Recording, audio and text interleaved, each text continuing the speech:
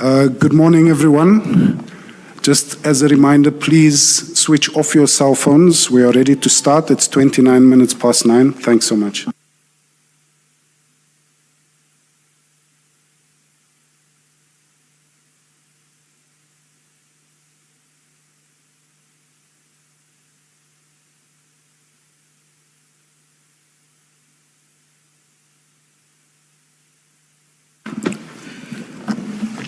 Good morning, Ms. Hassim. Good morning, General. Morning, Chair. Ms. Hassim. Thank you. Morning, General. Good morning.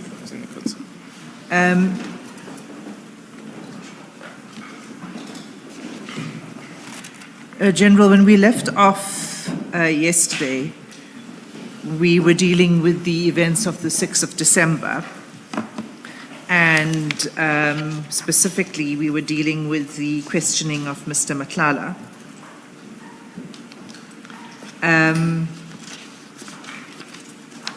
Before we move off from that series of events, after the questioning of Mr. Madlanga on the 6th of December, is it correct that Mr. Madlanga instituted an application in the High Court for the return of goods that were taken from his property? That is correct, Commissioners. When did he bring that application? Mr. Madlanga filed his motion of notice at Pretoria High Court on the 17th of December 2024. And do you recall what the items were that he included in that application that he said had been taken from his home? It was basically the demand for the return of his 5 firearms that we had confiscated, as well as 2 iPhones, 1 MacBook, 1 Rolex watch, and another lady's watch. And why would those items, particularly expensive jewelry, be seized from his home? I can confirm, Commissioners, that during that search, it was discovered that there were allegations of suspected allegations of contravening of some sections of Firearms Control Act. As a result, then the team confiscated those 5 firearms, and inquiry for further investigation was registered. And also the 5 cell phones were also confiscated from him.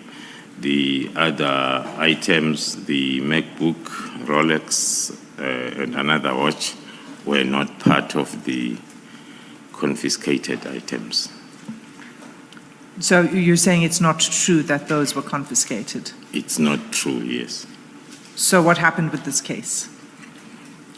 The inquiry is still under investigation. The inquiry, because it involves us investigating from the registration of the security company to the acquisition of the firearms. So the inquiry is still on, but the case that he had filed at High Court, we did file our answering affidavit, and then the case was scheduled to sit on the 24th of December 24, and indeed it sat, and the judge dismissed the application with cost, citing that it was not an urgent matter.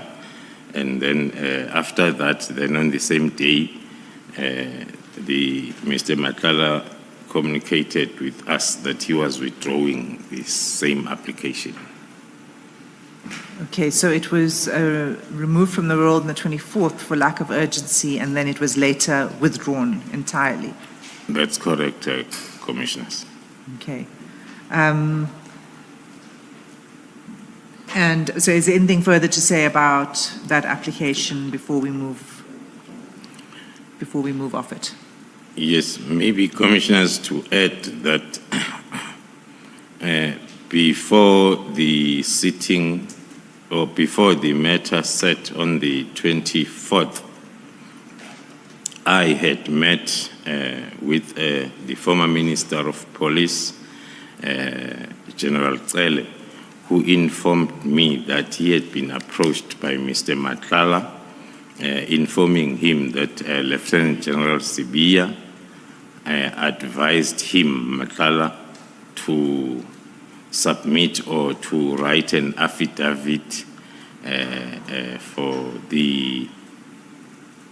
and he also drafted such affidavit on behalf of Mr. Matlala to open a false case against myself and my members that we had stolen the watches and a MacBook, which then proved that what we saw on the founding affidavit that he had submitted to include these 3 items that were not confiscated, it confirmed that indeed it was true, the information that I got from the former minister. So you say you met with the former minister. On what day did you meet with him? It was on the 23rd of December, if I'm not mistaken. And where did you meet him? In Pretoria. And so this was the information that he provided to you? Yes, that he provided to me, which was corroborating the information that we had seen in the founding affidavit that he had filed before the 23rd, that in the items that he was demanding to be returned, he had included these 3 other items that were not part of what was confiscated by the team. But the affidavit that he was expected now to compile was for him to open a criminal case for the missing of these items, of which then he confirmed to the minister that that was not the case. Those items were not taken by the team, and also he even indicated that he was still wearing the same Rolex watch that he was influenced to claim that it has been stolen. So the meeting with the minister took place on the 23rd of December. Do you know when the meeting, did the minister tell you when he met with Mr. Matlala? On what? No, he did not tell me as to when and where their meeting took place. Okay, so after the 6th of December operation with the questioning of Mr. Matlala, there was then a second event, which is your team arriving at his offices on the 18th and 19th of December. We saw this when you first testified before the commission, the video clips of the team arriving at Mr. Matlala's office. Can you just remind the commission what that was about? Thank you. Commissioners, as I've indicated that during the operation on the 6th, there were suspicious activities around the control of the firearms. Hence, we seized the 5 firearms that were present that day. We had to make an arrangement with him for the complete compliance inspection of all his firearms, which was then set and agreed between the team and himself to take place on the 18th of December. But then it did not continue. The team did arrive, but then it did not continue because the responsible person who must be present, the responsible person according to the Act is someone that is appointed by the security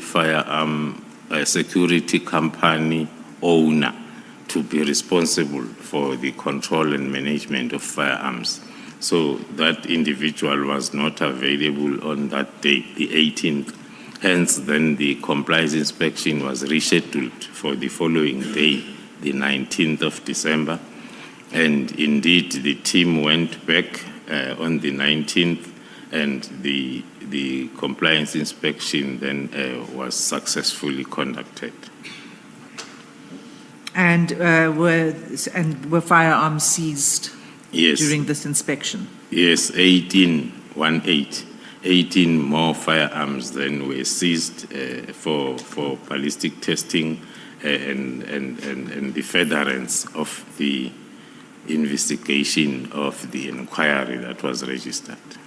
Was anything else seized during this operation? No, on the 19th, it was only these outstanding 18 firearms. And were those then returned? Yes, the firearms were returned to Mr. Madlanga on the 27th of December. And is there anything more to be said about the firearms? When you sent it for ballistic testing, was there anything of import? Yeah. No, the investigation is still ongoing in terms of ballistic analysis.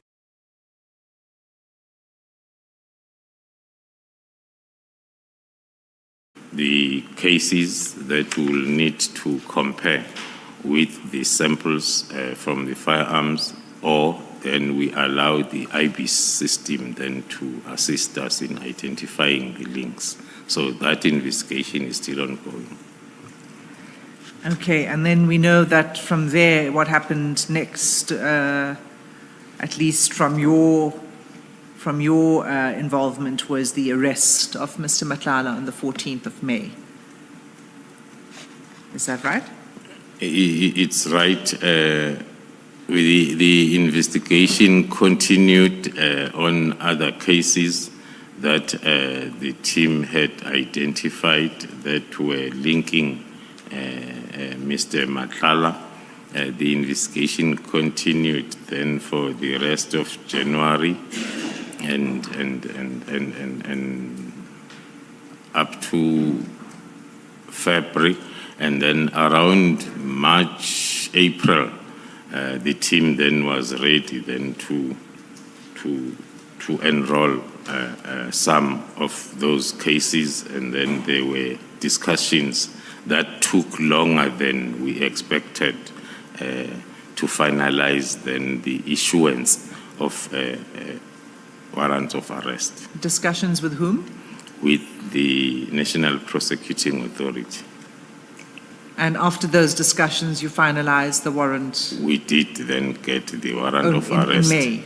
Only in May? Only in May, yes. And then on the arrest on 14 May 2025, that's when you seized the cell phones that became the evidence of the chats that we've led before this commission. Is that right? That is correct, Commissioner. The WhatsApp chats, yeah. Thank you. General Khumalo, can we then turn now to Part C of your statement? Advocate Azim, before you turn to Part C, I just want to deal with the chronology up to the end of December. I understood from evidence led by other witnesses, presented by other witnesses, that there was an attempt to open a criminal case against you, first in Pretoria and then in Soweto, but both were unsuccessful. Are you aware of that? Yes, Commissioner, thank you. I'm aware of that.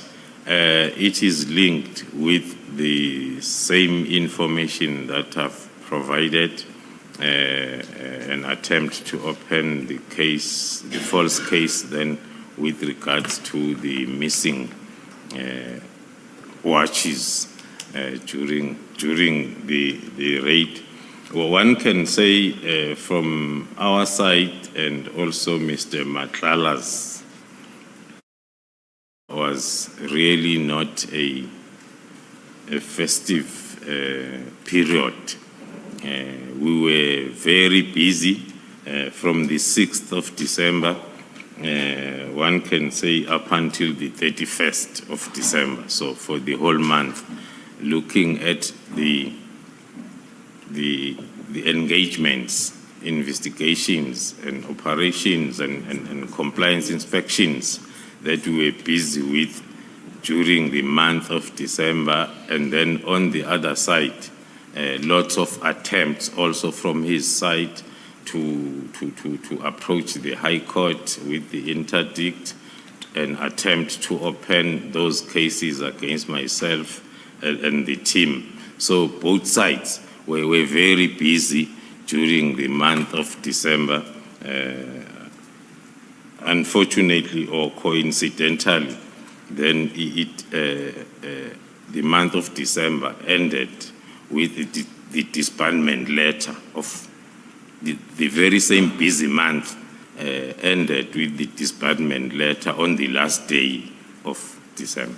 General, do you know if statements were taken in either the Pretoria police station or the Soweto police station relating to the criminal case that they wanted to bring against you? One cannot be 100% sure, Commissioner, whether statements were indeed taken, starting with the information from the former minister that there was a draft statement that was provided, but then of which, according to Mr. Matlala, he did not continue with the plan. But we have since picked up from the WhatsApp chats analysis that we did after May that another institution that was approached with an attempt to register cases is the IPID, where there were communication about them needing a very strong person, a fearless person from IPID who can open the case. So the evidence that we have, there were attempts, but they were struggling with the finalization of that process. Thank you. Thank you, Advocate Hassan. Thank you, Commissioner. Okay, so let's turn to Part C then. And we'll begin at paragraph 130. No, we won't. Before we begin with paragraph 134 and 135, which deals with from 7 January onwards and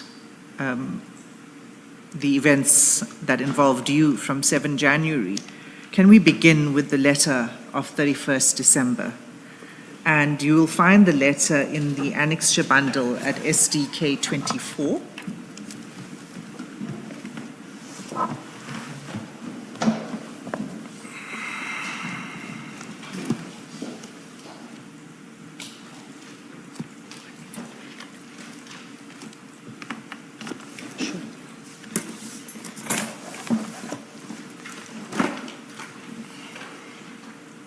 And it's page 203.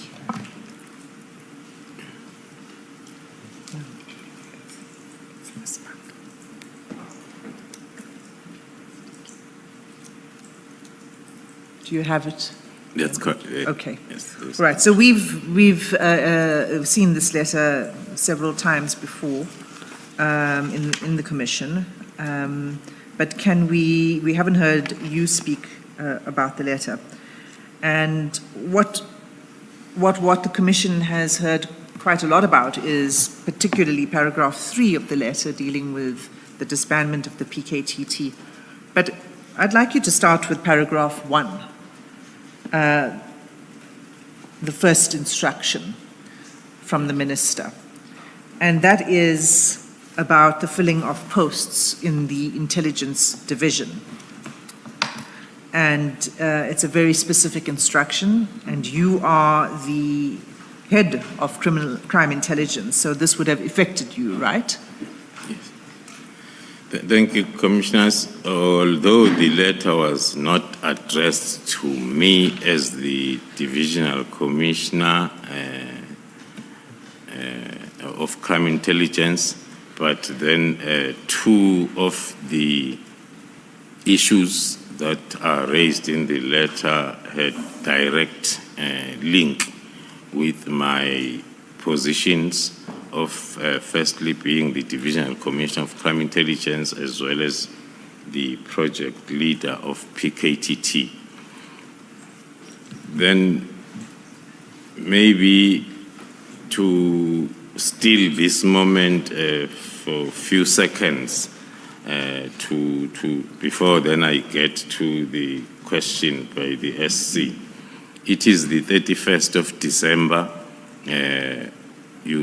The letter, we see it circulating on the social media, I think from the afternoon of the 1st, which is the happiest day of the year.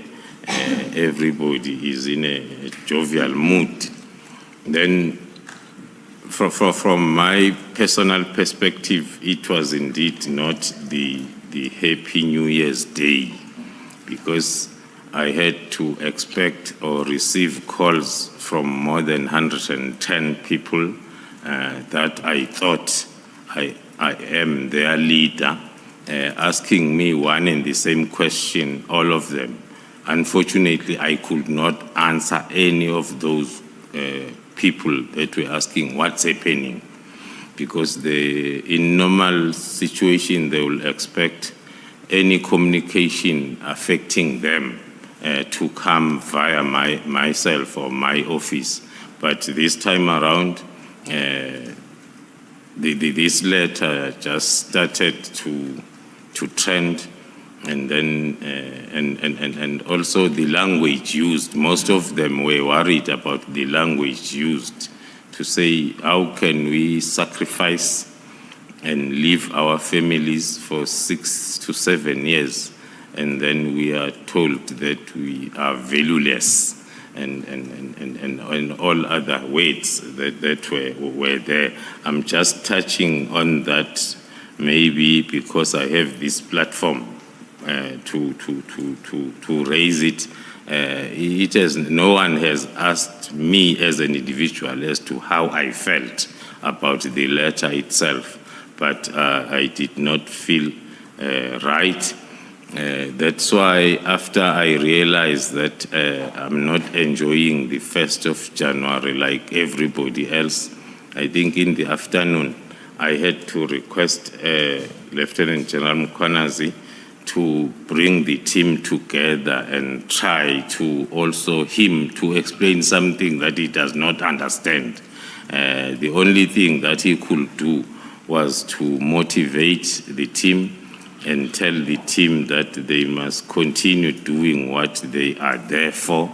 The rest then will be dealt with by the National Commissioner.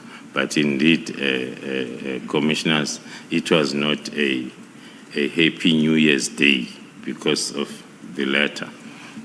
Going to the question. So before you go to my first question, let me just interpose this, judging by your answer. You were not consulted about the decision to disband the PKTT. I had never been given an opportunity to brief the ministry.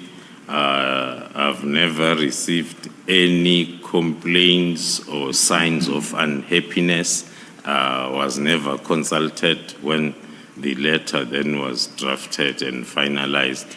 It came as a surprise even to myself.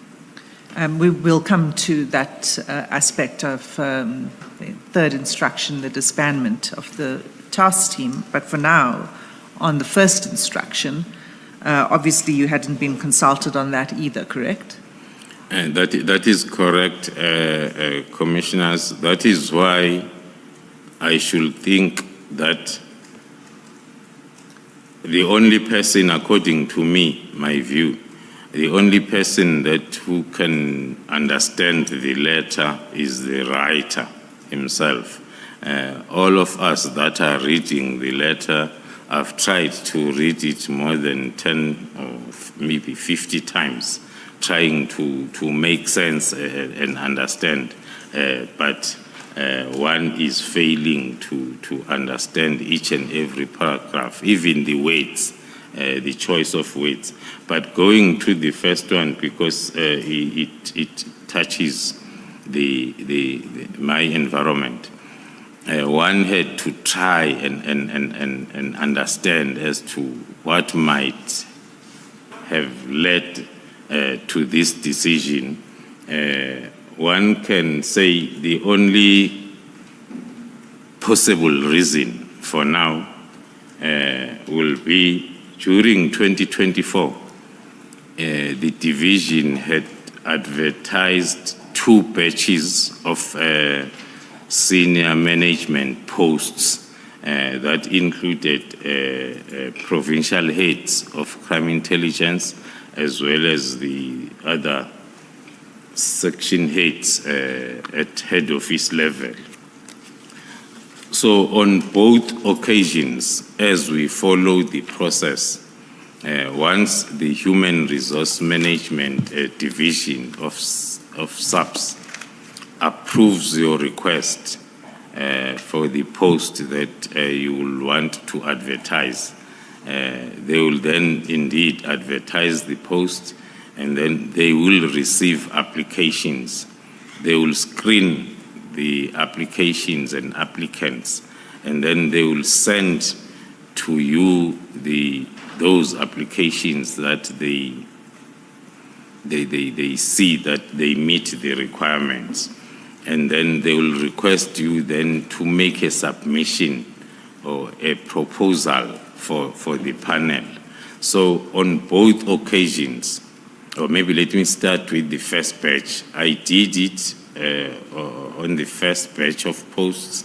Then the line of communicating that proposal, I will send it to the immediate supervisor, the Deputy National Commissioner, Crime Detection, for his support of the proposed panel, who will then sign it off and process it further to the Division Human Resource Management for approval in consultation with the National Commissioner.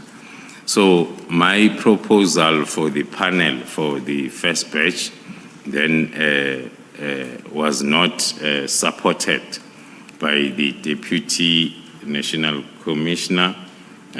Instead, then he proposed his own panel, of which then he had to do it in consultation with myself. And then I then did not agree with his set of panel, and then there was then that stalemate that now myself I'm proposing a certain panel, he is proposing another panel, then the Division Human Resource Management is not expecting to receive 2 sets of proposals. They have to get one proposed by myself, supported by immediate supervisor, so as they can approve it in consultation with the National Commissioner. So the process of filling those posts remained stagnant there. It did not move. And then another request was sent now for another batch of senior management posts. The same process happened. And then it also reached that point of stagnation. One then, as I'm saying, this is my view.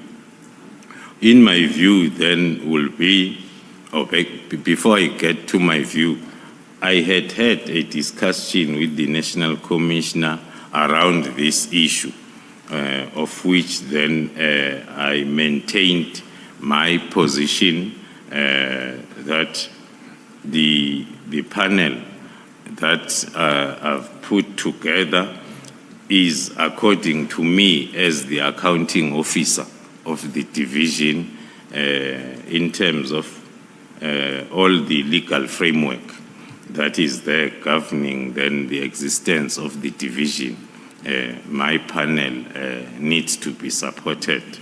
And then that discussion then did not give the way forward.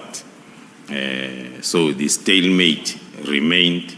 So it is my view that then maybe the Lieutenant General Spear escalated that stalemate, that situation to the office of the ministry. Hence, then it informed the decision of halting the filling of posts, because the examples that are cited there, posts in provinces, including those of provincial heads of crime intelligence and currently available vacant posts. It refers to the posts that were vacant, that were supposed to be filled. That is my view as to why maybe that formed part of this letter. Okay, General, isn't there one accounting officer within SAPS who is the National Commissioner? I'm asking because you just referred to yourself as the accounting officer within your division. Okay. Maybe then, thank you, Commissioner, maybe then is the choice of giving myself the wrong title. It was referring to being responsible for all activities, the performance, the management of the division, instead of being an accounting officer. Thank you. Thank you, Chair. So you mean to say responsible officer? Yes. General, ordinarily, if there's a disagreement between you and your immediate superior about how to proceed on matters, where does it get escalated to for resolution? Yeah. The situation or the incident or this case, one has checked on all the prescripts and policies. It is maybe then an oversight, maybe because the drafters of the policy had not thought that it might happen in future in the department. So, and we also do not have any decided case.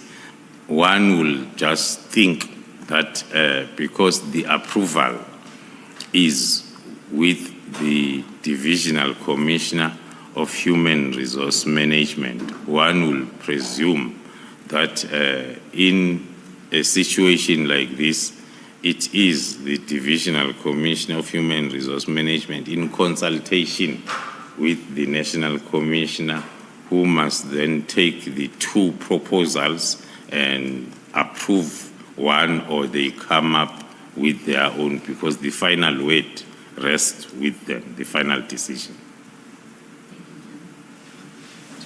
Just, I was distracted and I didn't hear what you just said. The final decision rests with whom? The Divisional Commissioner, Human Resource Management, in consultation with the National Commissioner. Okay, thank you. So if that is the case, why was it not then resolved? Maybe take a step back. You said that those two batches remained stagnant. Why was it then not resolved by the Divisional Commissioner, Human Resources, together with the National Commissioner? So why couldn't that stalemate be broken? Thank you, Commissioners. Also, again, it is my view, because the timeline. As these unsuccessful processes were continuing, it was towards the end of the year.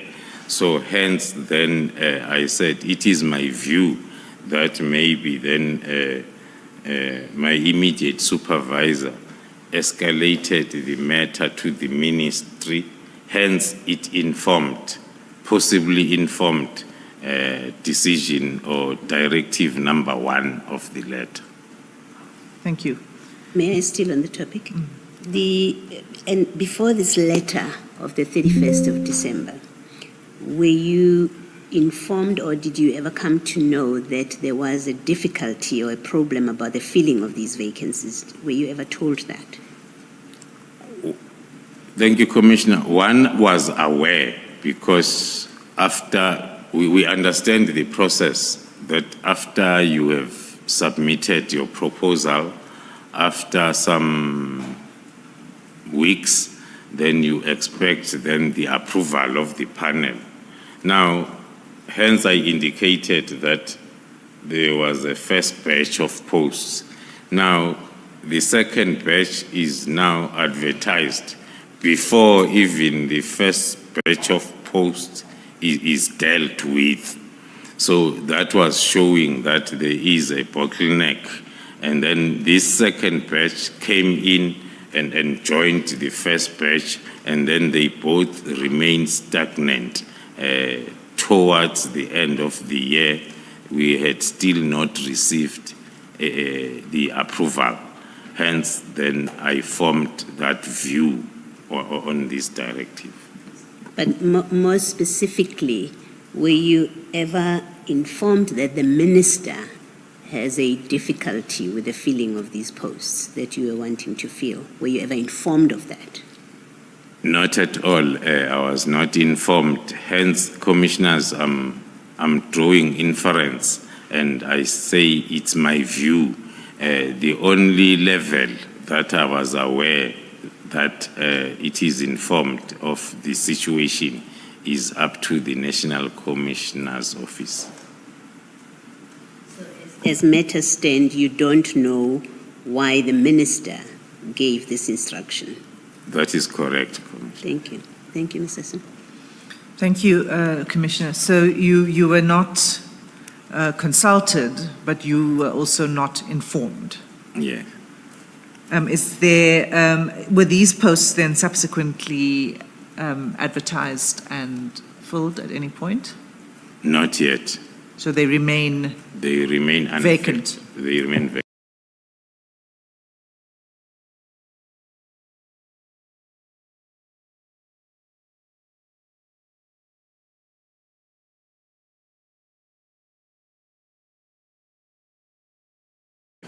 Also in the directive or the letter that those posts, they include provincial heads of crime intelligence that are currently vacant, which are, as we have 9 provinces, the vacant provincial heads posts are not less than 4.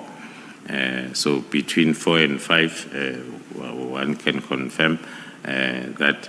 So if you have no leadership in close to 50% of your environment in the country, indeed, then you have a problem.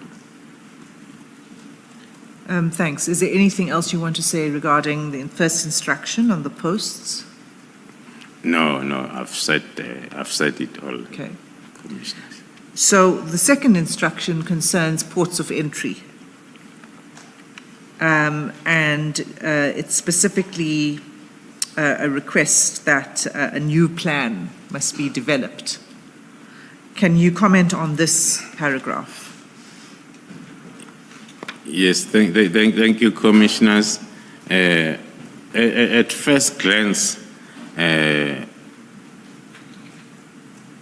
looking at the heading of the letter, a directive on matters relating to crime intelligence, yes, you bring it closer home, And then the second one, ports of entry, you become a little bit confused because it is the responsibility of the division, visible policing and operations. And then going to the third part, it talks to the political killings task team. So reading the heading was then confusing a bit, because one will expect that when you draft a letter, the heading helps you to understand the content of the letter and the logic, so as then you are able to understand. But then this part, the inclusion of ports of entry, and of which I think it's the one that is more tabulated or explained in the letter, then one has had to go through it and try to understand. The directive is clear that it talks to the review as well as the review of the deployments in that particular environment, as well as the operational plans to deal with the threats that are being addressed at the point of entry. But it's worth mentioning that as a division, that is also part of the deployment in the ports of entry, as well as having a plan that we are implementing. One can safely indicate that we are happy with our current setup and also the plan itself. And we have seen a lot of improvement in that space when it comes to cross-border drug trafficking, more especially the cooperation that we have within SADC, as well as through Interpol and other country-to-country agreements with identified countries that we are working on drug trafficking. One can say, as a division, we do not see the need to review our plan in that space, because it is still effective. But then as and when the time comes for that review process now for the whole of SAPS, we will be part, and then, but we won't change our plan that is working. Instead, we will try to improve on it. That is what one can tell or comment on the second part of the directive. General, you would agree with the minister when the former minister, when he says that the efficiency of the plan should be reviewed from time to time. Would you agree with that? I'll agree, because in that environment, it's not the space that is dealt with by just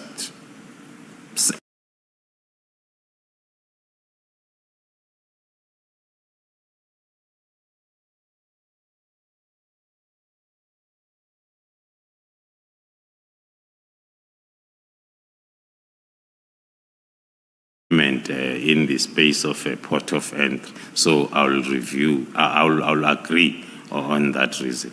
And do those reviews take place by an interdepartmental body? Looking at the directive, it was talking to those reviews taking place at the beginning of the year, but one has not been appraised or invited or informed of the reviews then that they had started. I'm just saying, as a matter of course, those reviews would take place by the interdepartmental, some structure. Is that what would normally happen? What normally happens, it's not like review or interdepartmental review. All the departments that are occupying the space, they have clear defined roles, which needs then to be coordinated in terms of activities, as it's stated in that paragraph, that the main stakeholder now in that space is the newly established Border Management Authority that is supposed to be leading even the interdepartmental review. Although all of us, we are playing our roles, but then that is the PMA that is expected under normal circumstances to coordinate the activities, including maybe the need to review. And were you aware of any challenges that needed to be addressed from an SAPS perspective? No, hence I limited, Commissioners, my comment on our environment, because as stakeholders, we also have our role and responsibility, and we have the deployment in the space, and we are operating. So as the division, we are implementing our plan, we are monitoring our activities, and up until now, we were still satisfied with our plan that is in place, as well as our performance. Thank you. One of the instructions in that paragraph 2 is that in the development of a new plan that the former minister was requesting, he said it should include a comprehensive operational and remedial action plan based on a policy of rotation of staff members, among others, which suggests that there might have been an issue regarding the rotation of staff members. Are you aware of this? Thank you, Commissioners. I am aware, because because of my previous deployments. As I introduced myself, I referred to myself as an all-rounder or a complete police officer who has been everywhere within SAPS. I spent a lot of years within the division visible policing and operations. By then, it was separated. I was within the operational response services, where I was coordinating operations, and the deployment in the ports of entry was a part of our responsibility as a division. So this was something that in other ports of entry we have the rotation, the month-to-month deployment, so as then we avoid weaknesses that are coming along with a person who's permanently in the border environment. Then so there will always be discussions. Now I'm referring to my previous life, hence then I want to be clear that there will be those discussions that the same needs then to happen at all other ports of entry, so as then we avoid the challenges that are related to integrity issues when you have a permanent deployment. Okay. But as you understood it as at 31st December 2024, you weren't aware of challenges in this regard? No, I'm not aware. I was You not weren't aware. informed of any of these No. challenges? No, Commissioners. Okay. So anything else you wish to say on paragraph 2? No, that is. Okay. So we can go to paragraph 3 then, which is the heading Political Killings Task Team. And I want to first confirm that you have been involved with the PKTT from its inception. Is that correct? That is correct, Commissioner. And when was that from? From July 2018, From July 2018. yes. And in this letter, the former minister refers to the formation of an interministerial task force. And you confirm that the PKTT was that interministerial task force. As I indicated, Commissioners, that the terms and choice of words sometimes used in the letter, they are confusing, and sometimes they talk to maybe not from a well-informed part, because we do not have a task force. We don't use that language in whatever processes and activities with regard to PKTT. But we do have the interministerial committee that we have referred to it in most of the time, even during this commission. General, there are witnesses who have referred to the National Task Team, referring to the PKTT. Yeah. Would that characterization be correct?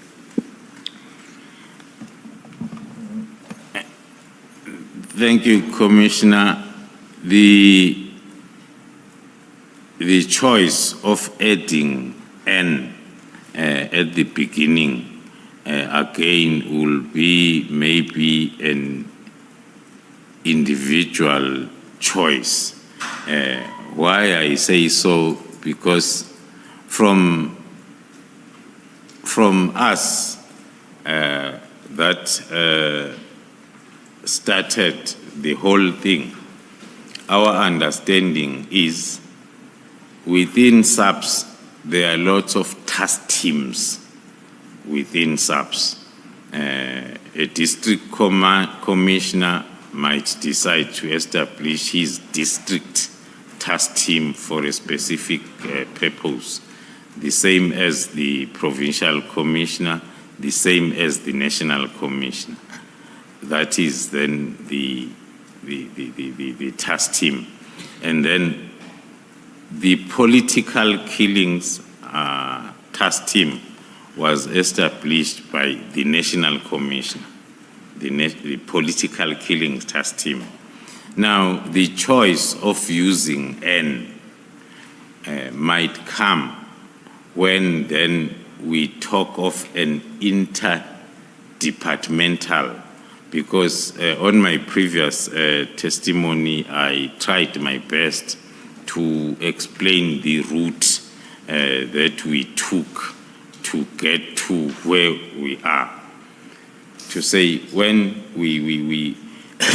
when we moved from SAPS only task team to interdepartmental, that's when then the national departments came in. So the choice of using "n", of adding "n", might come if then you want to understand that interdepartmental part of the PKTT.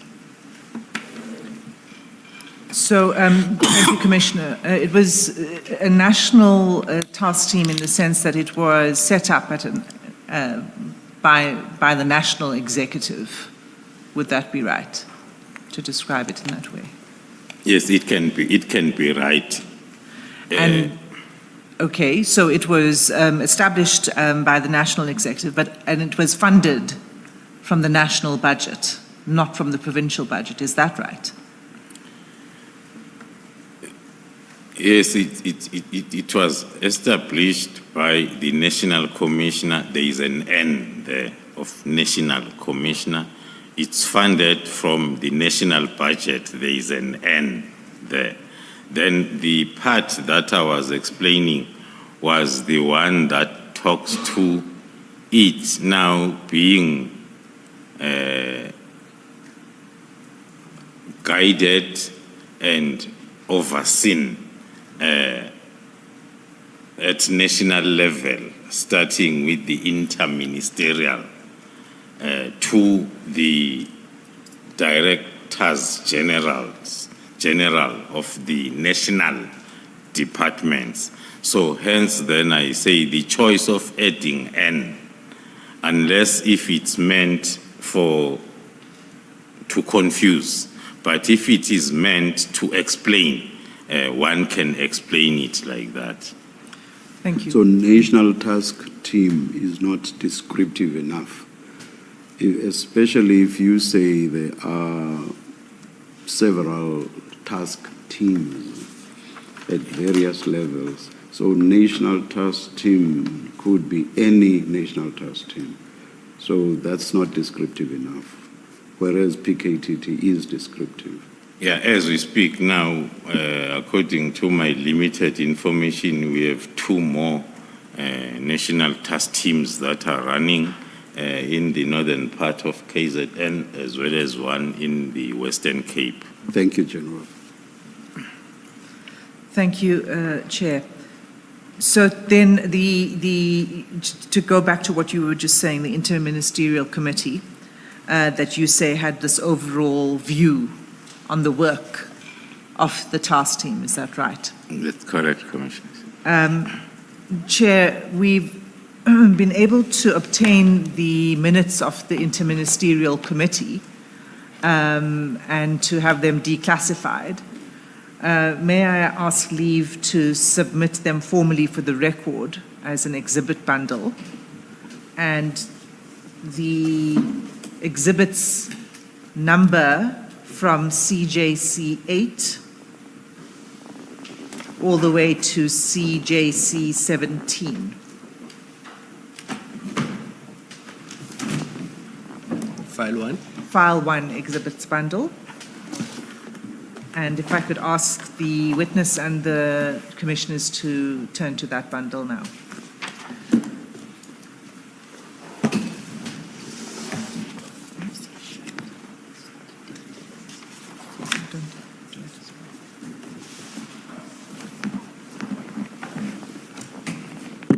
CJC 8, commissioners, is the confirmation of receipt of the request for the declassification,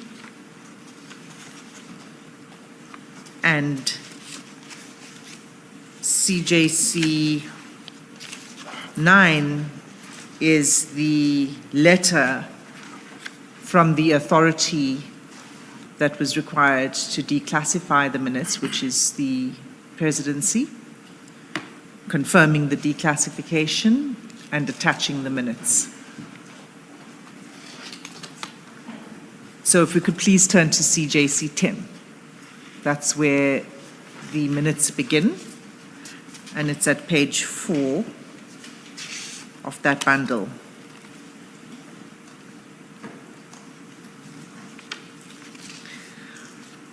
General Khumalo,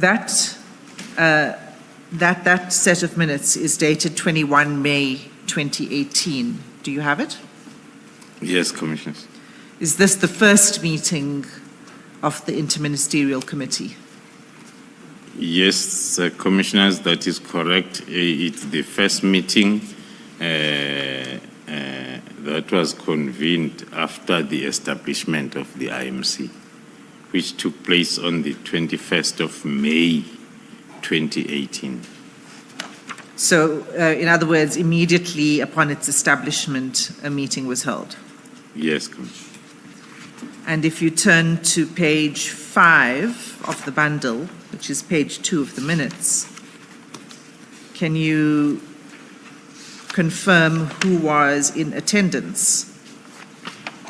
Thank you, Commissioners. I can confirm that in attendance was the Minister of Police, Minister Pichele, the Minister of Defense and Military Veterans, Minister N. Mapisa-Ngakula, and the Minister of Justice, Constitutional Development and Correctional Services, which has combined by then, Minister T. Masuta, the Minister of State Security, Minister D. Litsatsi Tuba, the Premier of KZN by then, Mr.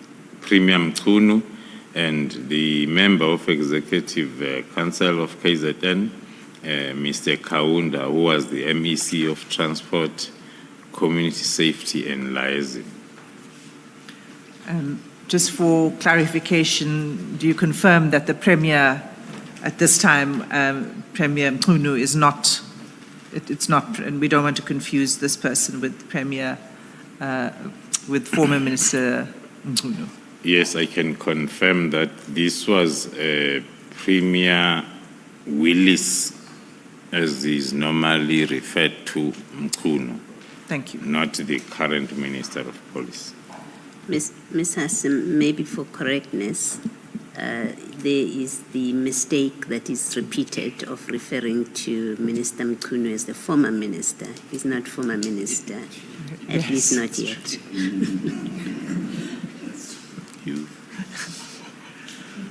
I take the correction, Commissioner Baloy.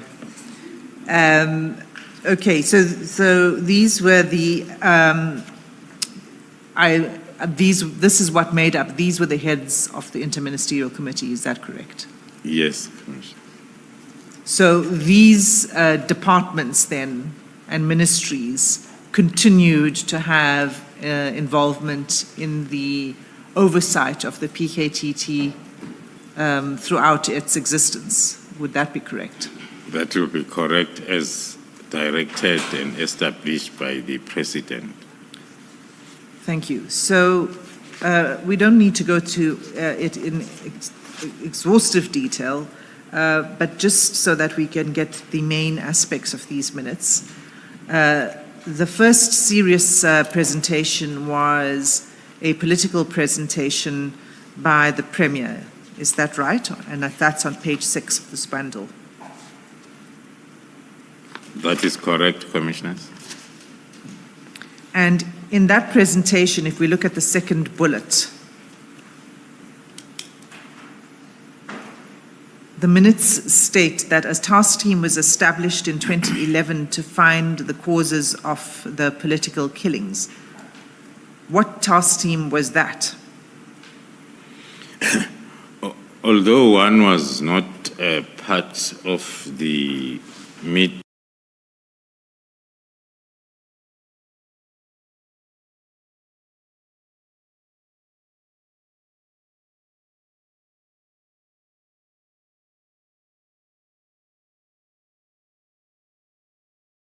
was the then provincial task team of the police that was dealing with political related cases.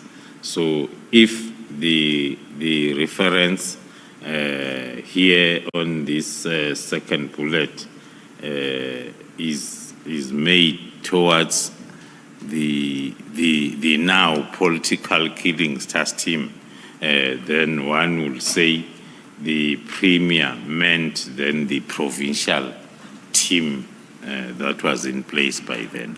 Okay. I should have asked you when we were confirming the attendance whether you were in attendance at this meeting.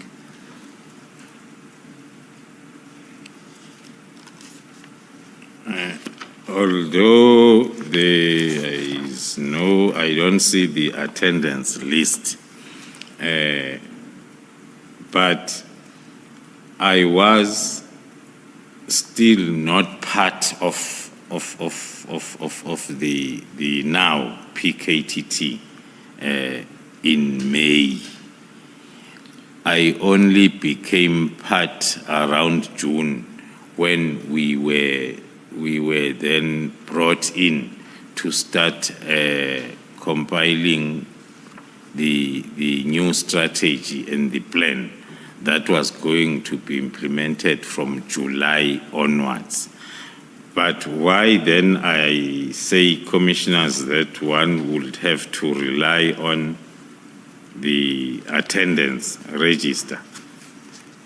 It's because it was during the period, one is not having the dates. It was during the period when I was either deployed as a brigadier in the province together with the then acting provincial commissioner, Lieutenant General Mkhwanazi, as he testified, or because as a brigadier, my main responsibility was on national intervention operations. So every time there is an IMC, there is a national intervention that is directed, I will then be expected to be part because it's my line function.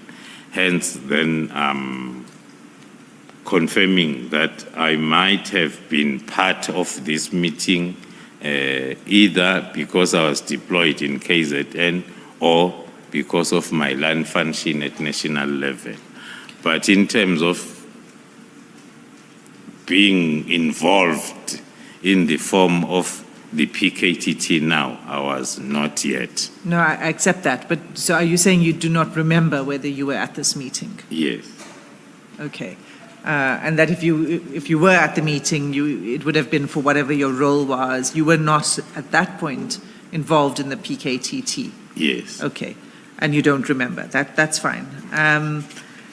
So the point of the bullet 2 is that there was a provincial task team within SAPS to deal with political related killings. That's correct. Okay. So if you turn over the page to page 7, there's then a presentation by Major General Qiliza. And it's entitled Progress Report on Political Related Killings to the Minister of Police. So it would have been Major General Qiliza then who would have been responsible for that provincial task team, is that right? The minutes suggest that because he's the one who presented the progress report on political related killings to the ministers on that day. Okay, so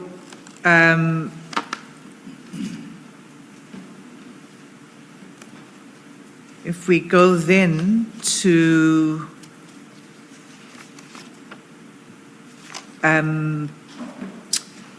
we see there was a second presentation by Minister Qiliza as well.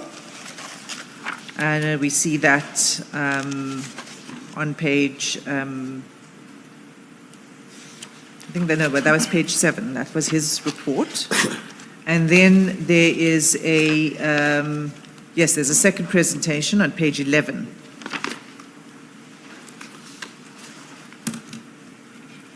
At item 2.3.1, do you see that? Yes, Commissioner. And in that report, there's a list of cases, those that are finalized, those dockets that are ready for trial, et cetera, et cetera.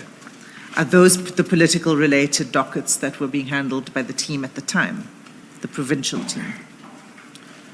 On the report, on the minutes where these reports were presented, it won't be easy for one to clearly distinguish between the two presentations, because the first presentation by Major General Qiliza refers to an overview of political violence-related cases. And then from 2011, 2012, 2016, and then giving the stats and the status of those cases. And again, under 2.3.1, another presentation by Major General Chidiza again, now with the title Matters Involving Politicians. So it's not easy, especially as I've explained, that I was still not part of the process as to what is the difference between the two presentations on the day. Okay.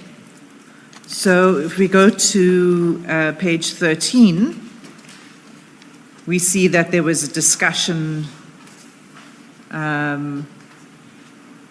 following the presentations, and the ministers listed a series of concerns.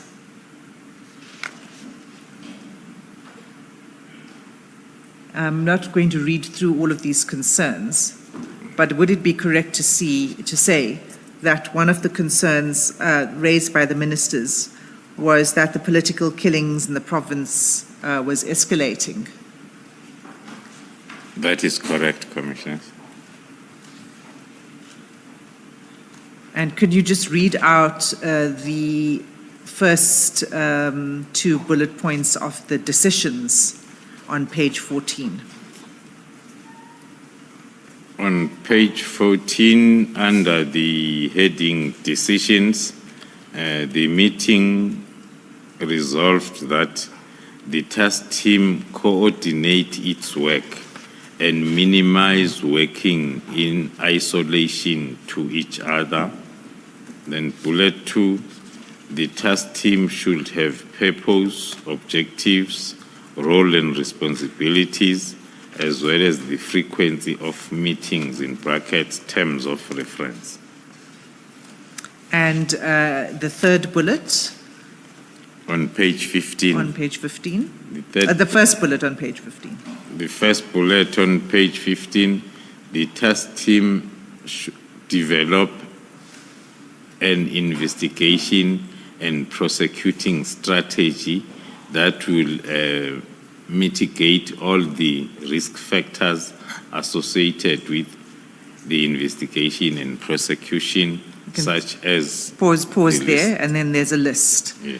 Now, this investigation and prosecution strategy, is that the strategy that you began to develop when you became involved in June? That is correct, Commissioners. It's one of the recommendations that we had to attend to as we came in June.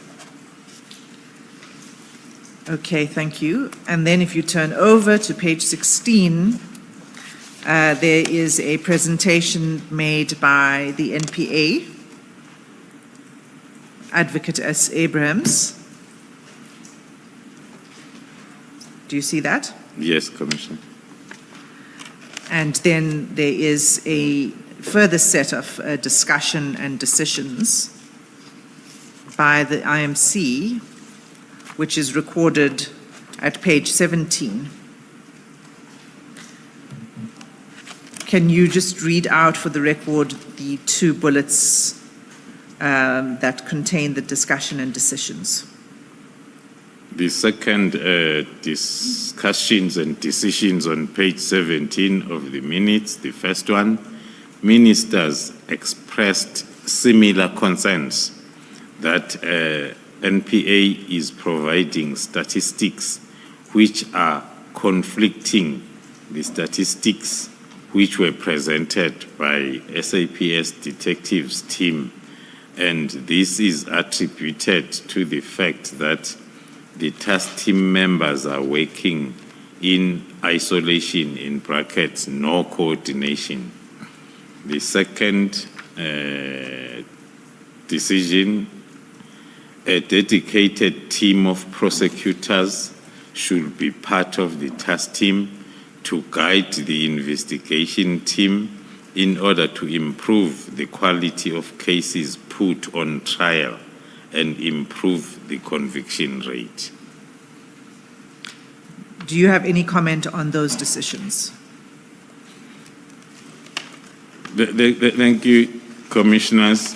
Indeed, the decisions were pointing towards real challenges that was facing this task team, this provincial task team, the lack of coordination was demonstrated by the fact that within one meeting, there are 3 different task team reports that are presented, which shows that there is no coordination of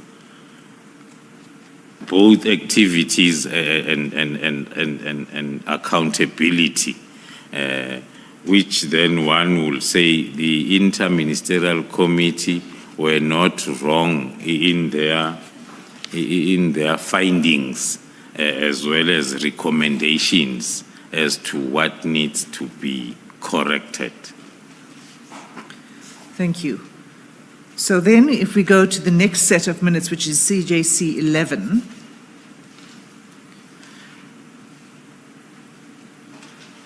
the date of this meeting is 12 June 2018. So this is the second meeting, 1 month later, of the IMC. Yes, Commissioners. And were you present at this meeting? Yes, Commissioners, I was present. So at this meeting, we see the attendance and adoption of agenda, etc. What I would like to turn to is page 22.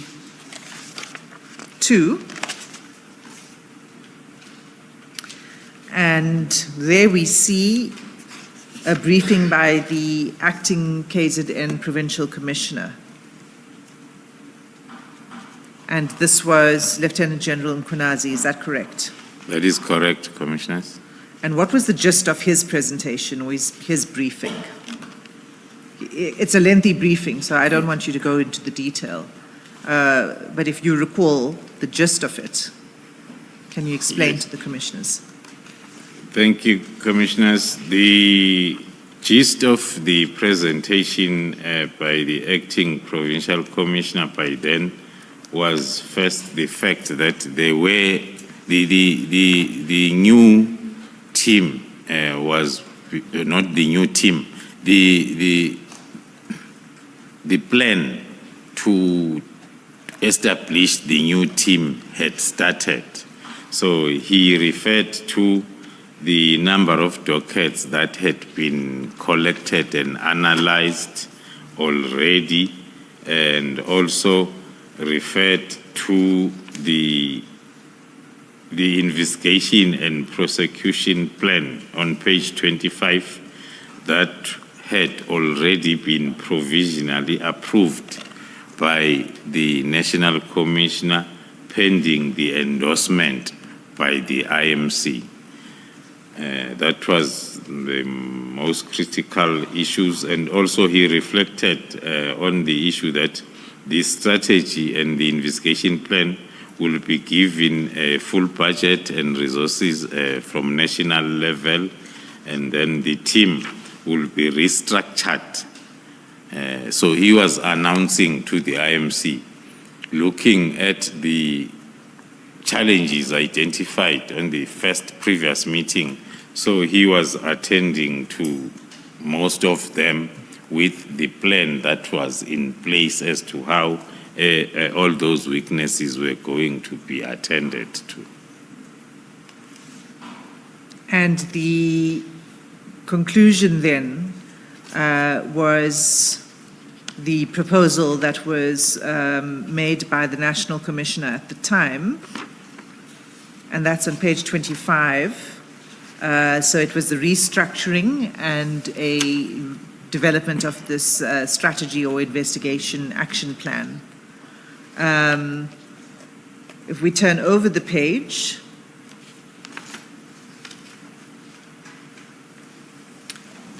the last bullet of the proposal by the National Commissioner, which was National Commissioner Sithole at the time, is that the task team will be reinforced by a team of tactical intelligence and strategic intelligence. Why was that necessary?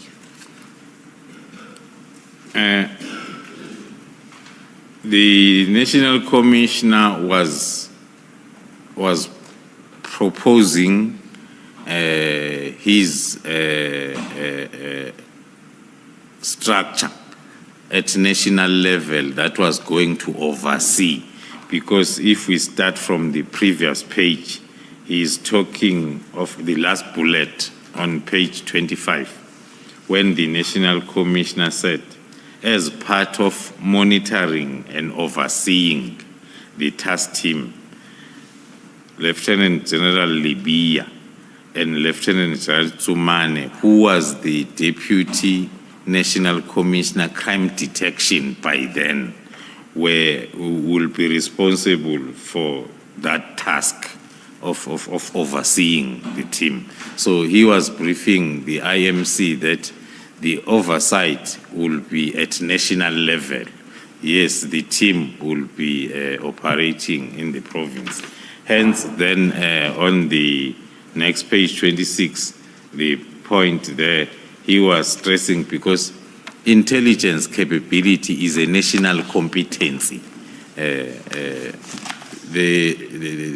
are not the responsibility of a district, a provincial, or a provincial commissioner. So the National Commissioner was bringing in the then Divisional Commissioner of Crime Intelligence to be part of the overseeing team at national level. Thank you. So we can then conclude these minutes with reference to the resolutions that were adopted on page 27.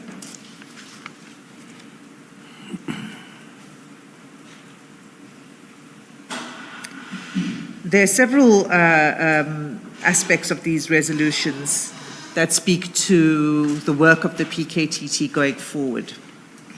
The first I'd like to refer you to is the second bullet, that the investigation strategy and prosecution should have a cost or budget, targets and timeframes. Did that take place? Was that strategy costed and budgeted? Yes, that is correct, Commissioners. And was that subject to constant review? Yes, Commissioners, I'm not. The second is that the task team is to be restructured and reinforced by additional 13 investigators from other provinces. Did that take place? It did take place, Commissioners, and the number of investigators kept on increasing as the number of cases allocated to the team were also increasing. And for the record, you are reading from bullet number 4, Ms. Asim. Bullet number 4. Thank you, you, Chair. And then bullet number 5 reads as follows. The revised structure of the task team and the strategy with the budget should be presented, to read it as it is, presented to Minister of Police by 15 June 2018. Was that done? It was done if we are going to go to the minutes of the next IMC, we'll say that. It was presented in the next in the IMC next meeting. IMC meeting. Okay. And then the sixth bullet is that as part of monitoring and oversee the task team, General Libya and General Tsumane will be responsible for such task. Yeah. Was that, were they responsible, and did that in fact take place? Yes, indeed. The General Libya was the chairperson of the National Steering Committee, which was made up then of General Jacobs of Crime Intelligence, General Tsumane of the DNC by then of detection, as well as other DDGs from other national government departments like NPA and State Security. Thank you. So then that would, one more item just to confirm, and that is the third bullet from the bottom, but the last sentence, a dedicated team of prosecutors should be part of the task team to guide the investigation team in order to improve the quality of cases put on trial and improve the conviction rate. Did that take place? Was a dedicated team of prosecutors assigned to the PKTT? Yes, Commissioners, it did take place as we were progressing with the implementation of the plan. Thank you. Sorry, General, in that second bullet point, where it reads investigation strategy and prosecution should have cost, budget targets, and time frames. The time frames referred to here, where it says there must be time frames, what are these time frames for? Is it the life of the task team, or is it the time frames for targets? Our interpretation was it's the time frames of the targets because we were presenting the strategy and the plan that will talk to the turnaround time on investigation, turnaround time on prosecution. Hence, then other recommendations moving forward were talking to the issues of dedicated courts, so as then the time frame is not affected. Can I just get clarity? In the first meeting, we've looked at the minutes. One of the recommendations is that the Department of Correctional Services must form part of the task team. Was that recommendation implemented, as far as you are aware? As we were presenting the new strategy, it was exactly like that. It was the interdepartmental multidisciplinary task team where SAPS and NPA are playing a leading role, supported by state security, correctional services, then, and the Department of Justice. So the task team was not just about investigating political killings. It was also about ensuring that they are successfully prosecuted. And once people are successfully prosecuted, those that are found guilty are incarcerated. And that would be Correctional Services' role. That is 100% correct, Commissioner. One of the noteworthy contributions of the Department of Correctional Services was to dedicate the Kokstad prison as the PKTT prison, where we will keep our most dangerous prisoners. Was that in fact the case? It was, and it's still the case, Commissioner. Thank you, Commissioner. So the third set of minutes then is CJC 12, and it's dated 3 August 2018. So this is the third meeting now of the IMC in 2018. Are you there? Yes, Commissioners. Were you present at this meeting? Yes, I was present. And it was chaired again by Minister Cele at the time? Yes, that's correct.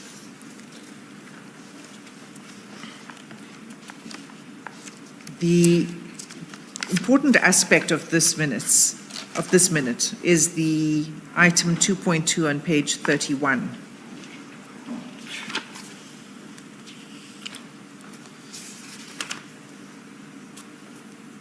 If we can begin there, it begins at that point. And is it correct that this was it began with a presentation by the National Commissioner, who confirms that the approach of the task team was changed? The composition was revised and new members were added. That's the third line from the bottom on page 31. Was that the confirmation that was provided by the National Commissioner at the time. That is correct, Commissioners. If we compare with the previous IMC, where the National Commissioner gave lots of promises of what will be happening, because it was the meeting where the investigation and prosecution strategy was presented. And there were then issues that were raised by IMC that like budget and the resources. So the team then was officially on the ground on the from the 18th of July. So this we can say is the first official IMC where they were expecting to get feedback on the performance of the newly established task team from July, because this was August. So indeed, the points that were raised by the National Commissioner were talking to the decisions that were taken on the previous meeting. Hence, the first one, he's confirming that the task team was changed, reconfigured, and the composition was revised with additional members added on the team. Thank you. Chair, it's 11 o'clock. Let us adjourn and resume at 11:15.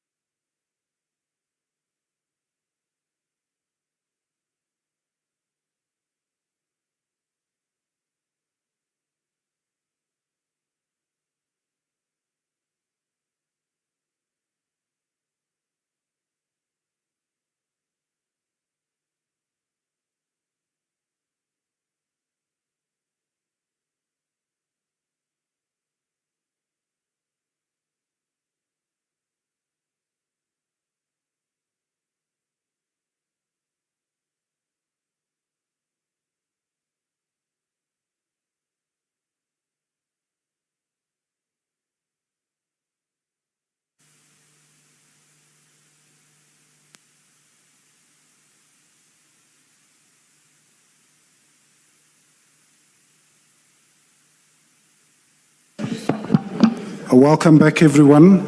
We're about to resume. Reminder, please switch off your phones. Thanks.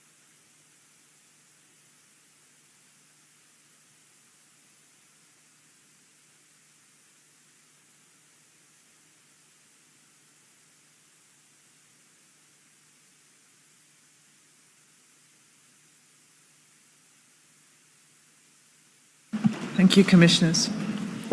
Ms. Hassan, before you proceed, let me ask this one. General, at that page 31, paragraph 2.1, in the third line, in fact, this is where the chairperson indicates the history of this team after the president visited the province. And then in the third line, it says to urgently attend and solve all high-profile cases and the ongoing political killings. Where it refers to all high-profile cases, what was contemplated there?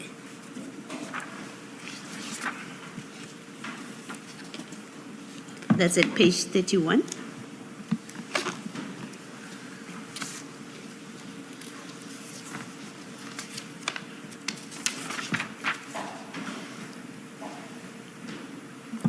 Thank you, Commissioners. According to our interpretation, the high-profile cases will refer to, because the criteria of allocating a political related case will have a list of categories, with the last category being a political activist, a member of the political party. And then the high profiles, according to us, are those political figures that are office bearers and those that are also serving in local government especially. That was our understanding of high profile.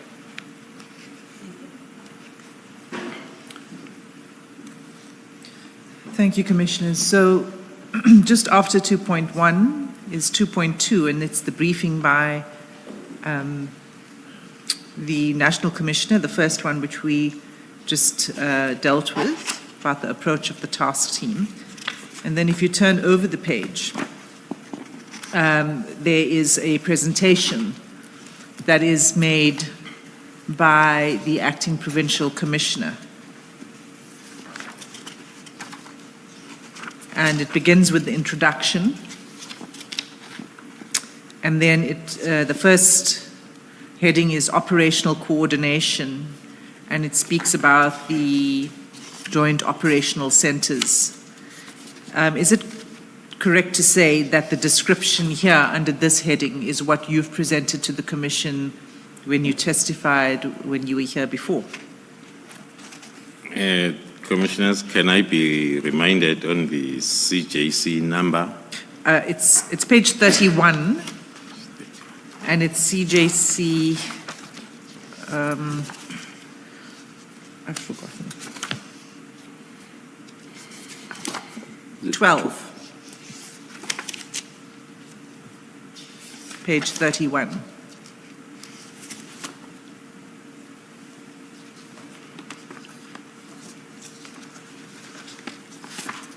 Yes. Okay, so 31 was where we had ended off. And then, 32 is now the presentation by the Acting Provincial Commissioner.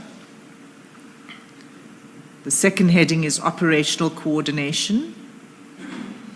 And I just wanted to confirm with you whether what is presented here is the same as what you presented to the Commission when you testified earlier. That is correct, Commissioners. I can confirm these were accountability levels and structures that were set up and were then part of the briefing of the IMC, starting with the tactical joint operational centers that I referred to as 4 of them that were established that were meeting and accounting on daily basis to the mission area right up to the National Steering Committee. Thank you. That then is described fully, and then the next thing I'd like you to turn to is page 34, where the acting provincial commissioner at the time described the composition of the team. Is this now in terms of the revised structure?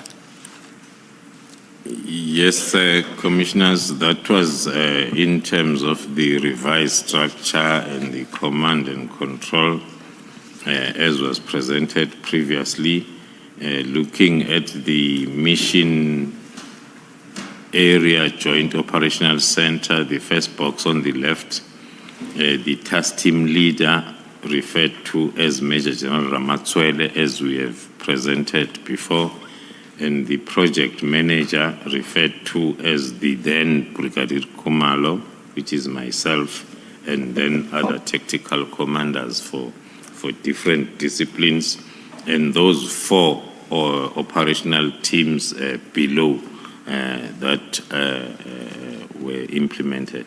Thanks. And then page 36,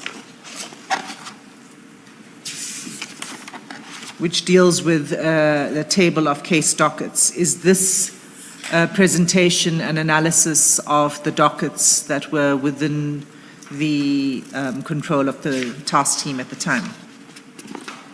That is correct, commissioners. At the initial stages of the task team, we had to indicate the cases that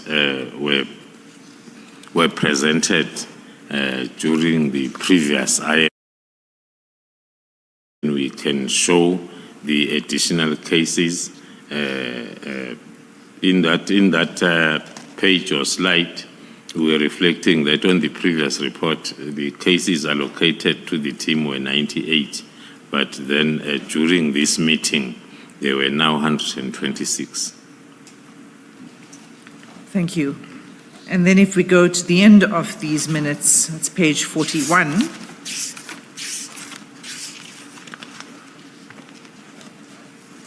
Item 2.4, the resolutions. Just before we go to the resolutions, is there anything more to be said about the discussion? Were there any, was the approach, let me put it this way, was the approach that was being presented by the acting provincial commissioner supported by the members of the IMC? Yeah, maybe one can sum up the response to that answer by referring to page 40 under the comments by the chairperson, the last bullet from the second bullet from last, which reads, the minister praised the task team and encouraged them to put more effort so that a message is sent that there are consequences for breaking the law.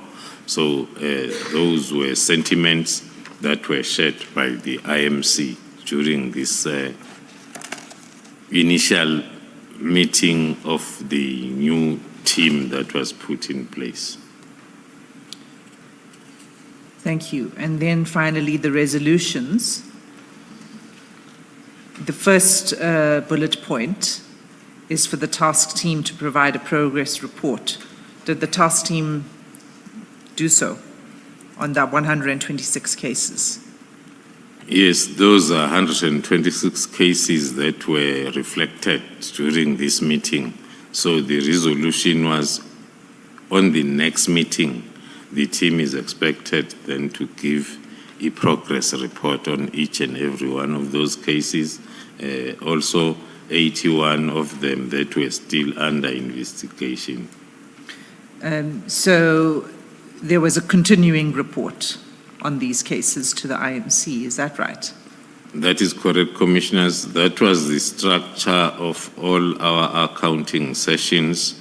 They will there will be a report on whatever that was reported during the previous meeting to show the progress.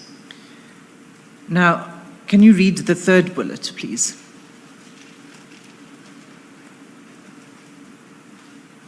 The third bullet under resolutions. Under resolutions. The task team in the next meeting will provide progress report on the progress made on the following priority cases: Mr. Mchunu, the killing of Mr. Mchunu, Mr. Stole, and Mr. Spelling Mistake Makak. Why were these cases singled out? As per my response to the question by Commissioner Baloyi, that the cases will be rated as high profile, depending then on the deceased. So these three, the first one is the one that was a reason for the establishment of the task team. This crime scene that was visited by the president, that is Mr. Kashana Mchunu, and Mr. Sitole was also another high-profile politician, as well as Mr. Makaka, who was the former ANC Youth League secretary. Thank you. The next set of minutes, if we can go there, then is on page 42. That's CJC 13. And that's dated 13 September 2018. And were you present at this meeting, General Khumalo?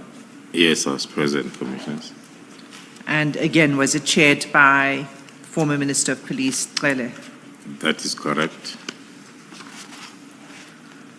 And as similar with the structure of the previous minutes, we see on page 44, items 2.2 and 2.3, where the National Commissioner opens a briefing and then hands over to the acting Provincial Commissioner. Is this where the Provincial Commissioner then did the progress report on the cases as required in the previous minutes? That is correct, Commissioners. As I explained on the coordination slide, that the meeting will take this format. What will happen in preparation for the IMC? We, at the level of PKTT, we will prepare the report and present it to the provincial steering committee chaired by Lieutenant General Mkwanas. And then as the National Steering Committee comes in a day before IMC, led by the National Commissioner, then the Provincial Steering Committee will then brief them. And then on the day of the IMC, it will take that order. The National Commissioner will introduce the briefing note, and then the General Mkwanas will then present as briefed by the political killing task team at operational level. It was later on when then I joined the elite level, when then it was myself now who was briefing the IMC, not the Provincial Commission. By that time, I was still a brigadier.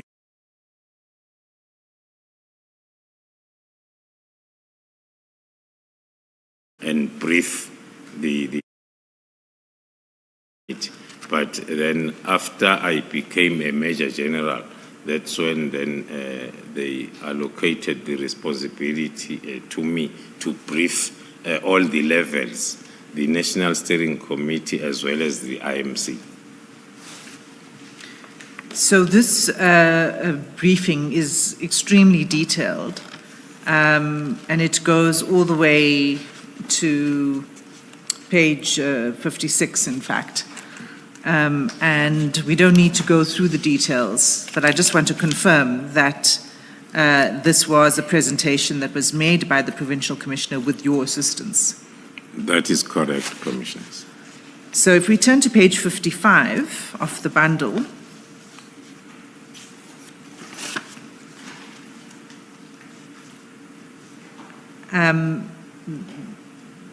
in the middle of the page, it says the need of fast-tracking ballistic and biology analysis, that paragraph, and then the following bullet points.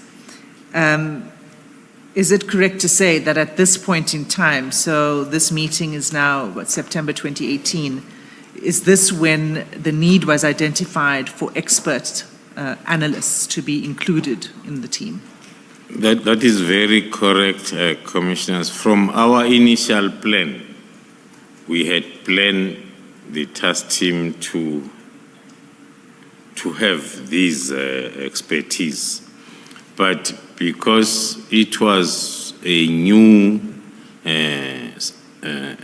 thing in the SAPS, it took time for us to convince the commanders of those respective environments to allocate dedicated, initially as the KZN team was, and even now, the task team in the SAPS is established and formed by looking at what needs to be done.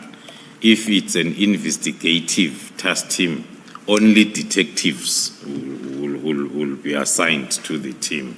So we were implementing our plan step by step by first indicating the challenge that we have, and then we'll put a request that if we can have this dedicated capacity.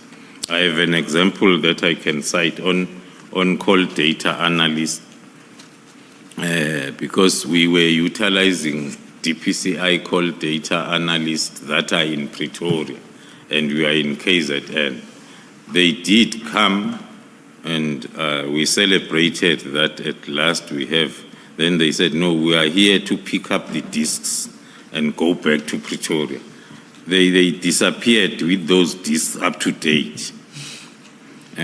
So it was not working for us to have analysts or experts that are not part of the team. So with these recommendations, we were trying to implement to influence that our plan is properly implemented, including the ballistic experts. All these experts were not yet part of the team. But I think from 2020 onwards, that's when then we had the full capacity. Thanks. And so that meeting followed, so it was a detailed report, and it concluded with resolutions, and that's on page 57. And again, as per the previous minutes, the request was for continuing reports on the progress of cases. Yes, that is correct. And for a specific report on the high-profile cases as well. Yes. Sorry. General, in that page 57 and the resolutions, can you just explain that first bullet point, which requires a progress report on 22 case dockets not related to the task team mandate? Yeah. Why that was being included for discussion in the work of the task team? Thank you, Commissioners. Initially, the use of parallel investigation was an internal exercise. We were doing it to assist our investigation. But then the time came when, because if we have a main case that is linking ballistically with another case that is not politically related, we were only reporting on the politically related main case. So the resolution was, let us also report on those parallel ones because they talk to the performance of the task team. It was a performance issue, really. It was a performance issue. Yes.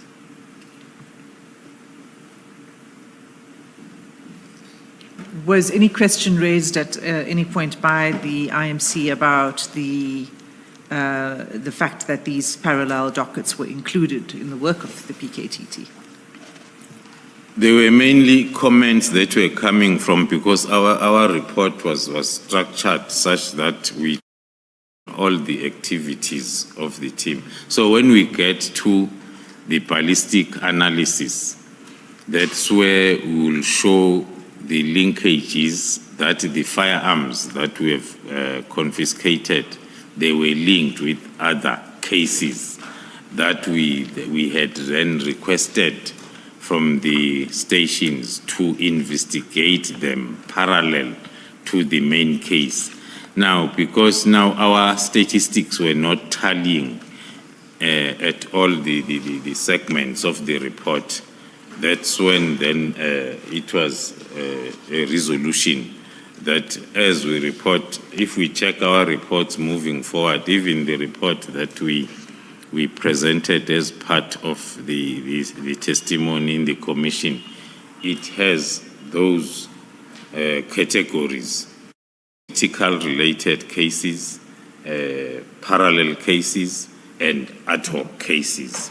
Initially, before these resolutions, we were only reporting on main or political-related cases only. Okay.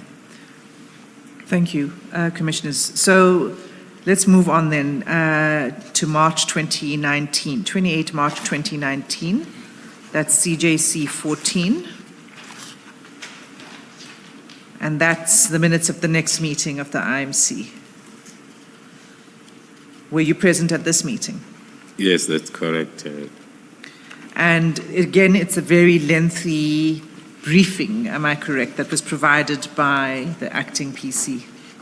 Yes, Commissioners. And the update, which is very detailed, is an update on all of the cases under investigation and in court.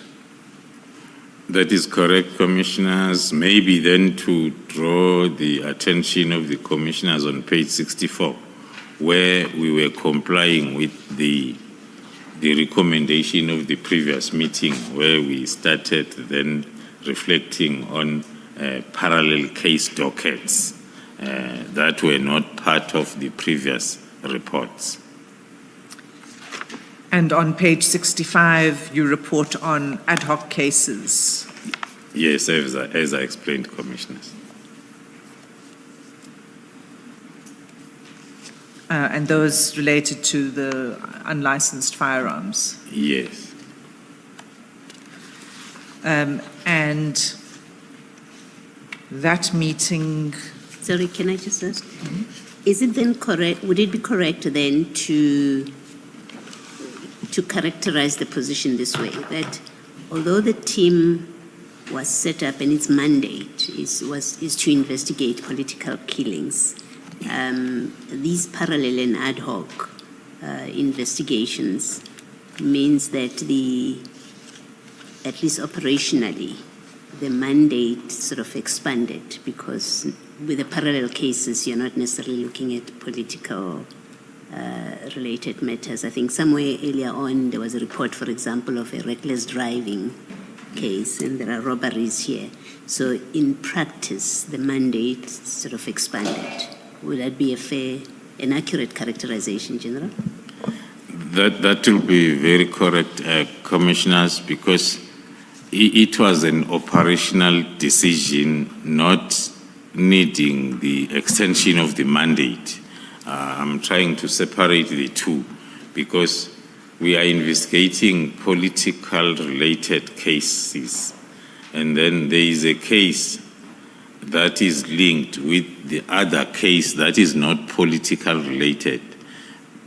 Maybe it's because it's the same suspects, maybe it's because it's the same firearm used. Now, for us to strengthen our main case, there is a lot of evidence that we can get from this other case, and then we will then investigate it parallel to this other case. Same applies to the firearm-related cases, because we will have operations where we are looking for specific firearms. Now, when we register a possession of unlicensed firearm for that particular firearm, that case will be investigated by the team because it is linked sometimes with a parallel docket that is linked with the main political related case because this firearm was used in both these cases. So initially, it was an operational decision which was part of our methodology. Hence, then, when we were reporting on the mandated group. But then, as we were explaining how we are so successful, then it was then requested that we bring also those cases in our report. Thank you. And am I correct to say that in all of these reports, you began to then report in terms of those categories? So you separated out the categories in your reports? That is what we did throughout up until the last 27-page report of January 2025. Yes. Okay, so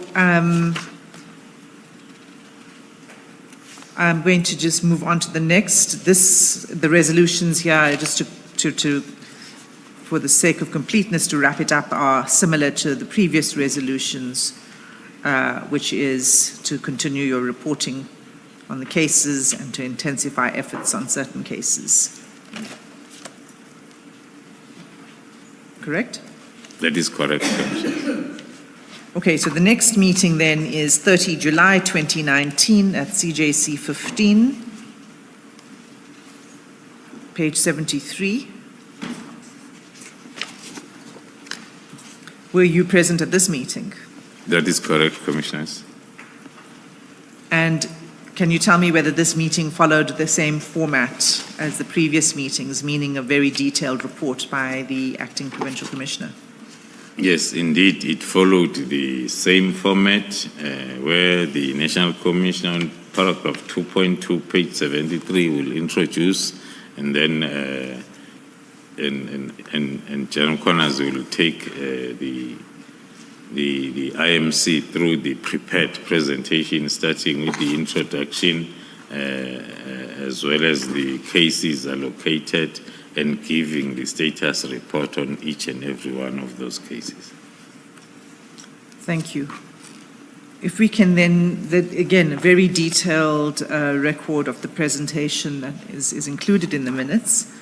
But let's go to page 82. There's a section that's headed Remarks by a Member of IMC and Others. Yes. Okay, so the first bullet point, it says the meeting noted the incorporation of 78 cases which are not related to political killings. Can you just explain that bullet, please? It is referring to the explanation that I've been giving, that these cases, because they were increasing, and then as they are reflected on each report, then the IMC was also starting to take note of them, then, because that will influence even the resources and the budget for the trustee. And it notes that the meeting indicated the team should pursue those cases. Yes, as I explained, that the meeting indicated that the team should pursue these cases as if they indirectly have relation to their mandate.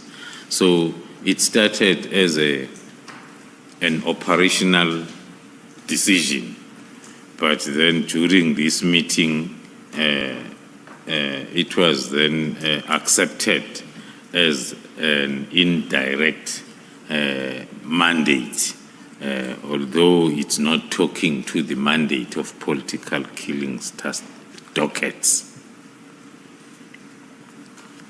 Can you comment on the second remark by the IMC? The meeting also stressed the importance of strong and better coordinated intelligence operations as the key to successful investigations and prosecution. That was the time when we had the team that was at least 98% capacitated, sufficient, and we were then able to deliver in line with the plan in terms of activities and the timelines, because we had better coordination from within the expertise. And there was also, by that time now, an understanding, as I explained yesterday, that when we call people up, they come in with their understanding of how things are done. So indeed, it took time for the team to gel and understand that the methodology here is in a process format. Hence, then there was this comment. Okay. And the third bullet? Can you comment on the third bullet? The involvement of private security firms or is concerning, and the meeting indicated that the team should work with private security industry regulation authority to do the inspections on compliance. The team had adopted a concept of compliance inspections, because we had since realized that the firearms that are normally used are belonging to the private security companies as well as municipalities. That is why we were struggling then to get the firearm that will link with a political killing case. Then we started the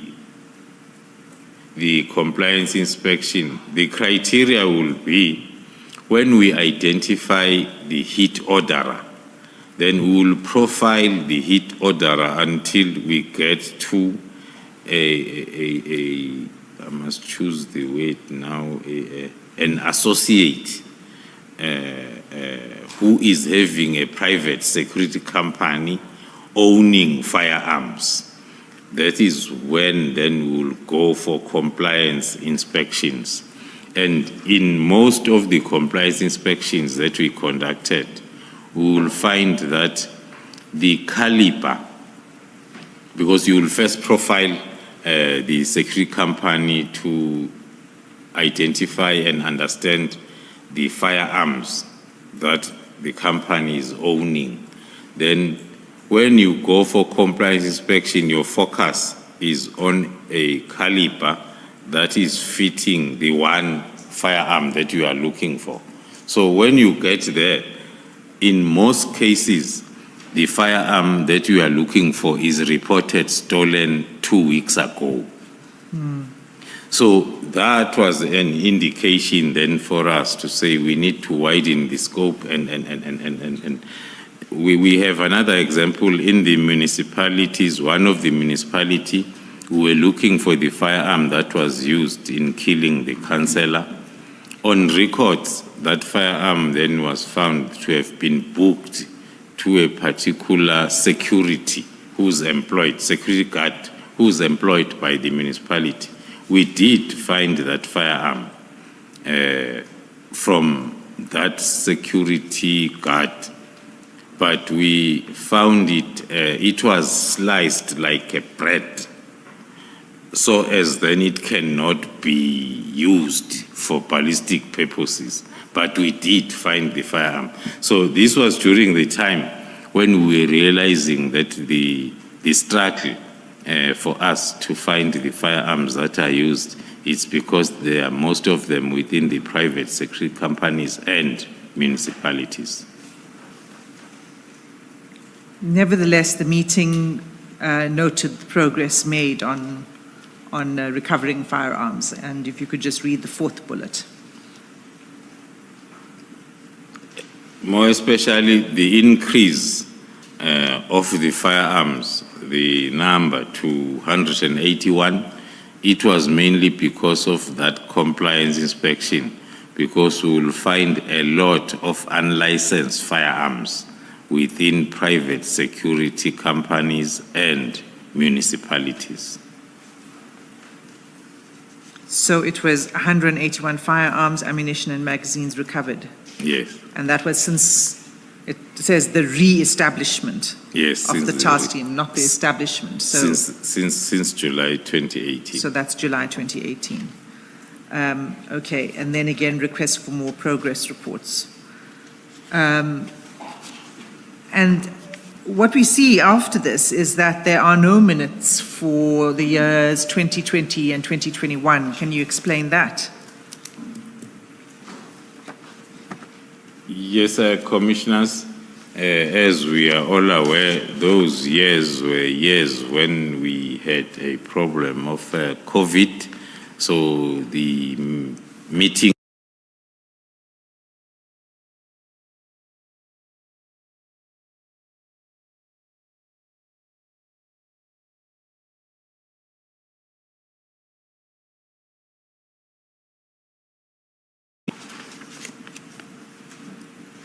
Yeah, that's correct, Commissioners.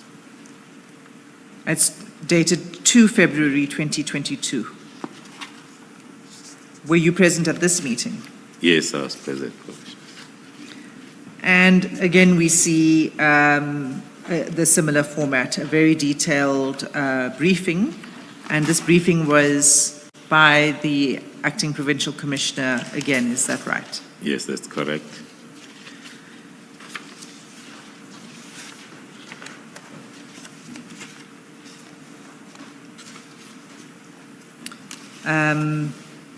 If we can just go then to the resolutions, which is on page 96.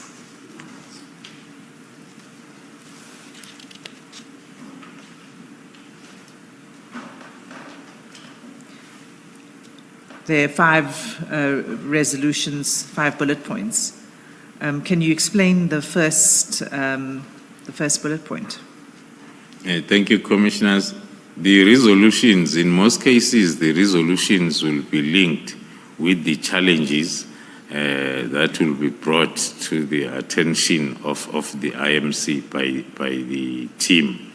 So the first one that talks to the must be specialized or dedicated court for political related cases. That was during the time when we were experiencing delays at court. We had so many trial-ready cases, but now because they were competing on the court roll with other local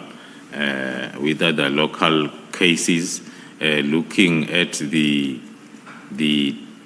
task team being time-bound and being a project, then there was that request or recommendation that the dedicated court be provided, of which then the ministry had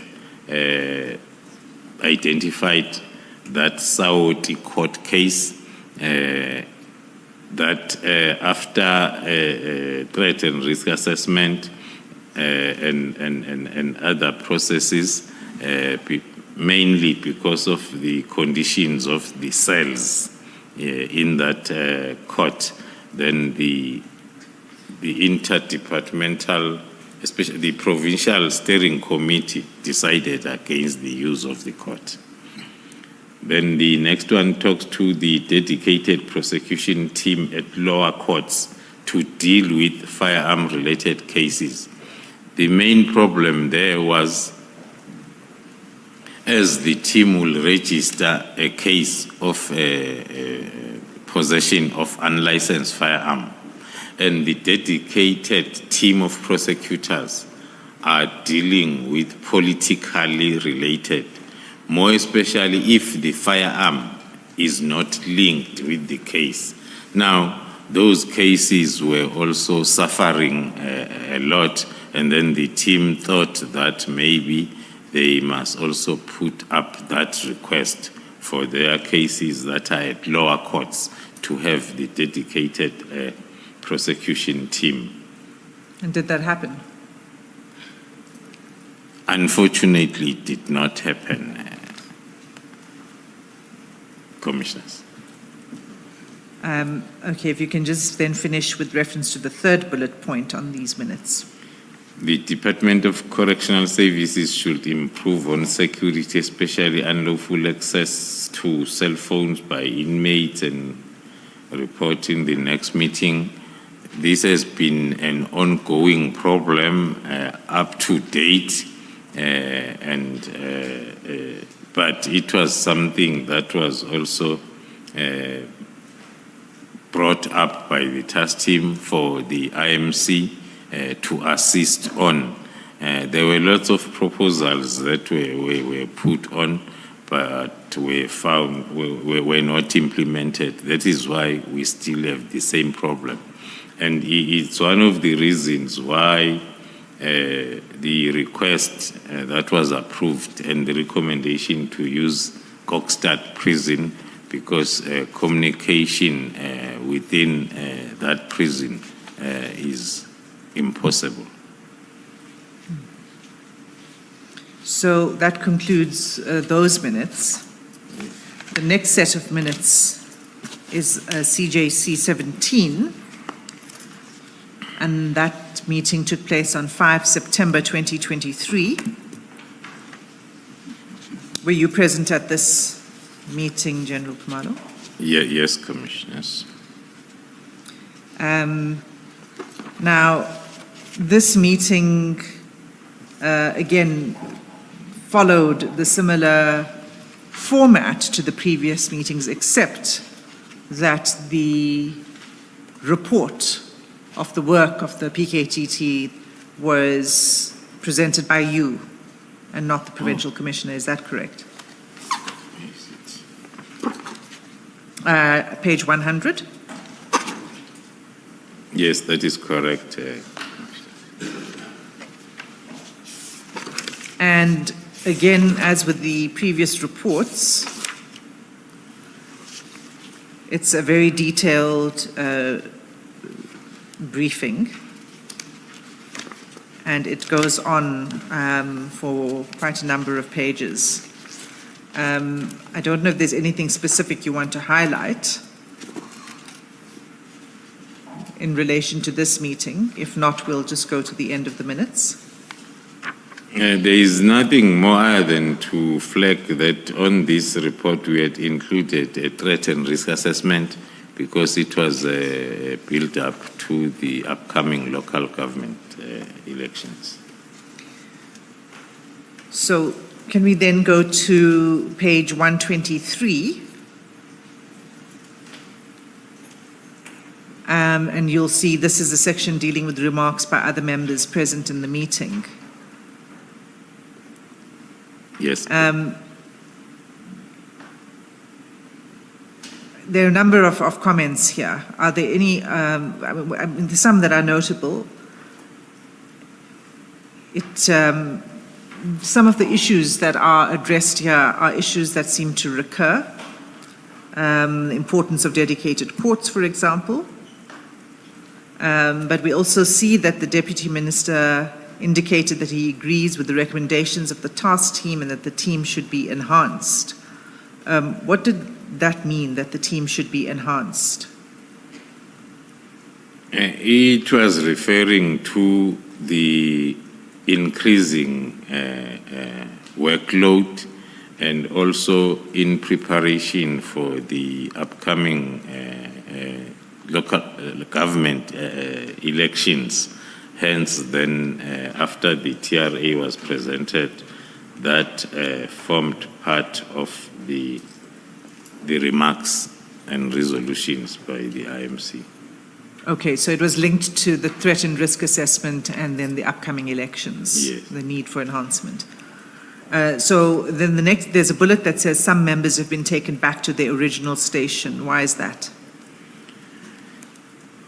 It was one of the challenges that we were starting to experience, where some environments will then want their members then to return for various reasons, which was then identified as one, it was affecting our capacity, looking at the work that we had on hand, but also it was affecting our turnaround time, because now as you receive a new person who's not familiar with the methodology, it will take some time for that person to gel in.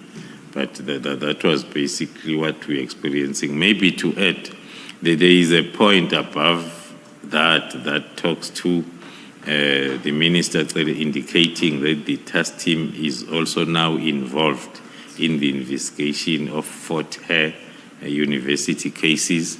That was after the extension of the mandate.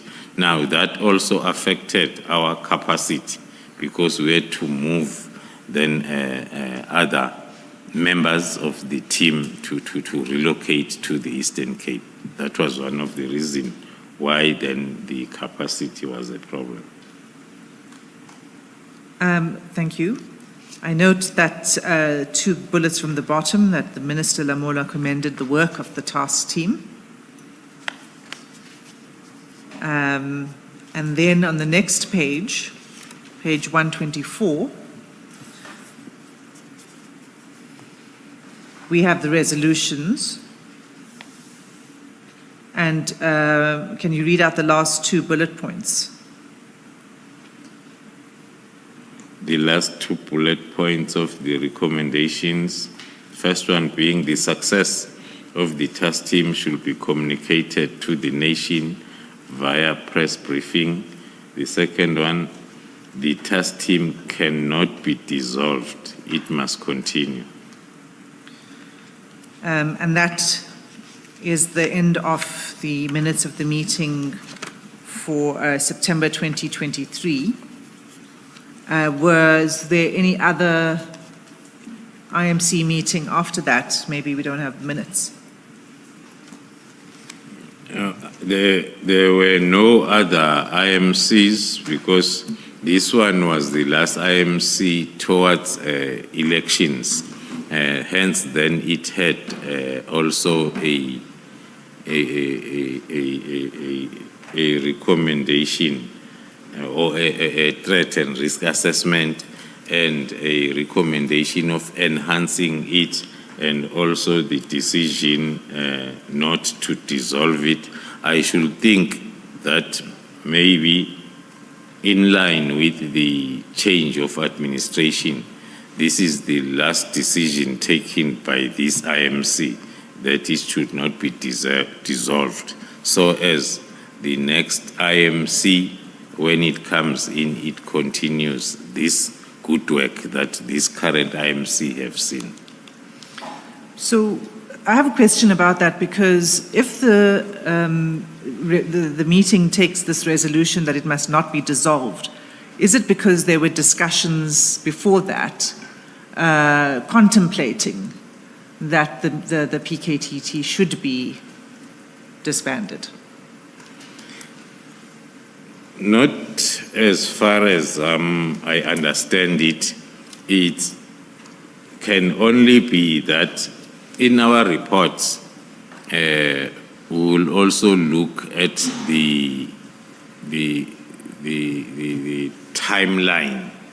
If it's towards the end of the financial year, then the Provincial Steering Committee, the National Steering Committee, and the IMC will have that as a point of discussion and a resolution to take at all levels. So as then when the new financial year starts, the team knows that they have to prepare for the extension. Okay. So in addition to this regular meetings or this oversight by the IMC, there were also monitoring by the Provincial Steering Committee and the National Steering Committee. Yes. And by this point in time, then, September 2023, were you informed of concerns? I just want to confirm that this is what you're saying, maybe put it differently. You were not informed of concerns of the work of the PKTT and the need to close it?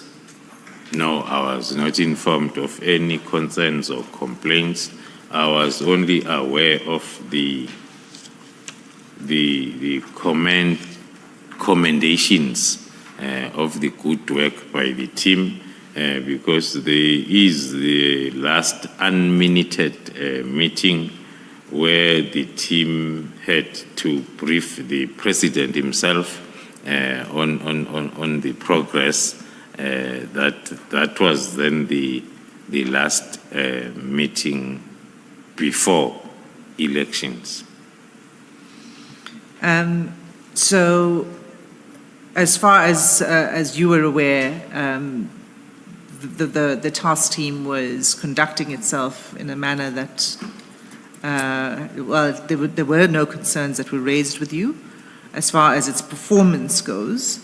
And as far as the monitoring goes, was that monitoring of the work and the achievement of your objectives, as well as your finances? Was there monitoring over your budget?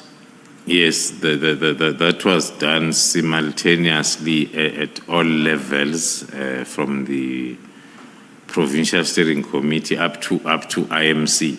But then the financials were monitored at national level by the CFO. By the CFO at national level? Yes. Okay. So we'll return then to the 31st December letter. Before you do that, General, you have a meeting, the last meeting is in 2023, September. And the meeting before that is in February 2022. And your explanation for the gap from 2019 to 2022 is the COVID intervention. Now, the next meeting is then in 2022, and then more than a year later, September 2023, it seems that's when you have your next meeting. Yeah. If that is correct, why is that so? Why was there such a long gap? Thank you, Commissioner. As although it's not my meeting, because it's the IMC and we were not in control of their calendar. So, at tactical level, as per the plan, the meetings were taking place every day, accounting meetings. And then same applies to Majok level, Provincial Steering Committee.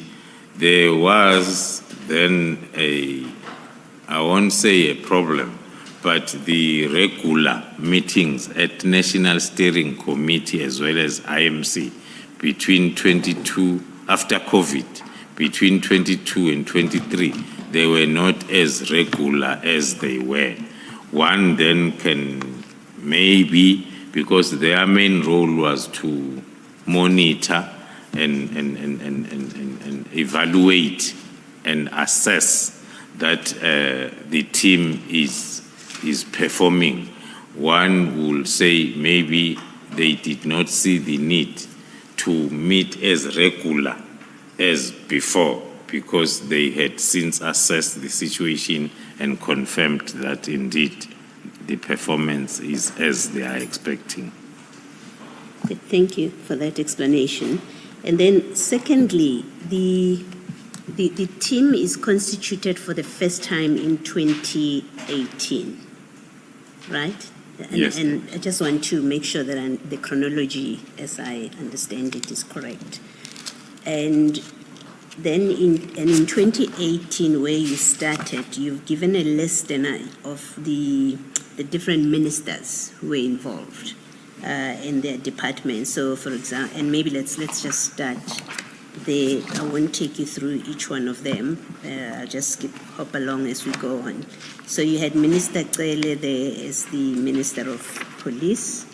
You had Minister Mapisa Ngakula, Minister Masuta, and Minister Letsatsi Duba. And then you had the Premier Mkunu and MEC Kaunda. That is in 2018, when you have your first meeting. And then you have your second meeting, it's CJC 11 at page 19. You have the same people. If you look at that page 19, you have Minister Cele, Minister Letsatsi Duba, and then you have Premier Mkunu, and then in apologies, you have Minister Letsatsi Duba somehow. But it's all the same names. You have Mkunu and you have Kaunda. It's all the same names. And that's in 2018 still. And then in 2019, if you would just go to,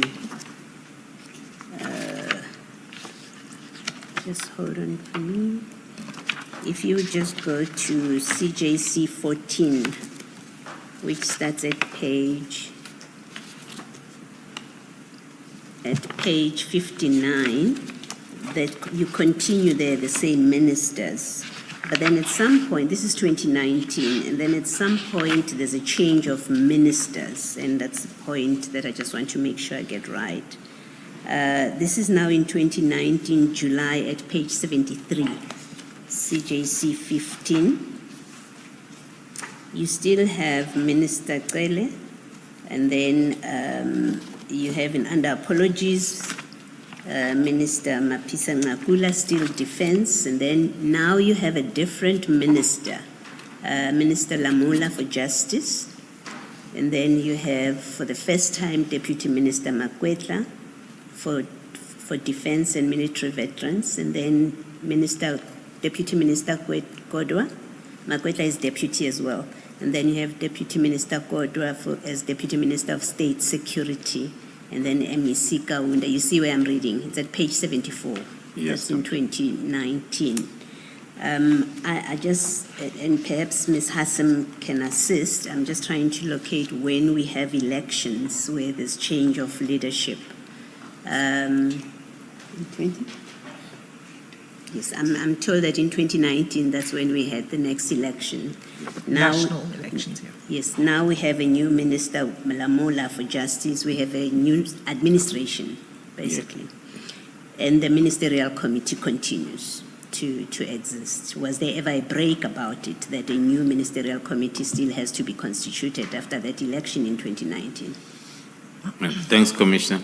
There's never been a break. The IMC has been continuing with its meetings since the establishment. The elections came, and then the political leadership will change, but the ministries will continue. That's why we will see the new names of the ministers coming on board after elections. Yes. And you see that in 2022 as well at page 84. This is your February meeting, and then if you turn to 85, you now have Premier Zikalala as a premier, and then you have Deputy Minister Matale, and under apologies, you now have Minister of Defense Modise and Lamola. So the departments continue and ministries continue to be represented, even though there was a change of administration and ministers. That is correct, Commissioner. Even at provincial level, the first premier who started with the initial was Premier Mchunu. Then as we move on, Premier Zikalala, because of elections again. So the political figures will change, but the ministries Yes. will remain within the IMC. Thank you. Thank you, General. Thanks, Ms. Hassan. Thank you, Commissioners.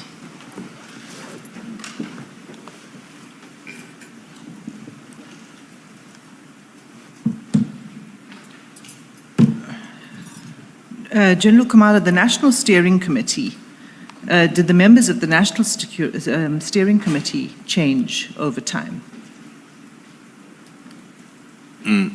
Yes, Commissioners, as it was the case with IMC, also within the steering committees, there will be those changes. If we recall, at the beginning of the task team reconfigured 2018, the Deputy National Commissioner was General Zumane, who retired after some few years, and then Lieutenant General Msigidi was appointed the Deputy National Commissioner Crime Detection, and then she continued serving in the steering committee, National Steering Committee. So it was the case at all levels. Thank you. We were dealing with Part C, so of your statement, and Part C of your statement deals with the disestablishment of the task team, and we began with the letter of 31 December. Can we now move to paragraph 135? You've explained to some extent that you had not been informed about the concerns about the PKTT before the 31st of December, and you were also not consulted about any decision to disband before the 31st of December. You received the letter. No. Did you receive the letter? When did you become aware of it? We've dealt with the contents, but when did it actually come to your attention? Perhaps before the General deals with it, and please hold your thought on that. General, I just want to ask you a couple of questions relating to how matters ought to have unfolded. I'm not suggesting that they did not unfold the way they should have. In your experience, could Minister Mchunu have been in a position to take the disbandment decision without being briefed? Thank you, Commissioner. Based on my experience since 2018 as to how the processes and the project itself has been managed, as I explained, how it came about in 2018, and then also the impact or the effect of either or especially of elections. One will say, because after the last IMC of 2023 that took a decision that the task team should not be disbanded, it was also meaning that the IMC will continue overseeing even after elections. So my response will be, according to my view, it was not supposed to be like that. And again, in your experience, who ought to have briefed Minister? There was a standing procedure of chairperson of briefing the principals. Maybe if I may answer that, starting with the last briefing on the last administration that was given to the IMC in 2023, and then few months before elections to the president. So one would have thought that with the new administration coming in, and then there will be the either reactivation or continuation of the IMC like it happened in 2019, and then we brief the new ministries the way we have been doing. But coming closer home within SAPS, because PKTT was and still one of the projects, important projects of the department now. So it was also supposed to be part of the important briefings by SAPS management to the minister. And who would those managers be? You say management. Looking at the minutes as we have been going through, that will be I'm focusing within SAPS now. Yeah, let us forget yes. for a minute about the IMC. Yes, Chairperson.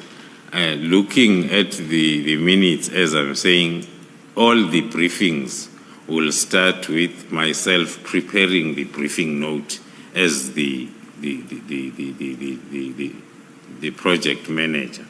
But then that would have been informed by either the provincial steering committee chairperson, who will say, I have a request to brief the new minister, or the national steering committee chairperson, the national commissioner, who will say, I have this request or I've initiated. So I'll prepare the presentation, but I will be the one doing the briefing itself to the minister. Perhaps let me invert my question and ask this. If it was the minister's idea, as indeed it was here, to disband the PKTT, who should the minister have consulted or sought a briefing from? So that is now, because you are telling me about a situation where you would be the initiator in terms of briefing, which briefing would then go upwards. Now I'm saying, if the minister, as it indeed happened, wanted to disband the PKTT, who did he have to consult? Who must he have consulted? Thank you, Commissioner. According to my understanding and my view, it first needed the minister to have the understanding of the background, which will then automatically say, let me go to the ministries that have been busy with this up until 2023, before elections, and then now we are new political figures in these ministries. Then, according to me, that was supposed to be the first stop in terms of consultation. Of course, then looking at the background, of course, then with also or in consultation with the president, and thereafter the message then will go down as it happened when it was established.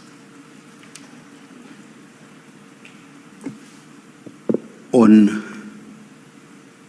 the information that you must have received by now, did the minister take any of the steps that you are referring to? Did the minister make contact with any of the members of the IMC? Did the minister consult the top management of the SAPS, which I assume would obviously include the National Commissioner, and perhaps even you as the project manager? Did the minister do any of those? Thank you, Commissioner. Based on the information that I've received up until now, the minister did not consult any of the incumbents of the ministries that are making up the IMC. And also to add, even the information also received up until now, even the current deputy ministers were not consulted, of which then with the previous IMC,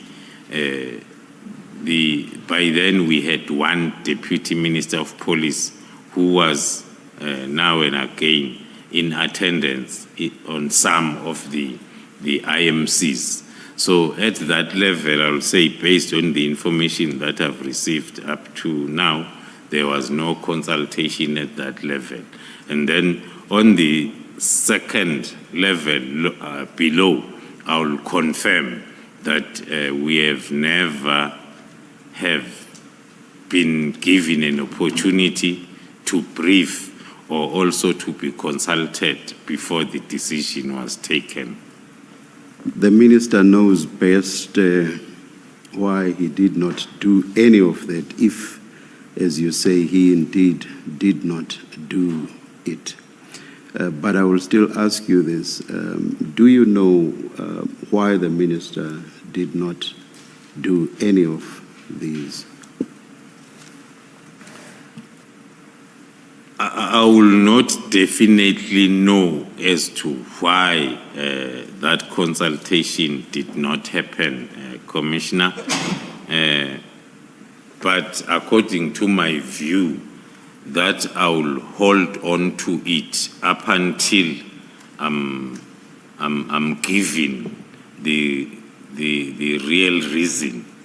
I will hold on to the view of what was happening during December, the busiest month of them all in terms of PKTT, their support and assistance to the GCI ops.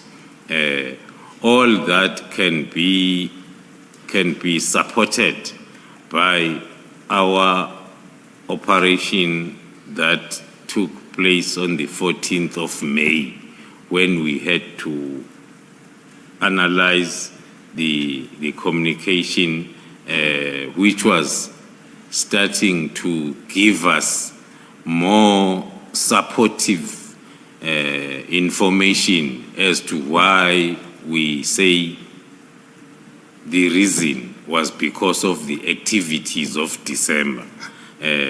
I pointed towards the format of the letter. According to me, it's my view again, it was not a letter that was given the attention that it deserves. That needs to be crafted such that. So it talks to the letter that had to be speedily finalized, and now looking at the happenings of December, I will stick to my view up until I get the official reasons for not consultation and for disbanding. Lastly, do you not find it strange that on something so important, with as much history as it had, that what the minister says is so terse or so brief and without much substantiation? Do you not find that strange? I'm referring to page 204, paragraph 3 of the letter, and that's annexure SDK 24. Do you not find that strange? Indeed, Chairperson, I find it very strange, hence my comment that my assessment of the letter is a letter that had to be fast-tracked, not really having the strategic view of the issues that are raised, because there are areas that are supposed to be detailed. And excuse me. So those details will only be informed by the briefings that are received prior to the crafting of the letter. And also the other reason that one can put forward is it's something that we are still going to touch on my further evidence. When then we got an opportunity to give a very detailed briefing in the form of a report, a 27-page report, that is almost giving my whole evidence in this commission in terms of the background, all the steps, what has been happening from the legal framework, the legality of the team, to the oversight activities. So the report is containing everything, but that report was submitted on the 22nd of January. It's not back and signed with any comments up to date. So that I can use it as another reason why one will hold the view that the mission was to disband in December before I'm briefed. Even if I'm briefed afterwards, I don't show any interest. That is my interpretation. Thank you, General. I hope you still remember your question, Ms. Hassim. Thank you, Chair. Yes, Advocate I do. Hassim, before you continue, it's not a question, just to confirm for the record. Because there are two deputy ministers of police, the deputy minister I believe General was referring to is Deputy Minister Matale. And we see that in the IMC minutes of 2 February 2022, CJ 16, he was in attendance. And the last IMC of 5 September 2023, CJC 17, he was in attendance. Just so that there's no confusion when we read the transcript later. That is correct, Commissioner. Thank you. Ms. Hassim, if I may, it's a follow-up on the chairperson's discussion with the General. General, we looked at that minute of September 2023, and you read into the record under resolutions that last bullet point at page 124, and I'll read it to you. It says the task team cannot be dissolved. It cannot be dissolved. It must continue. You read that as one of the resolutions. Why would such a resolution have been passed? And specifically, my question is, was there, before this resolution was passed or in that meeting, was there ever discussion about the task team being dissolved? Thank you, Commissioner. The reports, especially at the end of the financial year of government, will have a TRA and a recommendation from operational level, and then which will then be endorsed by the Provincial Steering Committee as well as the National Steering Committee.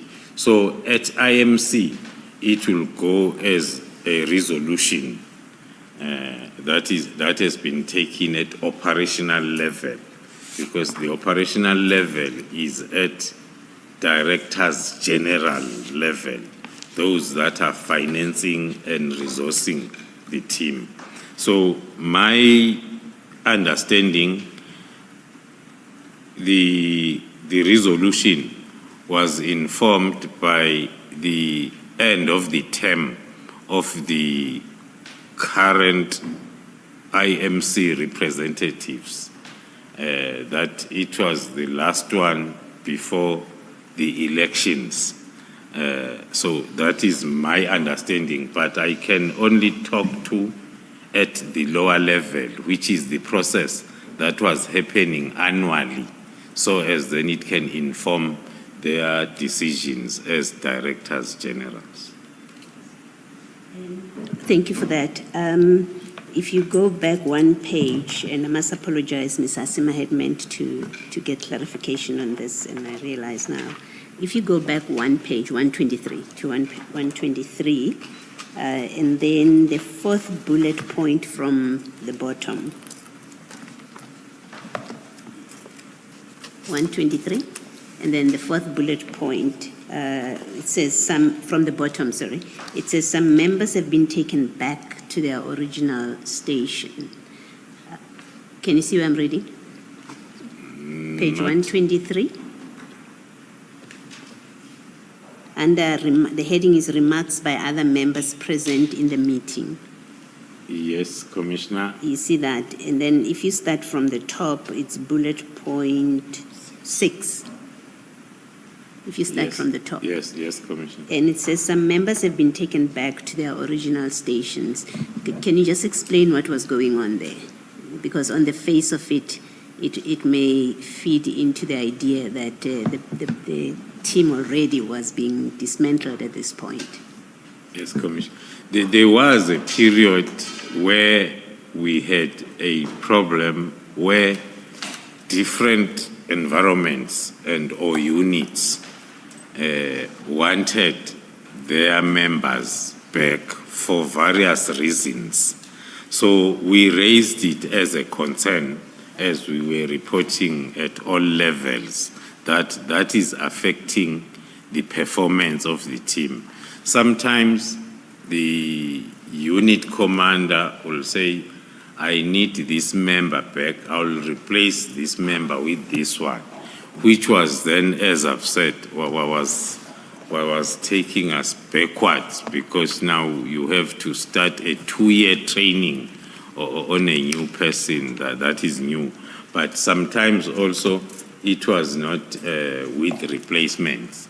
But the issue of it being clear was the extension of the mandate that was like affecting the capacity, as I've made an example of the Fort Hare deployment, where we had to take about 15 to 16 members now to be on that side. Lastly, General, between the September 23 resolution and this letter in the busy month of December, the 31st of December letter, in that intervening period, was there ever discussion within the SAPS management or between the SAPS management and the previous minister, Cele, about dissolving the PKTT? Was there ever such formal discussions? No, there has never been any discussion during the time of the former minister, Cele, between that period.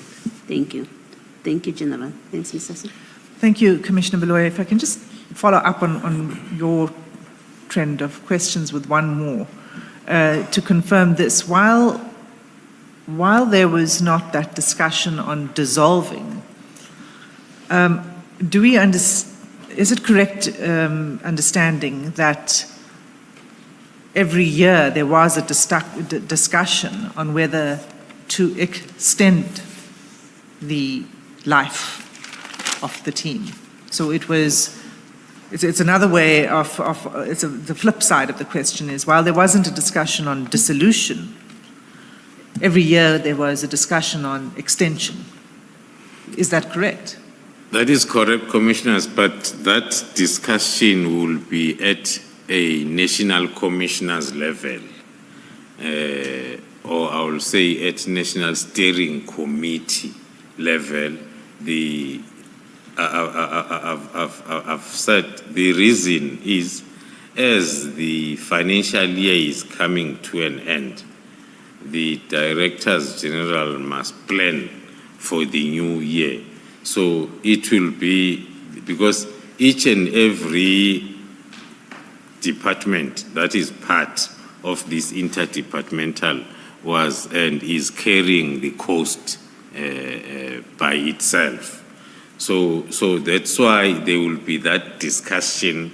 They will mainly request for the threat and risk assessment, the progress made, and then a detailed report, so as then they are able to take that informed decision at their level. Okay, thank you. But so it wasn't a discussion with the ministerial level? No. In fact, in bullet point 4 on the same page, the recommendation was the enhancement rather than the winding down of the task team, as I understand it, on page 123. And that was supported by Deputy Minister Matale. Bullet point 4? Yes, I'm there, Commissioner. That is correct. So hence, in my response from the chairperson's question, I had said, if the process that led to the disbandment letter had followed the normal process, it was not supposed to be that difficult, because the Deputy Minister of Police, who is still the second Deputy Minister of Police, was in the last IMC present and these resolutions taken. So if then there was consultation, I am made to believe that he was going to refer to the minutes of the meeting that he had attended, so as he can be able to brief the new minister accordingly in terms of the resolutions. Thank you. Thank you.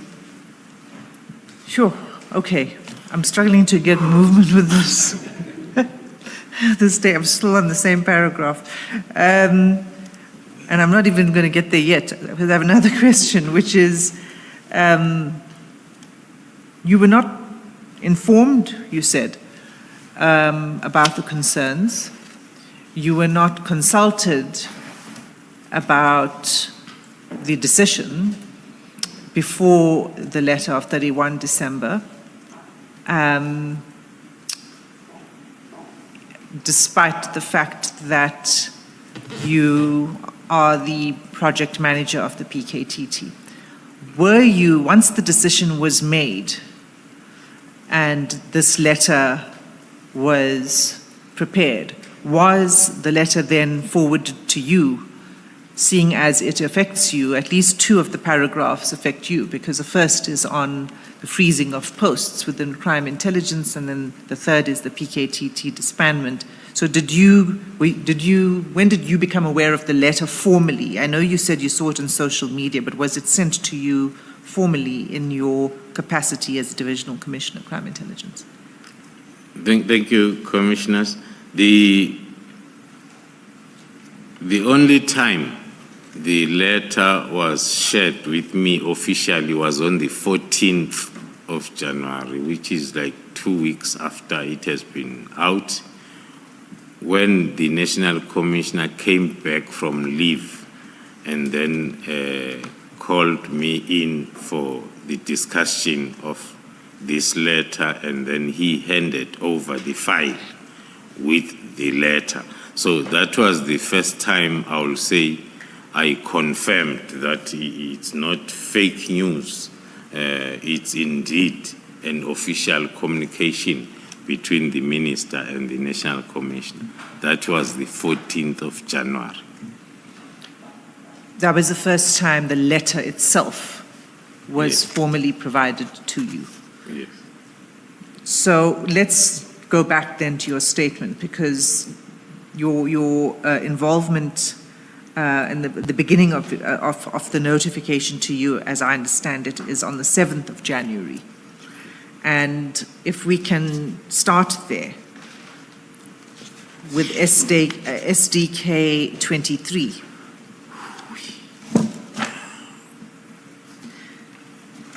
And this is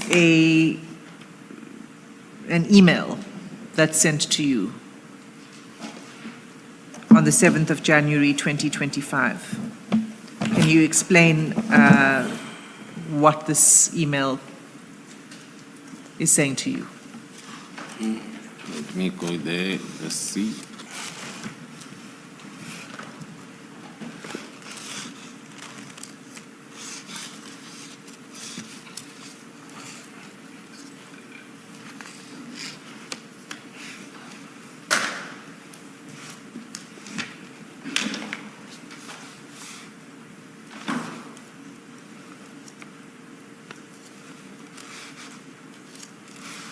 It's page 201.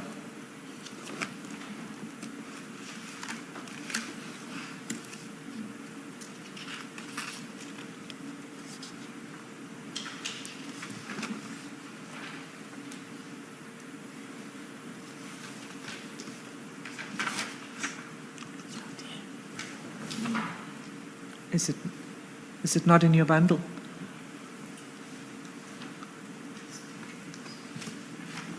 It's an empty page.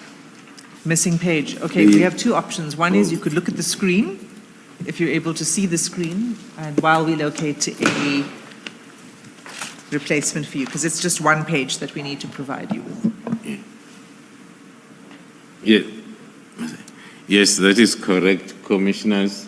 On Tuesday, the 7th of January, I received the email from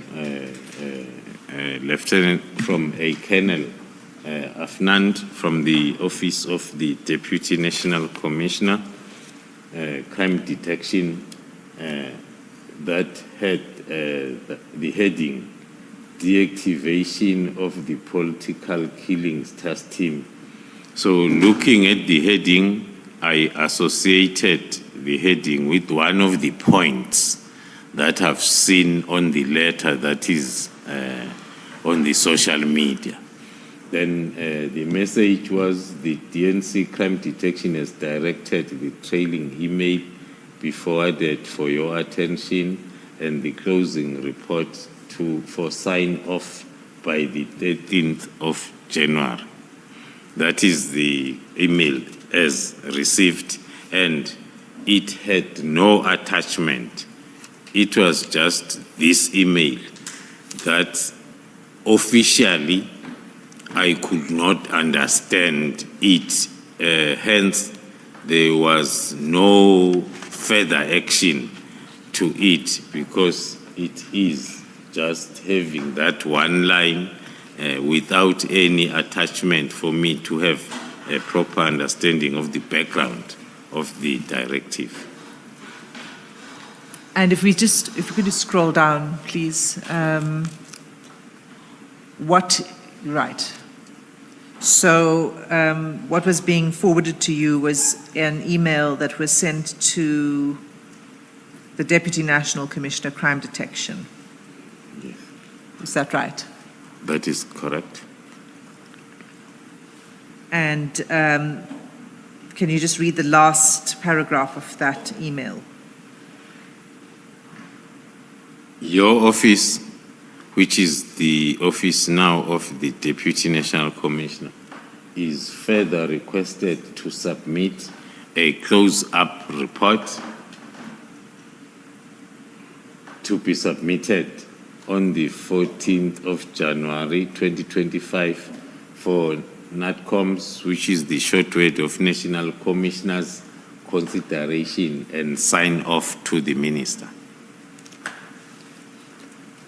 Okay, so this email was forwarded to you, and the request was for you to prepare a closing report for sign-off by 13 January. That is correct. And did you have any communication at this point in time with the National Commissioner about a closing report? Yes, in fact, I did have the communication even before the 7th, as I've indicated that from the 1st, when this letter was trending, I was receiving lots of questions and calls from the team members, from the stakeholders and PA, from correctional services, from everybody. And I could not answer them. Hence, then I had made a call to the National Commissioner whilst he was on leave to help me with the information so as I'm able to respond. Then I got the response that he is also in the dark.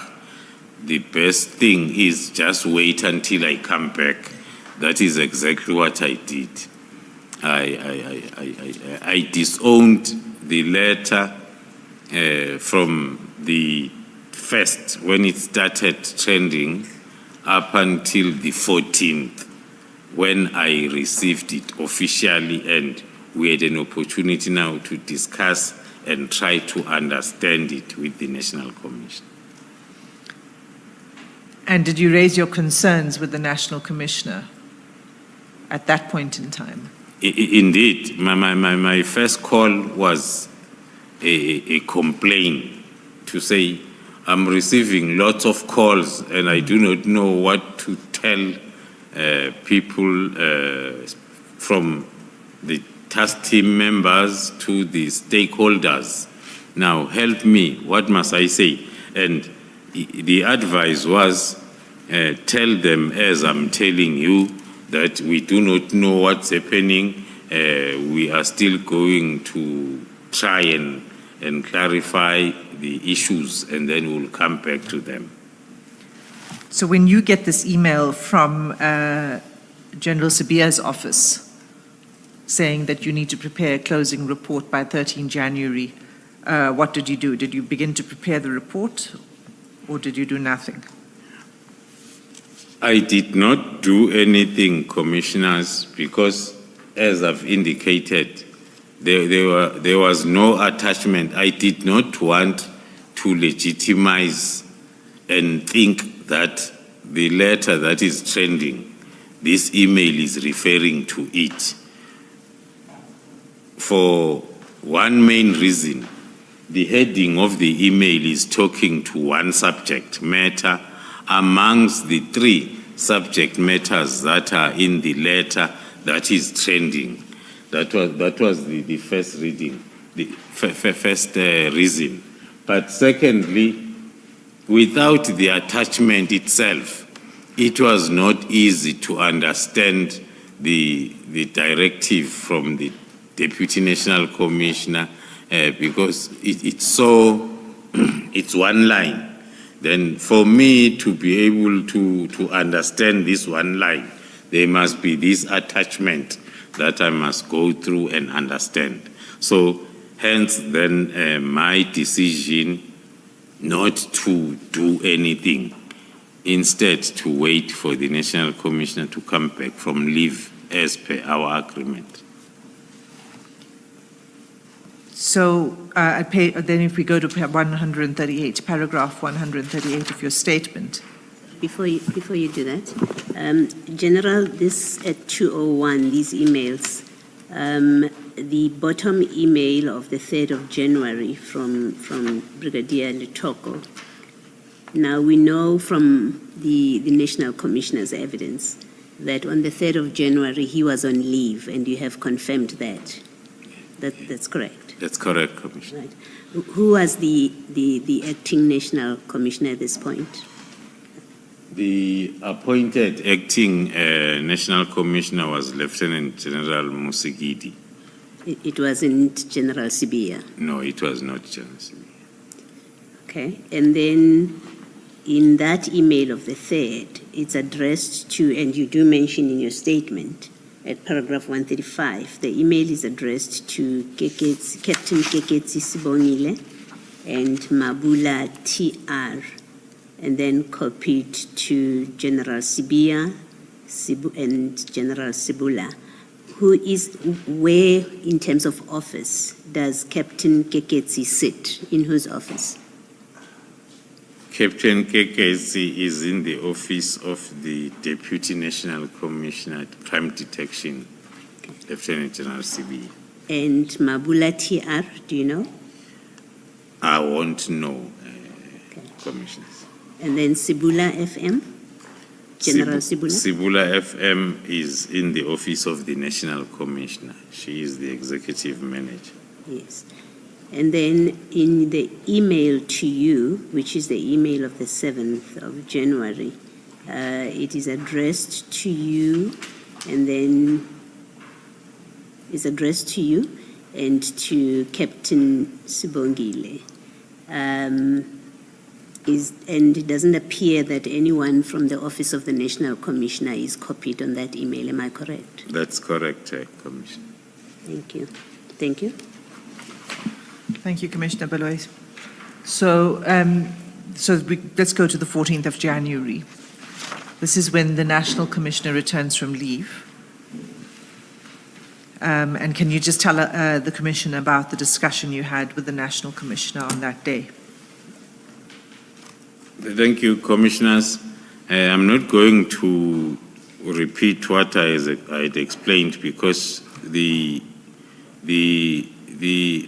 understanding and the confusion that one had when the letter was still unofficially trending continued even during this meeting, because both of us, we could not really understand the letter itself as to what might be informing these directives. But when it comes to the timelines that were on point number 3, there was also a long discussion between myself and the National Commissioner as to what is the meaning of a preliminary report that is required on the 20th. Because now that discussion came after the National Commissioner had said, go and prepare the preliminary report. I said, but when I read, I don't understand as to what is the preliminary report. So I want the understanding, so as whatever that I go and draft, it's what is required on the 20th. Is the preliminary report that talks to how are you going to disband, or is the preliminary report that talks to how this task team came about, or the progress report, or what is happening? So we had a long discussion, hence then the preliminary report that was submitted ended up having both. So as at least if you are wrong, but we have given, because the first part of the 27-page report is giving a detailed briefing that has never happened before of the task team, the performance, the challenges, and other issues that one felt that maybe the minister is. In that report, we are addressing even the issues that were on the media space around the political killing task team. So because of the confusion and lack of understanding, we ended up compiling the mother of all preliminary report that will cover everything. And then at the end, then it talks to what the National Commissioner also understood to be, might be the preliminary report in terms of disbandment process. You say, General, it was a two-part report. The first part, where I think you were justifying to the minister why the PKTT existed. How did you conclude that part? We went through that report, I think, when General Masemula was testifying, but I do not think that we focused on what you have just mentioned now, which is that the report was a two-part report. So how did you conclude on the first part? The reason why we ended up agreeing to have a report in that format, we had a long discussion on what General. informed. So, I'm very sorry, General. I'm not asking why you decided to have a two-part report. Yeah. I'm asking what, in the end, you said in that report with regard to or in relation to the first part. Did you conclude that the PKTT, therefore, ought not to be disbanded? That's what I want to hear you on. Thank you, Commissioner, if I understand the question very well. If one try to summarize the last part of the report. The last part of the first part. Did I understand you to say that? Did I understand you to say that your report was in two parts? Did I understand you correctly? Yes, sir. The first part explaining why the PKTT existed. Is that correct? Yes, Commissioner. Yes. So what I'm asking you is, let's just focus on that part, the first part. What was your conclusion, if any, on the first part? Did you reach a conclusion at all? Perhaps a conclusion that said, Minister, the PKTT ought not to be disbanded because of all the reasons that we give above? Or did you not conclude specifically on the first part or with regard to the first part? When it comes to the discussion, we concluded that the task team ought not to be disbanded, but one then has to refer to the report itself and confirm. But at no stage where there was an agreement between the two of us in that discussion that the team needs to be disbanded. Thank you. Thank you, General. I see that it's 3 minutes past 1. Let us adjourn and resume at 5 past 2. Let's adjourn. Thank you, Chair.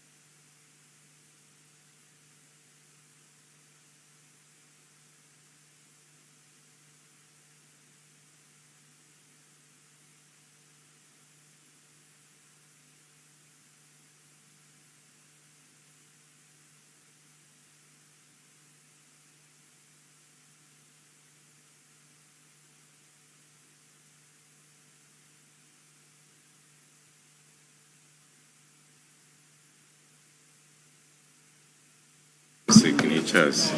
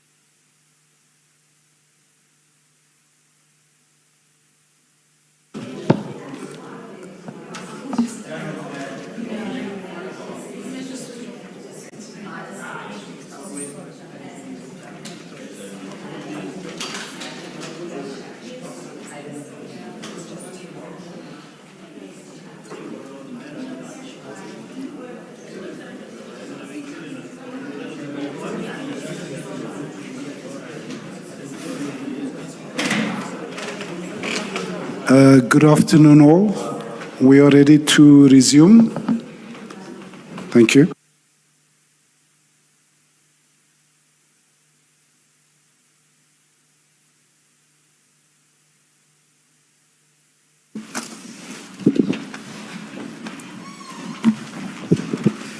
Yes, Ms. Hassan.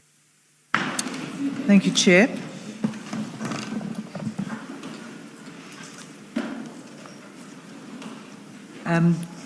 General Khumalo, we were talking about the report, a preliminary report. So you met with the National Commissioner on the 14th of January, and he requested that you prepare a preliminary report. And you said you began to work on that, and it was a two-part report. Have I summarized that correctly? That's correct, Commissioners. So there's something else at paragraph 139, before we move off this discussion with the National Commissioner. You say that you were both concerned that this decision seemed to come out of the blue. And then you say, I'm aware that the National Commissioner made numerous efforts to brief the Minister on the PKTT, but that the Minister never followed through on setting up these briefing sessions. Do you see that? It's paragraph? Paragraph 139, it's the last sentence. Yes, yes. Okay. So how do you know this, that the Commissioner made numerous efforts? The meeting of the 14th, it was around mainly our realization that the decision was not based on any briefing that had been provided by us. So we realized the need of maybe providing that belated briefing so as we can get to the understanding of the reasons, because the main issue was about the reasons that are not clearly put on the letter of the 31st. So now and again when we talk, we will talk about him trying to set up that appointment for the briefing. So you began working on the report, but even before you presented... Sorry, before you go on, do you have any knowledge whether these numerous efforts to secure a briefing session, do you know whether those efforts were made in writing or orally by the National Commissioner? Thank you, Commissioners. I won't be able to know as to whether it was in writing or verbal. Thank you. Thank you, Chair. So you say you began to prepare the report, but even before you completed that report and submitted it to the Minister, you had a meeting with the Minister on the 16th of January 2025. Yes, Commissioners. The meeting on the 14th, as I've indicated, that we were discussing and speculating on lots of reasons for the letter, more especially with regard to the two issues that are part of the letter. Hence, then we decided that the National Commissioner initiate another meeting where we can be able to brief the Minister on the issues that were all over the social media regarding the division crime intelligence, and also to brief the Minister on the GCI ops that had already at the advanced stage, and it was at the takedown stage, so as then he can get the background as to how it came about. So those were all the discussions that we were having. Hence, then the request for the briefing on the 16th of January. So the request for the meeting with the Minister was made by the National Commissioner? That is correct. And who else was present at this meeting? In this meeting, because it was going to include the discussion on the GCI ops, the request was specific that it will be the three of us, the Minister, the National Commissioner, and myself only. Okay, so at this meeting, you made a presentation, and that presentation has been made available to the Commission.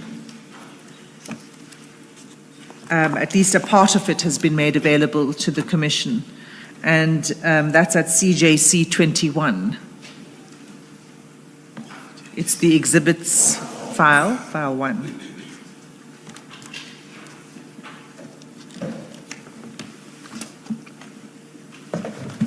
Sorry, Mr. Simi said CJC 21. CJC 21. Is that?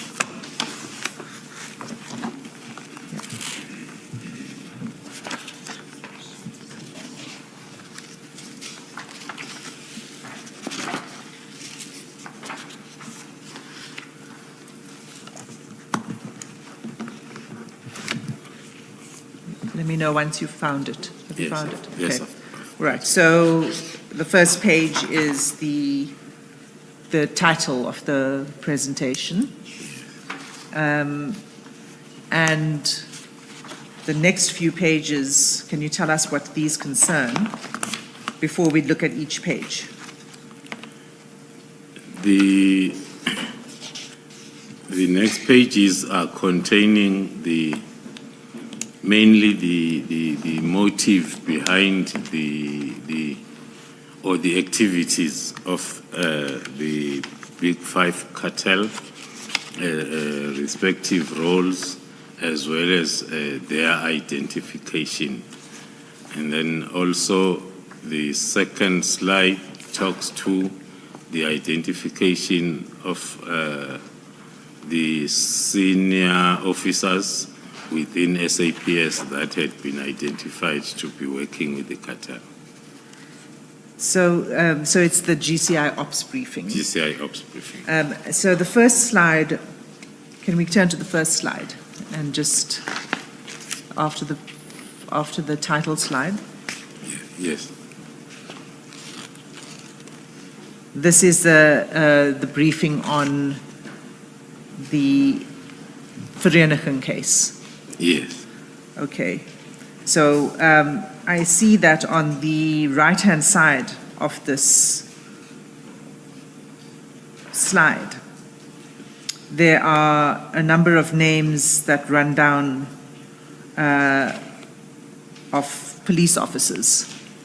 That's So correct, can you just Commissioner. explain that to the Commission?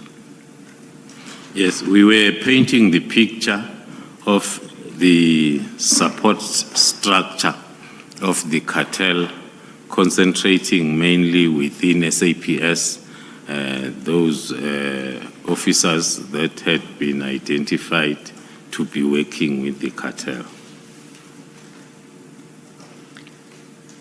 So would you like to name them?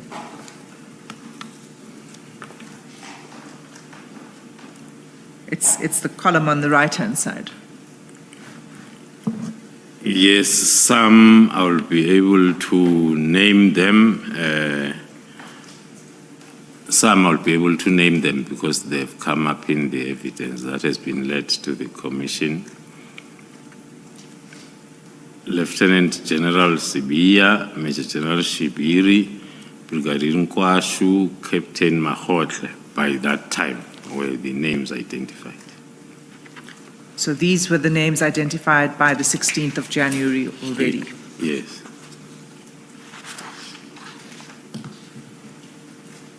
The fourth name that you are not naming, what is the reason for that? As it appears here. The reason is because there are still investigations that are at a critical stage.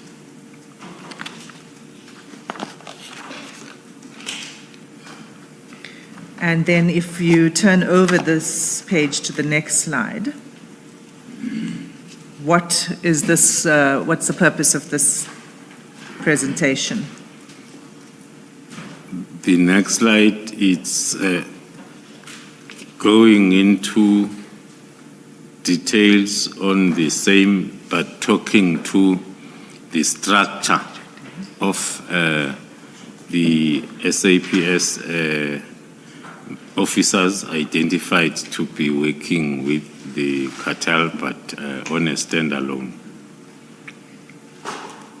So Okay, so I'm assuming when you're briefing the minister on this, you're providing the minister with details as Yes. to why you have these members of the SAPS as That- potential implicated persons in your investigations. That is correct. On our verbal briefing and also on our speaker notes, we had all the facts as well as evidence that had been collected by then that are linking the identified to the cartel. And what was the response of the minister to this presentation? I would imagine this must have been quite shocking for the minister. It's supposed to be shocking, hence then I'll say it was shocking, but then with the comments that we can continue with the project or investigation, and also will provide him continuous briefings as we move on. Sorry, just to clarify that. So he confirmed that you can continue with the investigations into Yes. those Yes, suspected implicated members. yes. So that was on the 16th of January. And the next thing that happens, according to your statement, is the very next day, you receive a letter from General Sabia. And we can go to that letter. It's SDK 25.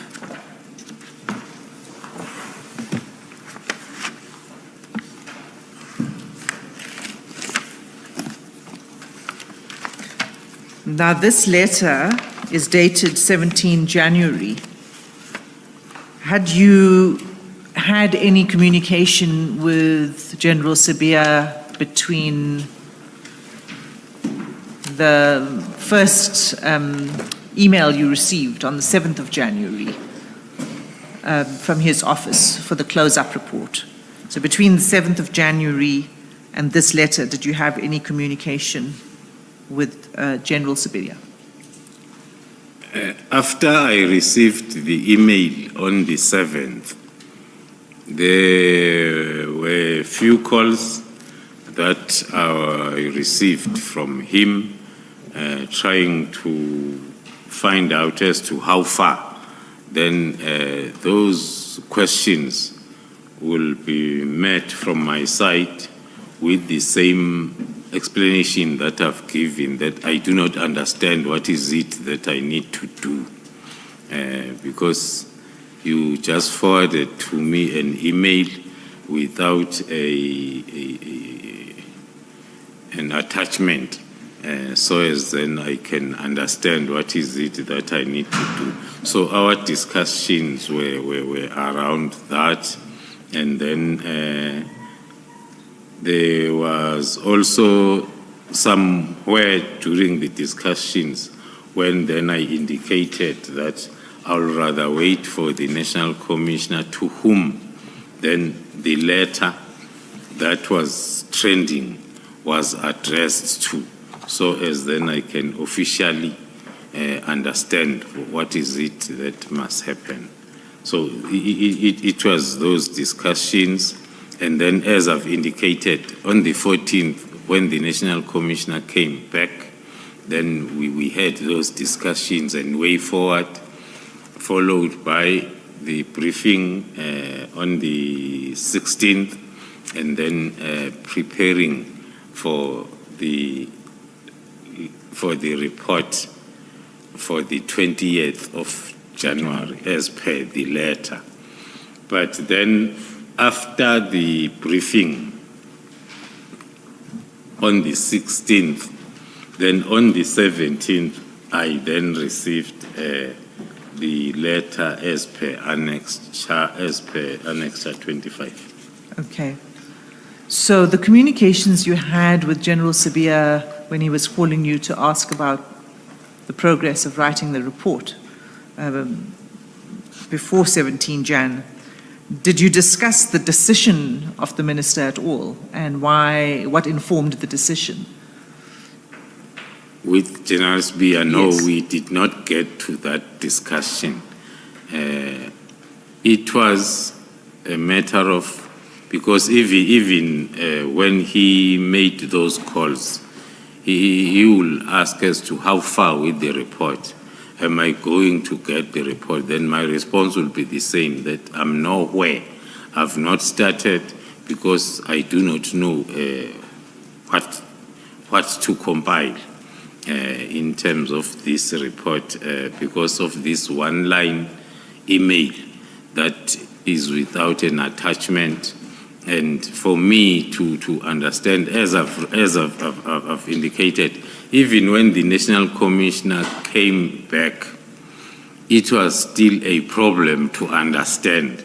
Now, if I could not understand without the attachment, if I could not understand when there was an attachment, it was worse than when we were discussing the issue of the report when I had not received an official attachment that, again, would have needed us to discuss so as we are on a common understanding. So that's why our discussions before the 14th, the National Commissioner came back, were not taking us anywhere. And General Sibiya didn't offer you any information as to why the minister made the decision?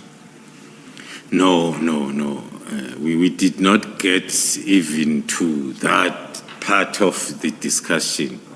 It was a matter of, as the email is saying, that one line, the report, the preliminary or the closing report, if I'm not mistaken, the closing report, because that is the other issue, that even if I wanted to use the unofficial letter that I had seen, the unofficial letter was talking of a preliminary report before or on the 20th.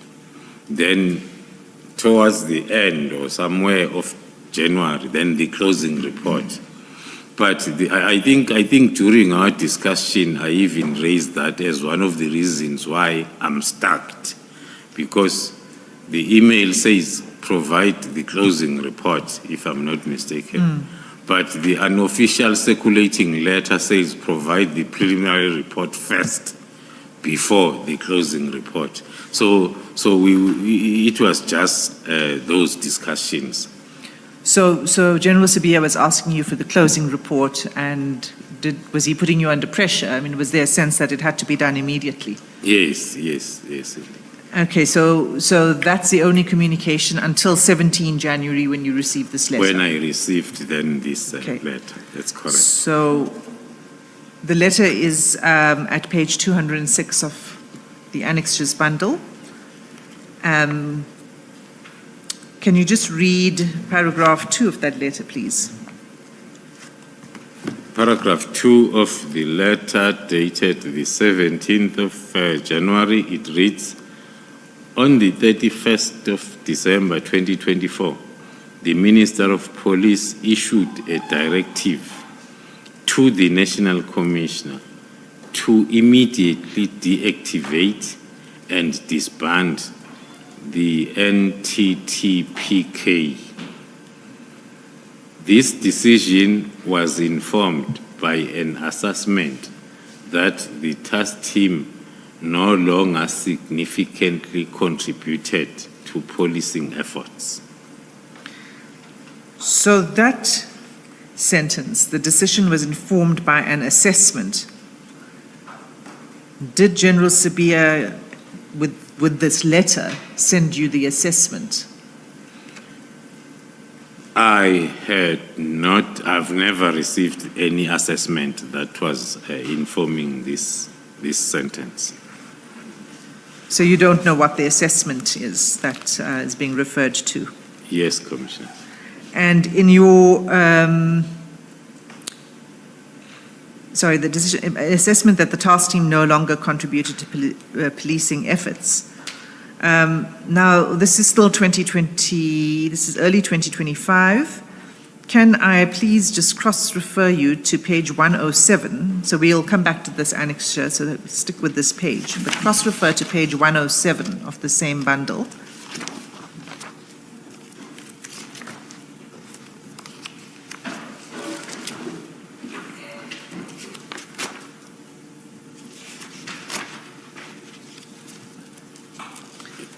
Yes, there? I'm there. Can you just describe for the Commission what this document is? The annexure is about the information note that was compiled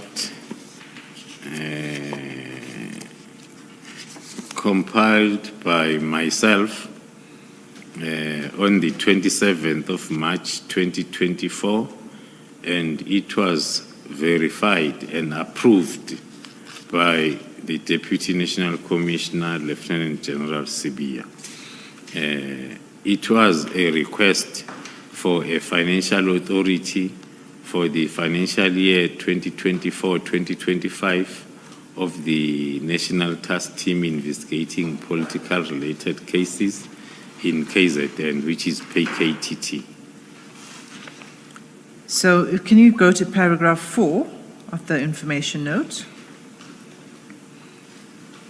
On paragraph 4, I included as a compiler the fact that the achievements, the performance, as well as successes of the task team has been found to be outstanding during the continuous evaluations by the National Steering Committee, the Interministerial Committee, and the President of the Republic.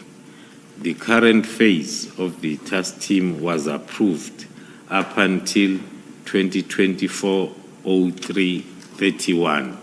So this information note was compiled on the 27th, which was 3 or 4 days before the expiry of the authority that was there, that was approved. And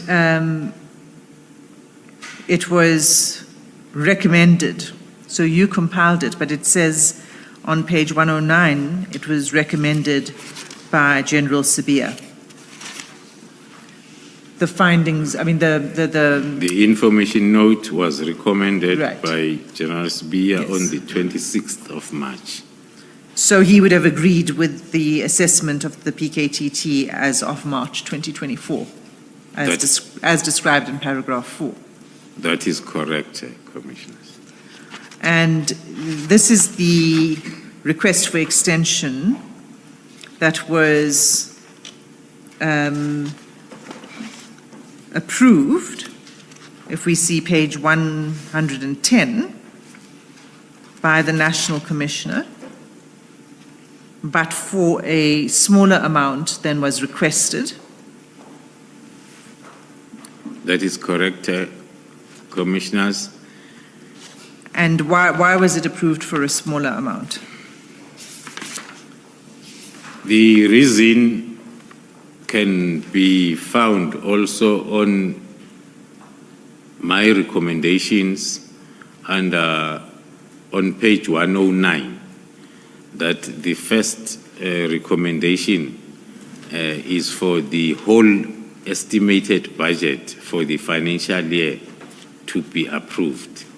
And then the second recommendation, it's an alternative, that whilst the final budget, because at the end of March, then the previous financial year's budget then ends to exist. And then there will be some months when then the budget allocation is being finalized. Hence then, because the task team had to be had to continue from the 1st of April. So hence then that alternative to say, whilst the final budget allocation is being considered for the whole financial year for that 94 million, a 2-month portion of the above estimated budget to be approved in order for the extension of the task team to be effected from the 1st of April 2024. So the approval of 20 million by the National Commissioner was talking to the second alternative recommendation of the approval of 15 million. So, and what was the response of the Chief Financial Officer before we get to the National Commissioner? Although I might struggle with both the handwriting and copy of another copy of another copy, the words that I can see, it's an amount of 20 million be approved for the financial year 24-25 financial year. And secondly, post-elections, the task team be deactivated as it has been in existence for 5 years. And the component organizational OD be tasked to urgently conduct a work study investigation for the establishment of a permanent structure in KZN. Okay, so this, and then we go to the National Commissioner's approval, and if you can just read out the National Commissioner's approval. Reading the National Commissioner's approval with comments in comparison with the CFO, the first one, the approval of 20 million is given in line with the recommendation of the CFO, who had also recommended the amount of 20 million. And then the National Commissioner continues and say, this is provisional, whilst the finalization of allocation is processed, which talks to my alternative recommendation, not the comments by the CFO. And then it continues, and the National Commissioner says, the task team will continue beyond elections, which now talks to the recommendation by the CFO that says, post-elections, the task team to be deactivated. Then the National Commissioner says, the task team will continue beyond elections, which is contrary to what the CFO had recommended. The reason given by the National Commissioner is, so long there is work to be done, the team cannot be localized to KZN, which is a direct disapproval of the recommendations by the CFO, the last part of the recommendations by the CFO. The part where it says there should be a permanent structure in KZN, there should be consideration of a permanent structure. That is correct, Commissioners. So, and then after this 20 million approval, was in the adjustment, in the final allocation of the budget, was there an allocation then to the task team for the remainder of the financial year? Indeed, that is correct. So we have this information note, and I've established that General Sabia recommended it in line with the way in which you had prepared the report. And so between that's March and December, did anything happen to change the picture of the work of the PKTT between March, when this was approved? Well, we know in September 2024, there was still, no, that was September 23, sorry. So between March 24 and December 2024, did something happen that would give one pause and say that the work of the PKTT needs to be re-examined? Did something unusual occur? From the Office of the Deputy National Commissioner, as his recommendation of the Political Killings Task Team to continue because of its good work in March up until December 2024, there has been no other report or complaint contrary to that.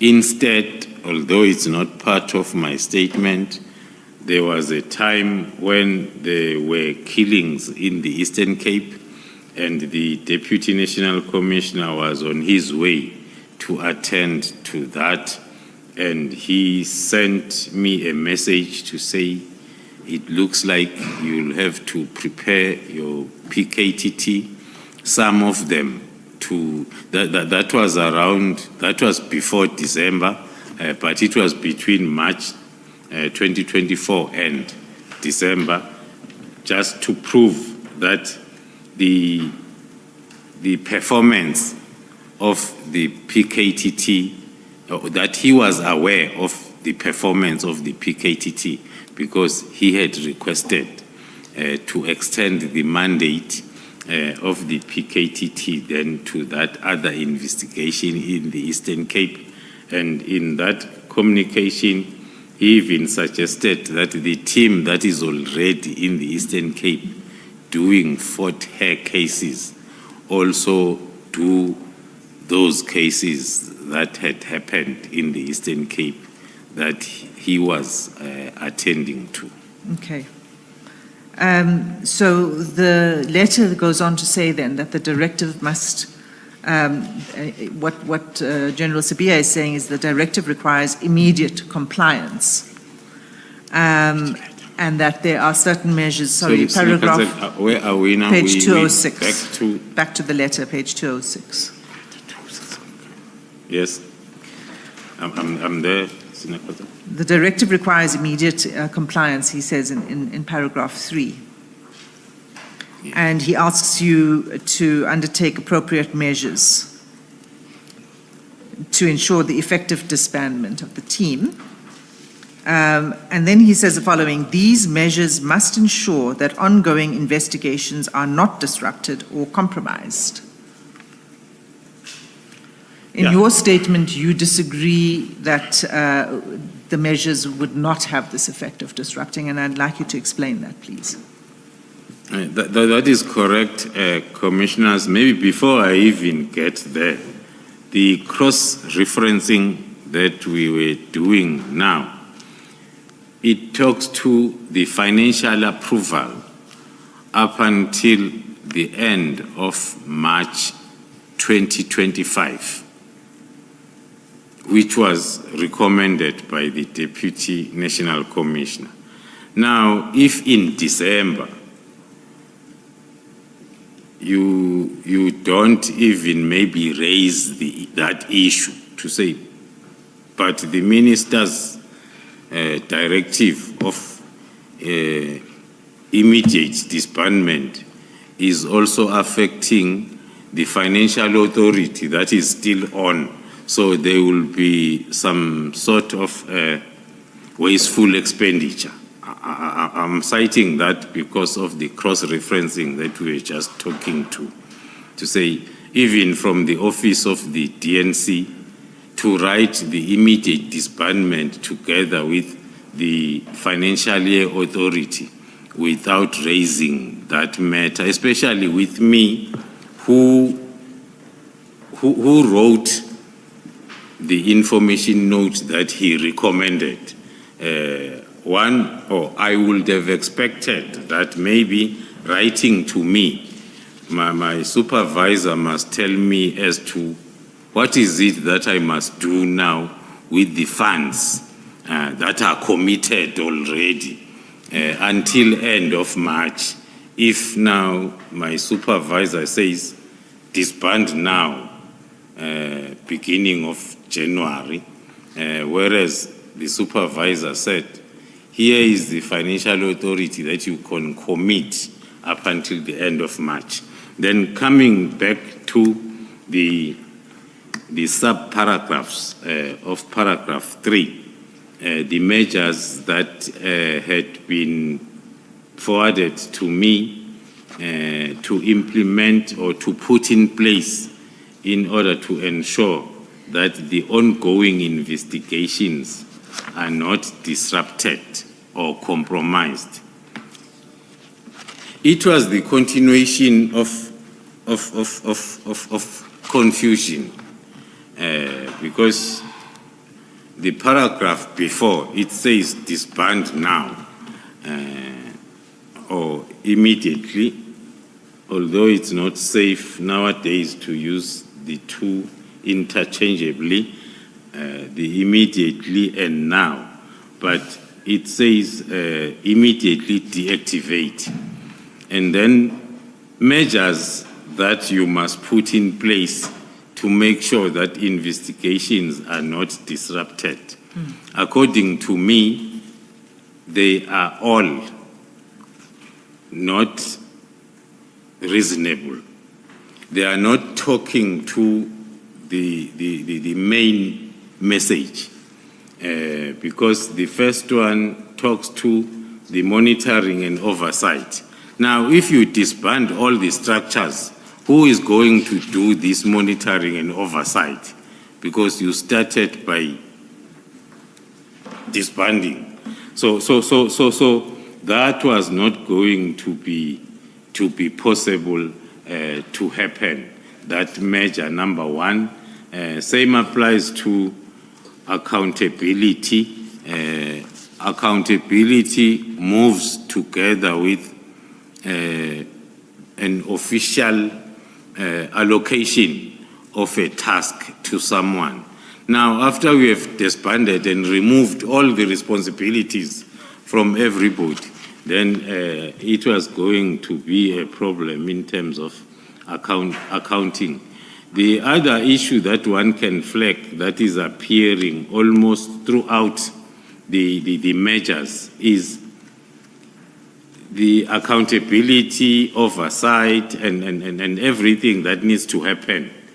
It's directed to the Divisional Commissioner for Detectives and Forensic Services. So from us that were responsible in accounting, that will mean with immediate effect, we cut and we are no longer responsible or accountable. It's someone else now that must be accountable with effect from that day the immediate disbandment is effected.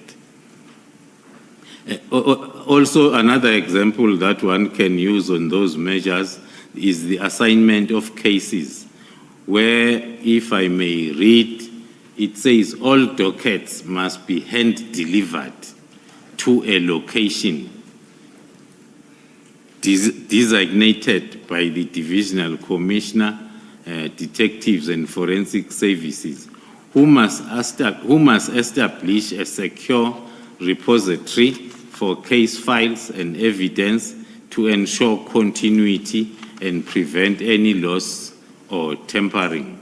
These dockets will then be reallocated to appropriate investigative units. So reading that together with measures to be put in place to make sure that ongoing investigations are not disrupted, it's another example that I can quote to say it's contrary to, because if we take all the dockets to the office of the Divisional Commissioner Crime Detection, who must then look for people somewhere that are going to start or continue with this investigation, that on its own amounts to the disruption that on paragraph 3 you are trying to avoid. Put measures in place to avoid disruption. But the measures in place that we are putting, they are promoting disruption. So that is another example that I can cite as to why then this directive was also very impossible to implement from the side of the responsible and accountable project manager. I could not, because by that time I was still a responsible and accountable project manager. Now, to comply with something that is going not to be in line with my responsibilities and accountability was not going to be the right thing to do. And it was also talking... Just before we proceed to go further, what specifically stated is that the dockets will be reallocated to appropriate investigative units with the capacity to continue the investigations. Did you know which investigative units this would be? Did you know what he was referring to here? No, all what I knew was what was written in the letter. There was no additional information or an attachment that tells me that which unit is going to continue. It was just this letter. Hence, then, my interpretation was, if then investigating officer A was busy investigating this docket, then he or she is told to put it down and then take it to the office of the divisional commissioner.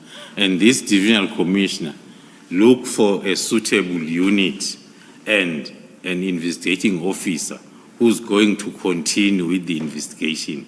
According to me, that is contrary to the bolded part of paragraph 3 of the same letter, that these measures must be put in place to ensure the ongoing investigation is not disrupted, because that alone is disruptive.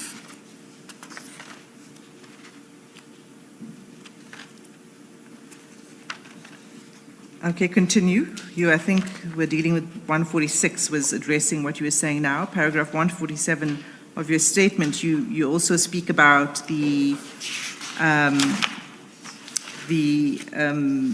lack of capacity within existing units to deal with these dockets. Are we back to the statement?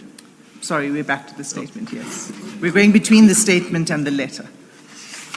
So that's paragraph 147.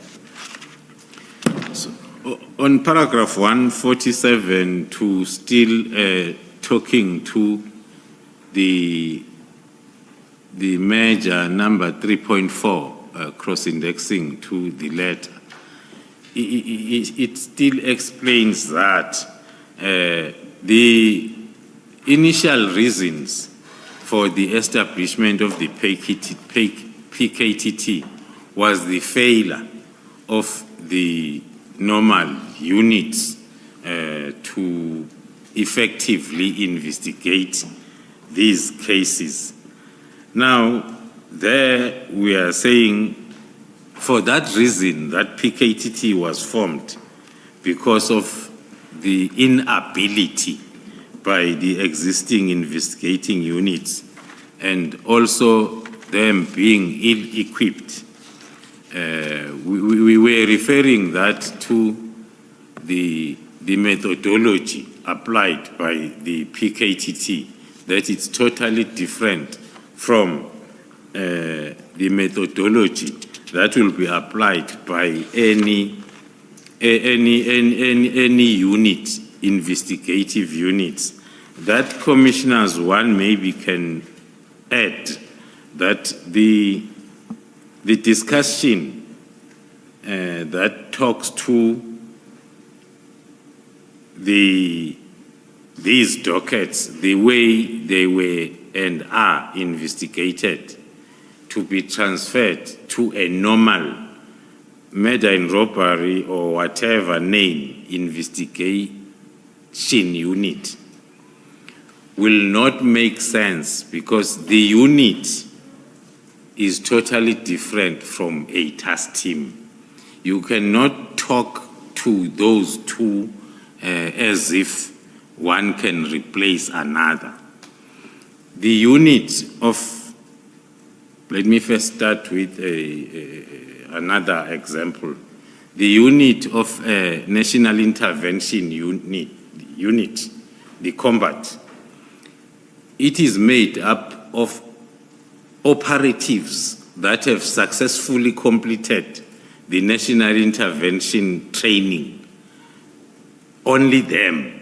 No one else can be part of that unit. Same applies to a investigative unit or a murder and robbery unit. Up of investigators.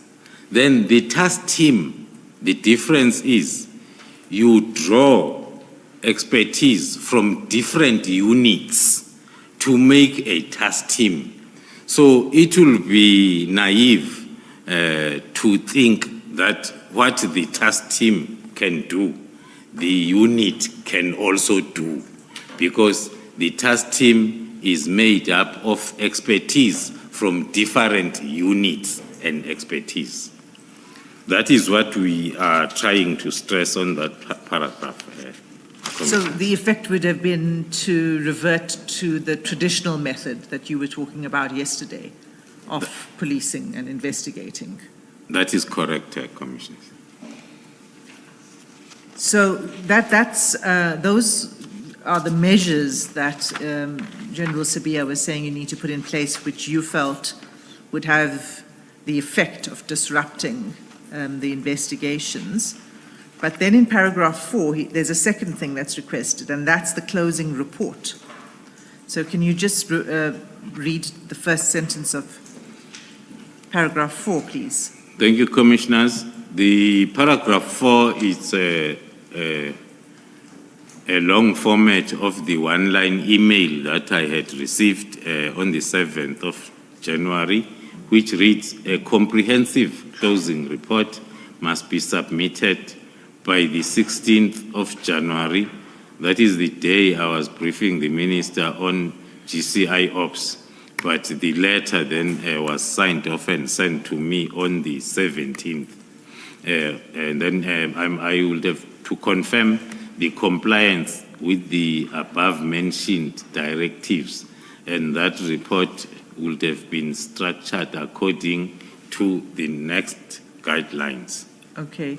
So the report required you, well, first he says the report must be submitted the day before the letter was sent to you, and he says it must confirm that you have complied with those measures that you were just discussing now, and then that it should contain the following items. Can you just deal with those items that were required from the closing report?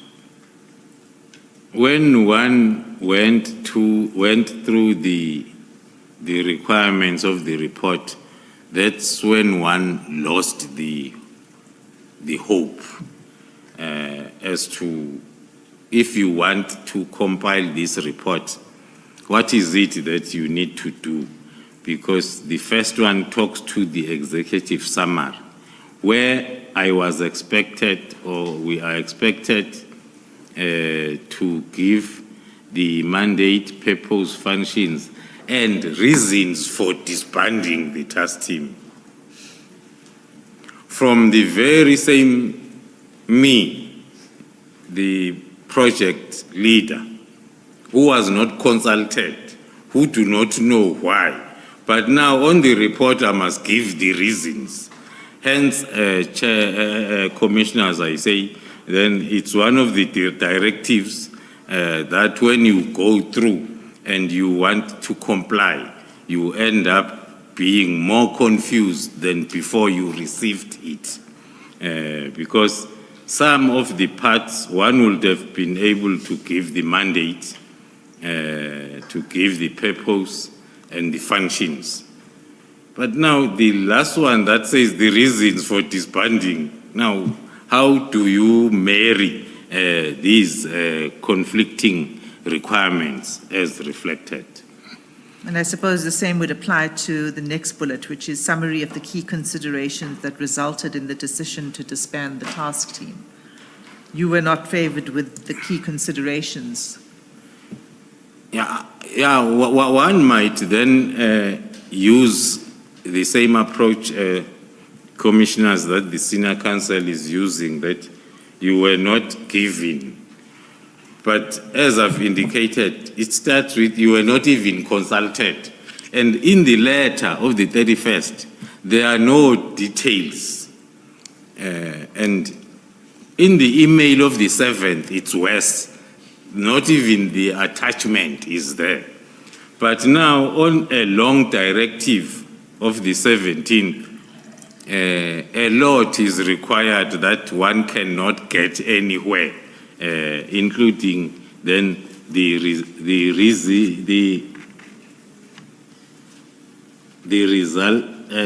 considerations or the reasons that resulted in the decision to disband the task team. One then was forced to ask himself this question, but who decided to disband the task team? Now, why are you looking for reasons from a person who did not decide? Because this letter maybe was having a wrong address. It was supposed to go somewhere else, then mistakenly it was addressed to myself. So it's one of the issues that will make it very difficult to attend to the issues raised in this directive. So you've given that response in paragraphs 148.1 and 148.2 of your statement. So, but then you give a second criticism in 148.3 of your statement. Can you deal with that?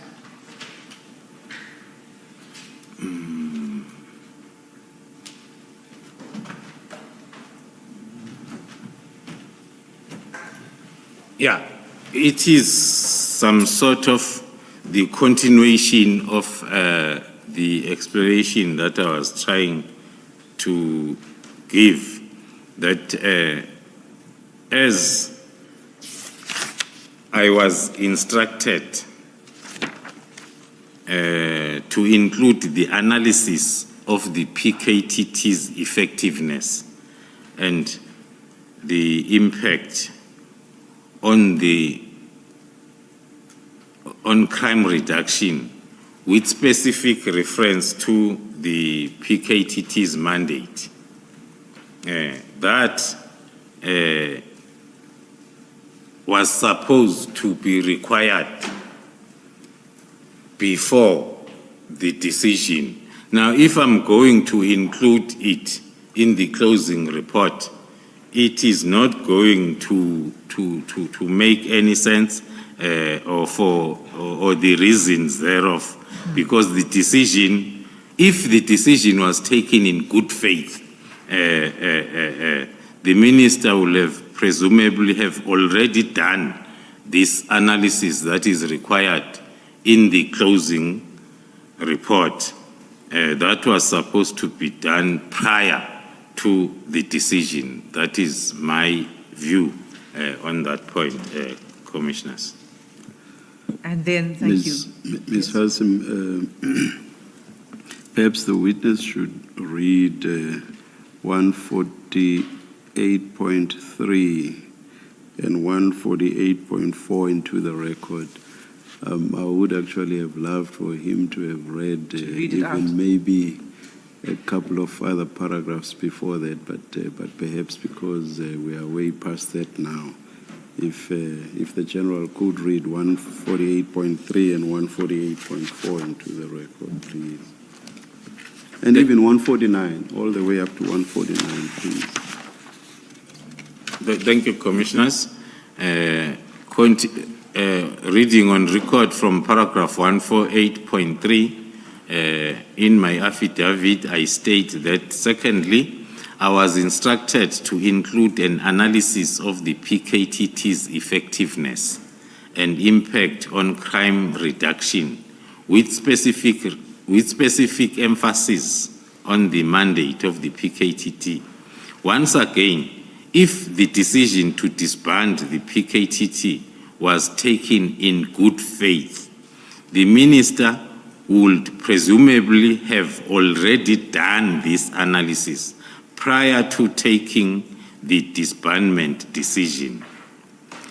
In his directive, the minister expressly stated that his observation was that further existence of this team is no longer required, nor is it adding any value to policing in South Africa.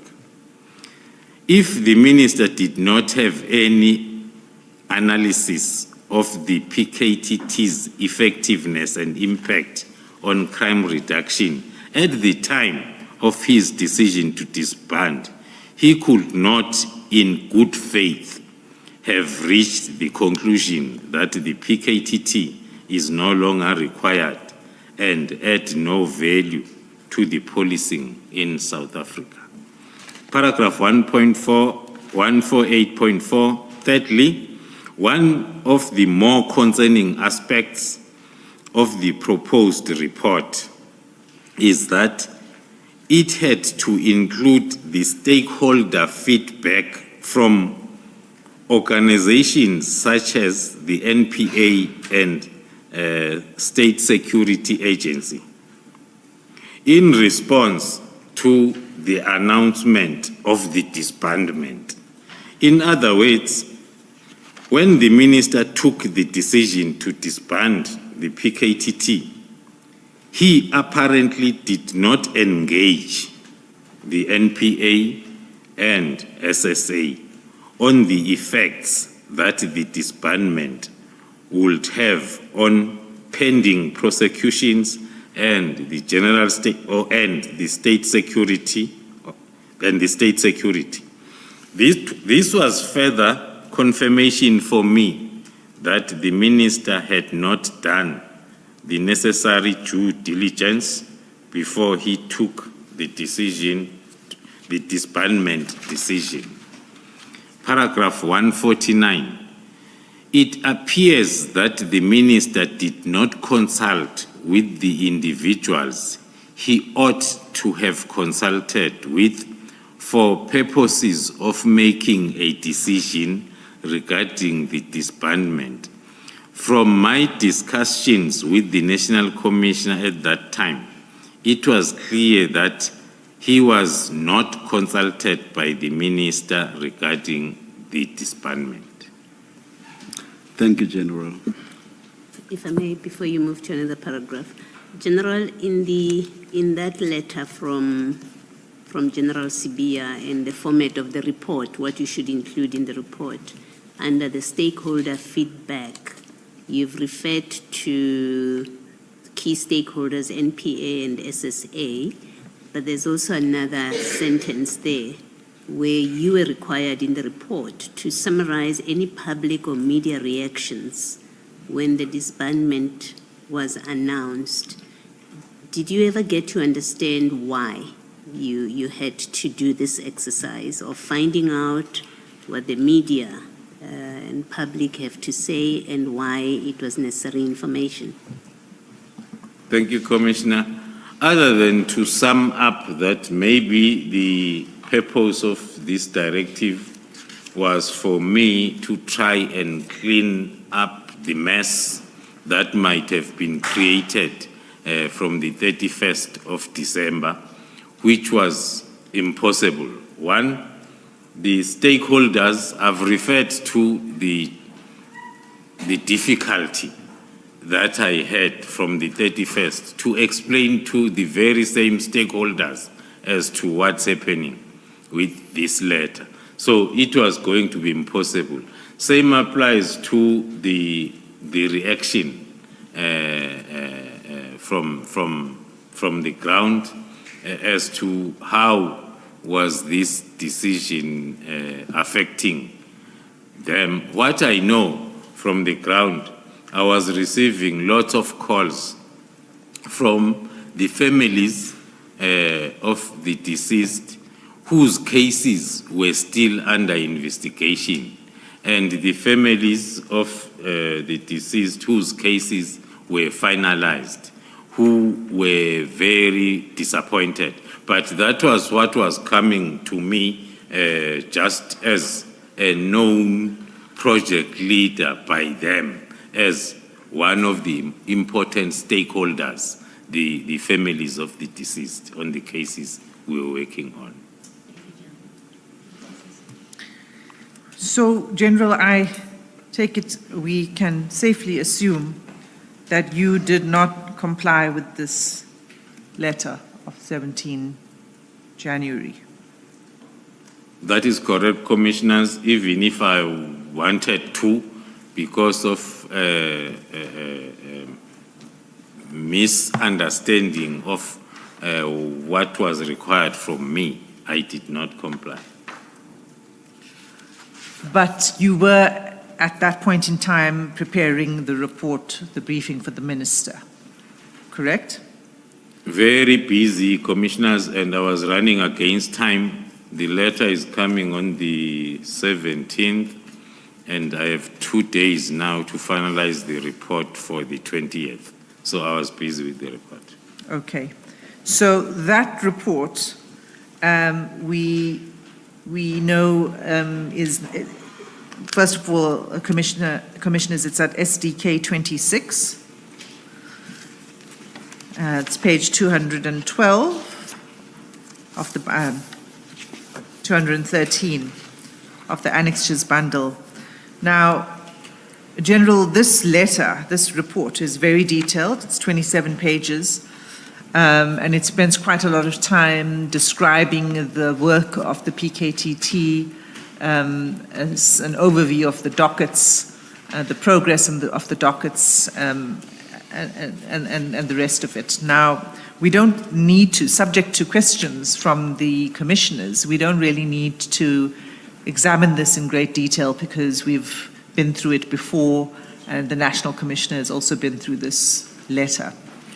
But what is significant in the letter, and it's something that you raise in your statement, is that your view was that there should not be a disbandment of the team. Yes. So can I go to paragraph 152 of your statement?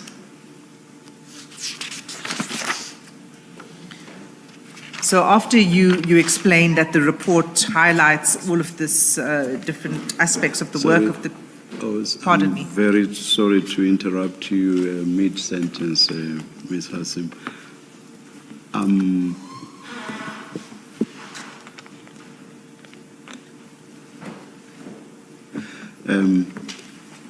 Annexure SDK 26, only the cover letter at page 212 is legible. The report itself is illegible for the most part. My apologies, Chair. I was aware that these copies were not legible and requested that more legible versions be placed in your files. And we can certainly do that. Please. In this other bundle, this is the one with the CJCs, starting CJC 8, does it? I think so. To all the way to CJC 21. It does have a legible report, but may those be sorted out for us, please. I think what happened, we Chairman... can't, whilst going through the Sure. SDKs, then have to go to the CJCs. Thank Absolutely. You. Thank you very much. I think there was confusion in carrying out that. We'll make sure that it's replaced with a legible copy. For now, Chair, may I request that any questions or references to it, to use the CJC version. Thank you. But thank we will you. correct the, what page is it on?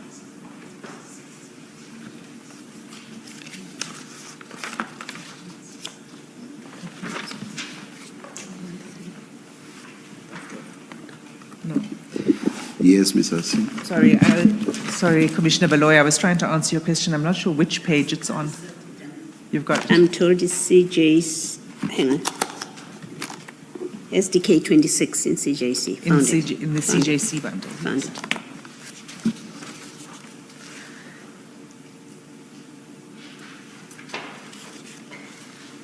So, sorry, General, is your copy legible of SDK 26? Yes, yes, it is. Thank you. Okay, so in paragraph 151 of your statement, you describe general overview of what it is you addressed in the long report, SDK 26.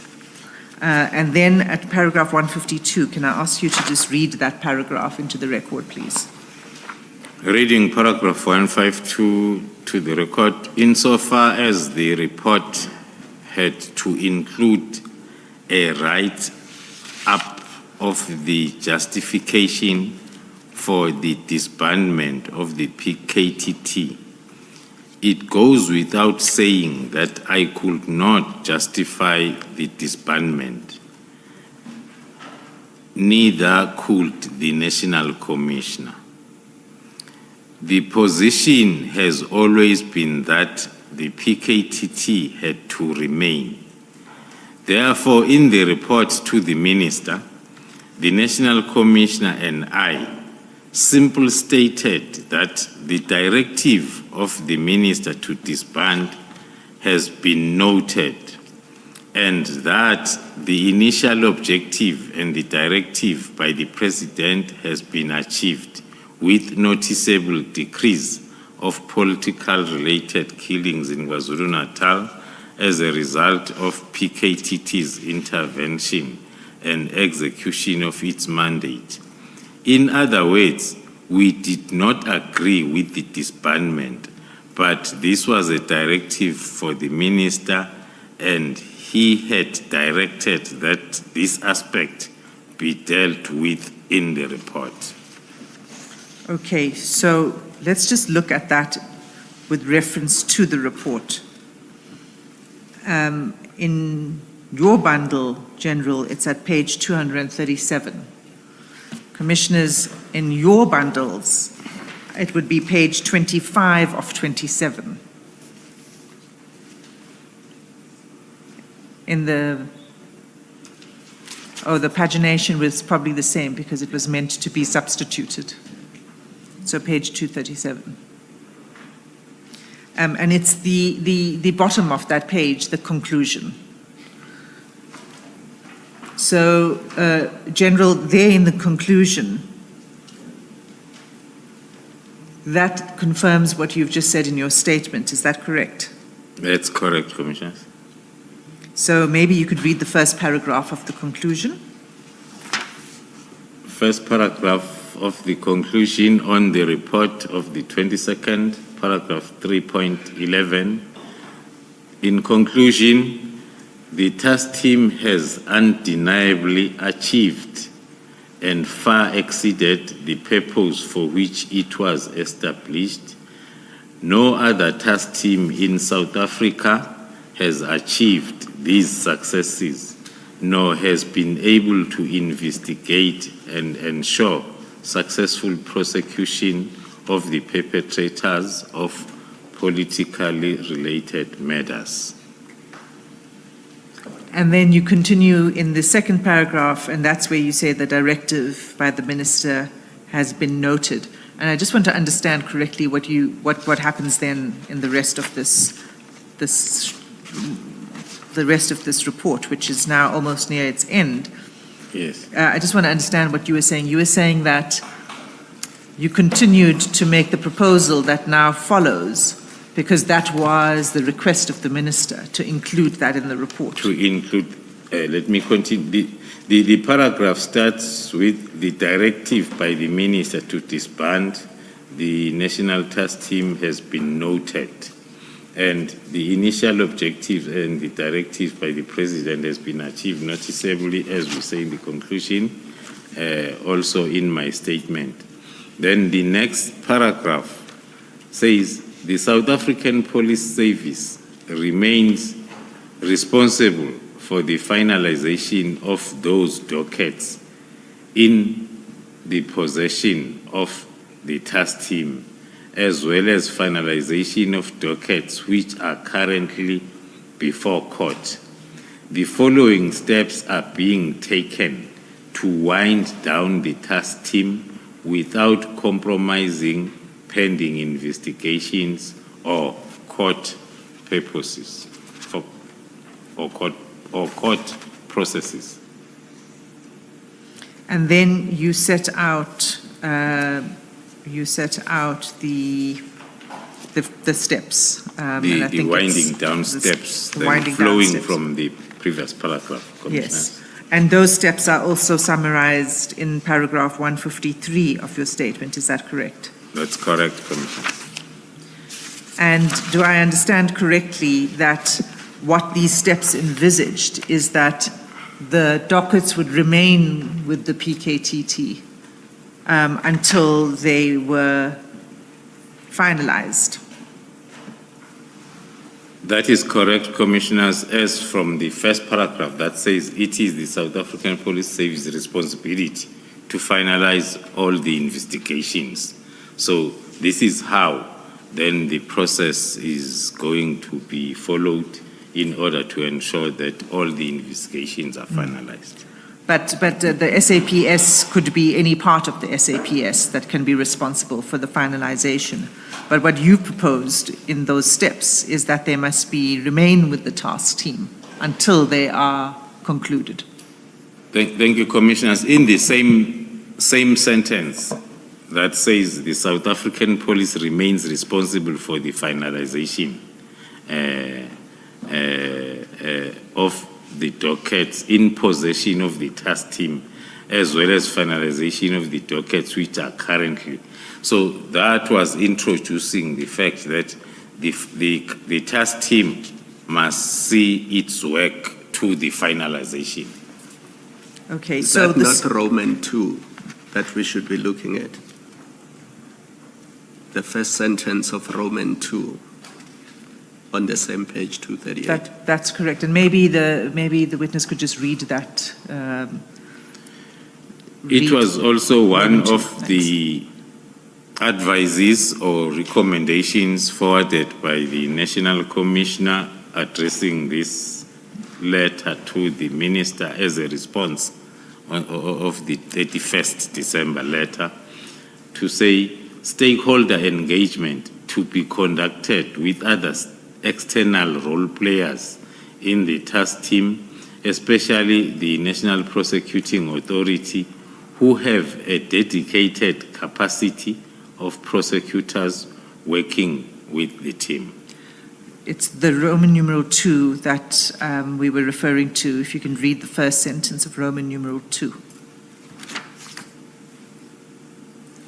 On the report. Yes. The 128 case dockets which are under investigation and allocated to the National Task Team will be retained by the team, and investigations will be finalized. An audit will be done of those dockets that are still under investigation in order to establish which dockets can be returned to the station of origins or allocated to other investigating units within SAPS. Okay, so at that point in time, there was still 128 case dockets. They reduced as time went on. As discussions were ongoing. Yes. Yes, Commissioner. And then in Roman numeral 3, you proposed that no new dockets would be taken by or allocated to the task team. That's correct. And then you went on that the dockets that are currently pending at the courts will remain with the task team. And you explained why. The challenges, if you didn't do that, you explain it, and it's there maybe you could just read from The- the middle of Roman numeral 4, new investigating officers. Yes, the reasons provided under Roman figure 4, talking to the 115 case dockets, will that if they are allocated to the new investigating officers, those new investigating officers that are not familiar with evidence in the docket will make then the investigation to be unsuccessful. And also witnesses will not be willing to cooperate and testify due to lack of trust to the new investigators. As a witness, investigator A takes a statement from you and you move along with the prosecution. Now, in the middle of the case is on trial, that witness now must go on trial and testify. Then a new investigating officer comes and say, let's go. So we were trying to raise that maybe all these were not thought of during, but were going to be raised if there were consultations.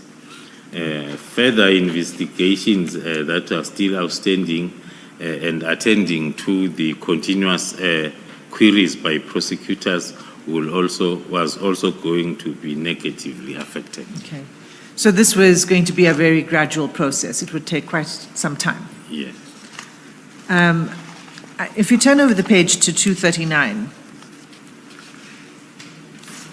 at Roman numeral 7, you speak about the multidisciplinary approach. 6. My copy is also not that legible, Chair. Thank you for the correction. It's 6. You talk about a multidisciplinary investigative approach that will be applied. Can you just explain what you are referring to in that paragraph? What is it that you were proposing, you and the National Commissioner? Thank you, Commissioners. Yesterday, I stated that in all our reports, we are trying to maintain this view because that's what we believe in. Same applied to this report, that we are saying this multidisciplinary investigative approach, which we in short refer to it as analysis-led, more analysts than investigators, and prosecutor-guided investigation that is currently applied by the task team will be adopted. Now, it was the National Commissioner informing the Minister that it will be adopted and used to serve as a benchmark for the realignment of contract killings and organized crime investigations, and further directives will be issued in this regard. So what do you mean here? Are you saying that the model of the PKTT then would be used as a benchmark? It would be replicated for the purposes of organized crime investigations and contract killing investigations? Yes, Commissioners.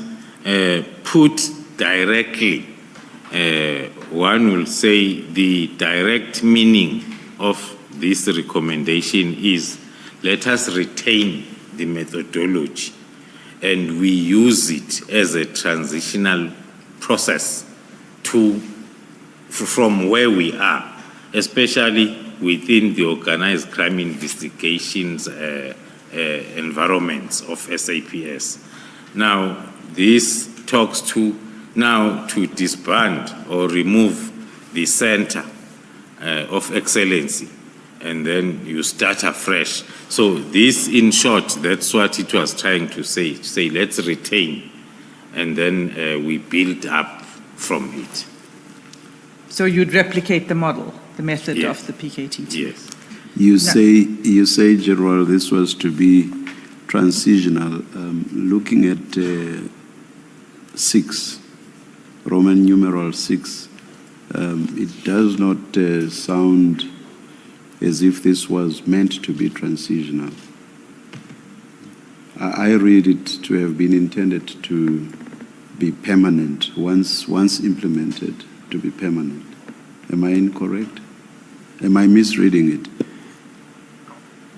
The interpretation, thank you, Commissioner's Chair, the interpretation might be right from the chairperson's point of view, but if read as a whole, that paragraph, it starts by explaining the multidisciplinary investigative approach. What is it?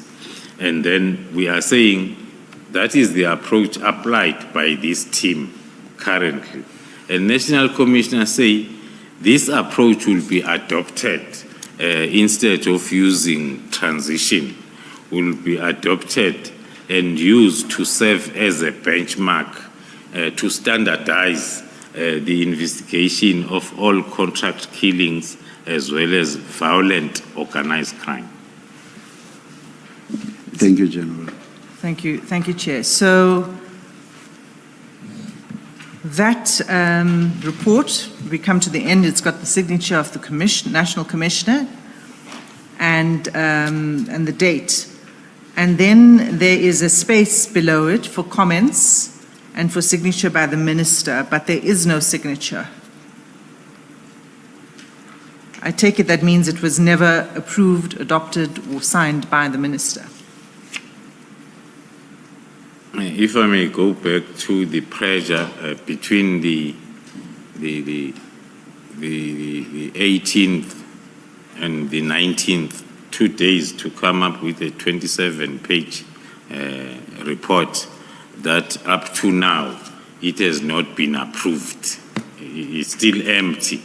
So that will mean the hard work put during those 28 hours came to nothing because the report is not approved or not signed, or it's. So what was the response of the Minister to this? Was there any response from the Minister to this letter? Was there a verbal response? Was there some other written response from the Minister? Thank you, Commissioners. From the compiler's point of view, there was no response. Even after inquiring from the writer, who is the National Commissioner, I got feedback that there was no response up to date. So the next thing that happened then, according to your statement, is can you tell us what happened then on the 4th of February?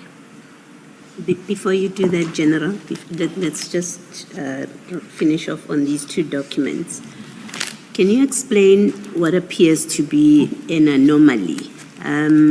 We earlier looked at the email from Brigadier Letoko, where she says to the Deputy National Commissioner, your office is further, this is the email we looked at earlier, on the email of the 7th, I think it is. It says, your office is further requested to submit a close-up report to be submitted on 14 January for NETCOM consideration and sign-off to the Minister. So there's that direction from someone who's sitting in the office of the National Commissioner. And then on the 17th, which is later than the 14th, on the 17th, you then have that document that you were looking at from General Sibia, which tells you what he requires, the information that you're supposed to report on. And then that's on the 17th of January. And then on the 22nd of January, you and the National Commissioner are submitting or completing this report that you were discussing now, which is completely different in content from what the Deputy National Commissioner Sibia required of you in his letter of the 17th. Now, the Letoko email suggests there's an instruction from the National Commissioner. Well, on its terms, it says there's an instruction, but it suggests that it comes from the National Commissioner because it comes from that office, at least on the face of it. Yes. And then General Sibia appears to act in accordance, I say appears, on the face of it, by writing to you on the 17th with all of those directions and instructions. But then the National Commissioner works with you to prepare a completely different report. How does one explain this anomaly? Or how do you explain it? What is your understanding of what happened that see us having this letter from General Sibia, and then you have a completely different report from the National Commissioner, as if they were not talking to each other? Thank you, Commissioners. Attempting to explain this anomaly, one will summarize maybe the chain of events as I had given in details, that the email that I received on the 7th, that is talking to the due date of the 13th, I did not do anything because I could not understand. So that is the first part of anomaly from my side, that I receive an email with one line and there is no attachment. I have lots of questions that I'm asking myself, and when I ask those questions from the Deputy National Commissioner, I don't get clear answers as to what must happen. That's anomaly number one. Hence, then I took a decision after making a call to the National Commissioner who's on leave. I took a decision to wait until the 14th when he came back. Indeed, he came back. We had the discussion that I've explained in details, which came up with two resolutions to prepare for the briefing of the minister on the 16th on the issues that I've highlighted on. Then the other anomaly now comes with this directive or letter dated the 17th to me, because the last due date that I was given and it was not met was the 13th on the email. Then it died natural death. That is anomaly, that 13th. Then on the 17th, when I receive this, it gives the previous day as a due date, other than the fact that as we were going through, other than the fact that it was not easy to understand and not easy to, and also the other factor that one has to put that led to this anomaly. On the 14th, during the meeting, I had to share with the National Commissioner my confusion since the 31st of December up to the 7th of January, the one-line email. Then that's when he said, okay, now me and you are going to work on this. So the first thing, let us prepare the briefing of the minister on the 16th on these separate issues. And then let us also prepare the report for the 20th as a due date. I'm asking a more direct question. Maybe it wasn't clear, General, and I apologize for that.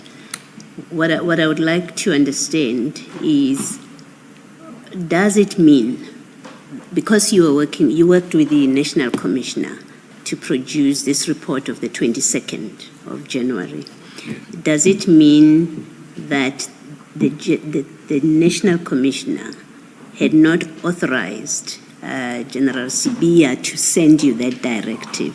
That's what I'm trying to understand. And because you had been discussing and talking to the National Commissioner, you would know what the position was. Thank you, Commissioner, for simplifying the question. It's much easier. The response will be exactly that. From the meeting of the 14th, the agreement was we are working with the National Commission, myself and the National Commissioner on this process. Now, when the letter of the 17th come, confusing and contradicting itself as it is, but I did not consider complying with it because I had this other plan and the arrangement and the instructions from a more senior officer. In short, is it correct, would it be correct to characterize it this way?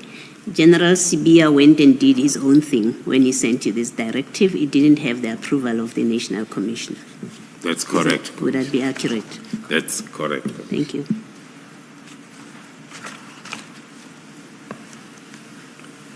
Thank you, Commissioner Baloyi. So this was in response to the directive from the Minister that a preliminary report must be provided by the 20th of January. And the directive of the Minister goes on to say the final and closing report must be submitted to the Ministry-Management Executive Committee meeting late January 2025. The date of which will be communicated as soon as possible.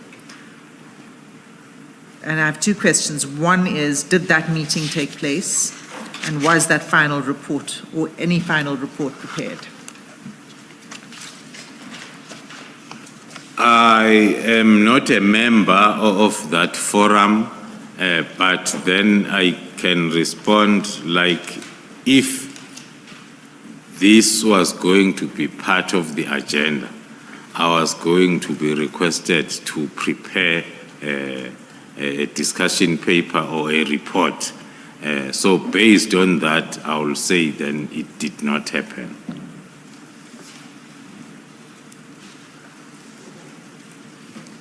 Okay, so that was 22nd. The next thing,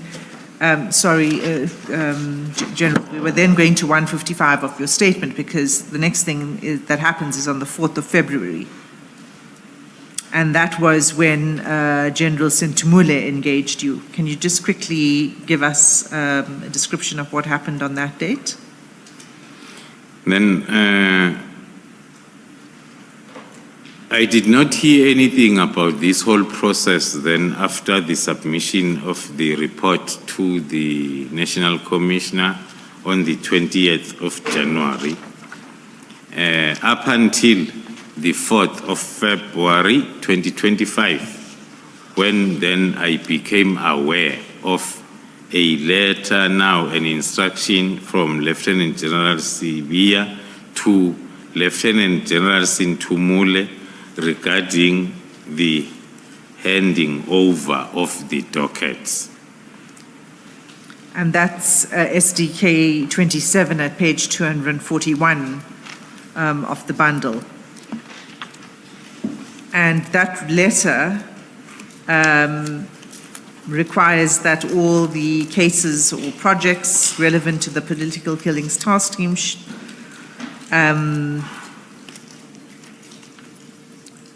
should be, I think it was that it should be provided to or handed over to General Sintumule. Is that right? Yes. The Divisional Commissioner Crime Intelligence and the Divisional Commissioner Detective Services, which is Jan Sintumule, we are both reporting to the same Deputy National Commissioner.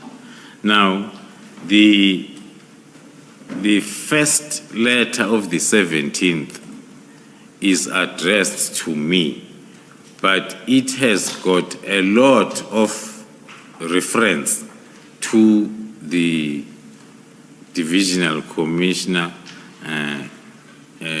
Detective Services, but it's only addressed to me.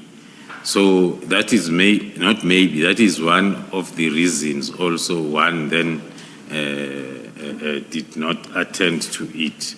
Over and above that, the process was continuing with the National Commissioner. Now, on the 4th, this one now is addressed to the Divisional Commissioner, Detective and Forensic Services alone, only, from the same supervisor, giving... So you were not copied? I became aware of it, but it was not addressed to my office, to me. The directives were for the addressee.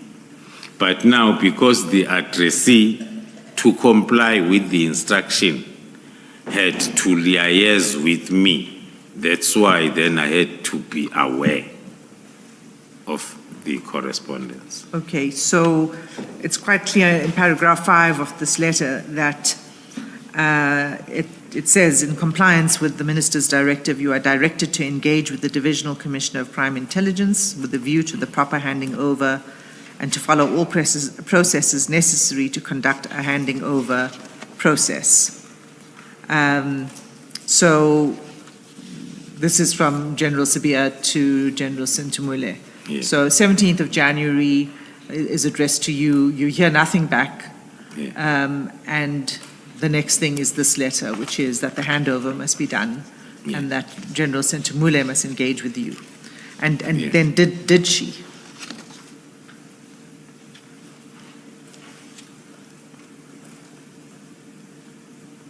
Did she engage with you? Yes, she did. She did engage with me, not even once. She did engage with me plenty of times, General Sintumule. She engaged with you many times? Yes, many after times. This letter? After this letter, with reference to paragraph 5 of the letter. So when she engaged with you, she was asking you to hand over the dockets Yes, and to comply with the instruction, report. because it's her who has been instructed. So mine is to take the dockets that I'm accounting for and give to her so as she can comply. And did you? Yes, I did. I did give the dockets to her. When did you give it to her? The date, it's supposed to be further down my affidavit. There were 2 dates when the dockets were handed over.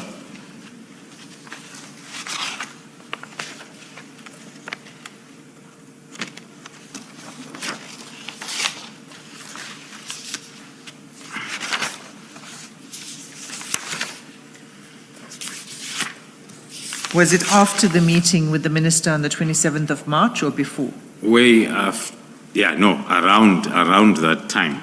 I think the 28th, the first batch of dockets were handed over, and then the following month, the 3 remaining dockets, then I handed over to her.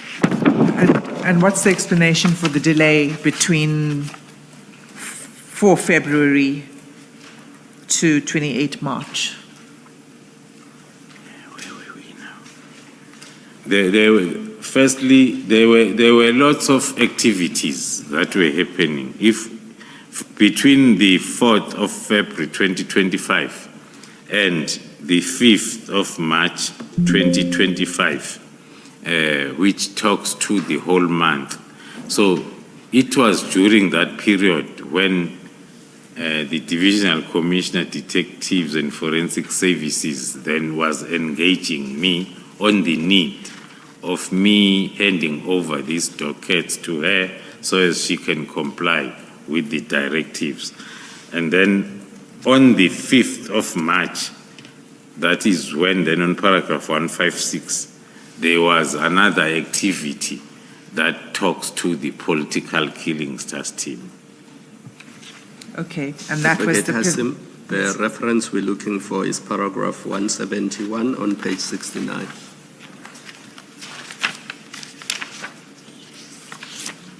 Yes, the 28th of March was when it was handed, when dockets were handed over. That's correct. Thank you, Commissioner Khumalo.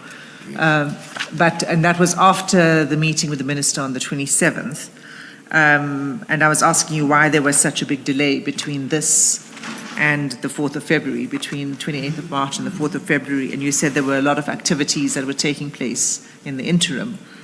Yes. Right? And one of them is the 5th of March, appearing before the Portfolio Committee, where you made a presentation. That is correct, Commissioner.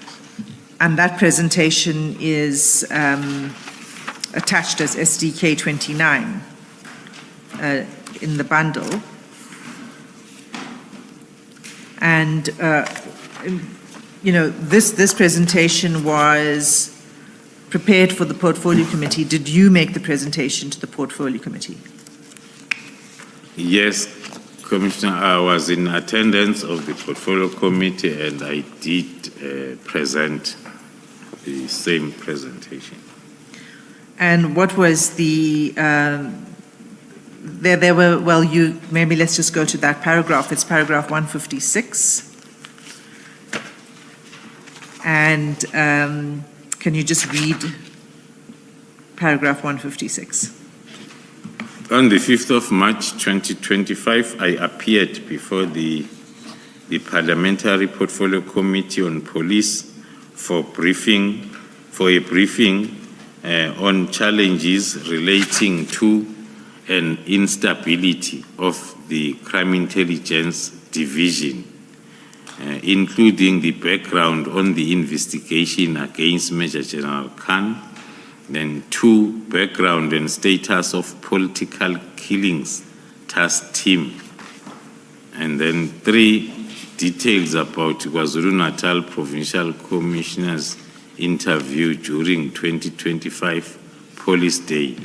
Okay, that was in line with the invitation from the Portfolio Committee. 2 of the issues that were on the agenda were going to be presented by myself, and 1 was going to be presented by Provincial Commissioner Kaiser. So you were requested by the committee to address these 3 topics? These topics. Well, okay, you and the Provincial Commissioner. Yes. Okay. So one of the topics, as we know, is on the PKTT.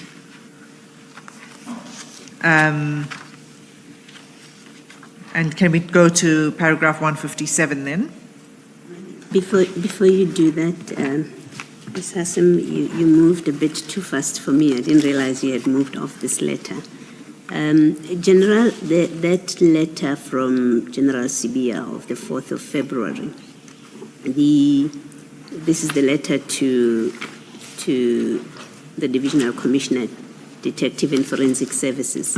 Now, the last paragraph, 7, at page 242, it says you are required to ensure, this is to General Sintumule, you say, you are required to ensure that this is done within 7 days after listing what it is that is required of him. It says you are to do this within 7 days, in also considering the content of the attached correspondence sent to the Divisional Commissioner, which you will also ensure that the closing report is submitted as per the directive of the National Commissioner.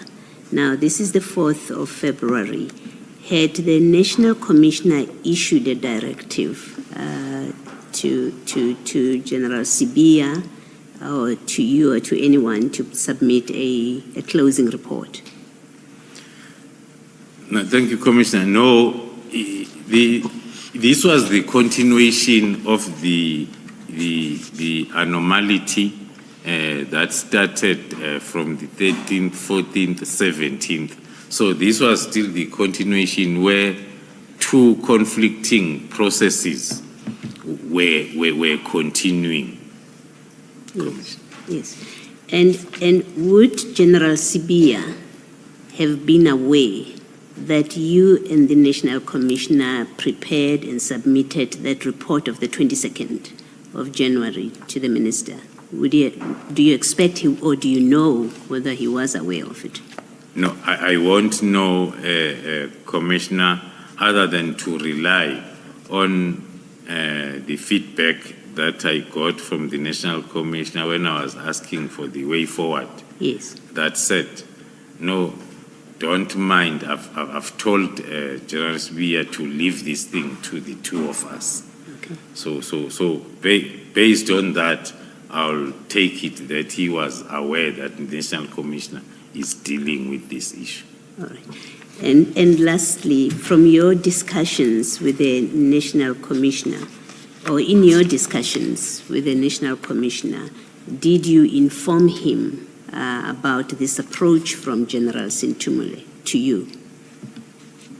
The National Commissioner, did you, now that... with specific reference, Commissioner, to the letter dated the 17th. The letter of the 17th, but also that General Sintumule has now spoken to you because of this latest letter from General Sibia? Well, yes, Commissioner, I was continuously updating the National Commissioner every time I receive a letter that is contrary to what we are doing. Then I'll report and share the letter with him. okay. And do you know if he ever spoke to General Sibia about this parallel process? I won't know, Commissioner, if he did speak. Thank you. Thank you, Commissioner. Thank you. Okay, so we are in March at the Portfolio Committee, and you'd been requested by the Portfolio Committee to address those three topics. One of the topics relates to the PKTT, and you made a presentation on the PKTT to the Portfolio Committee. Now, your presentation is here as SDK 29, and it's quite long, and we don't really need to go into the weeds on it. But as I understand it, it's in two parts. The first is on crime intelligence and the work of crime intelligence, and the second part deals with the PKTT. Is that right? That's correct, Commissioner. And if I can just turn then to page 273 of that presentation.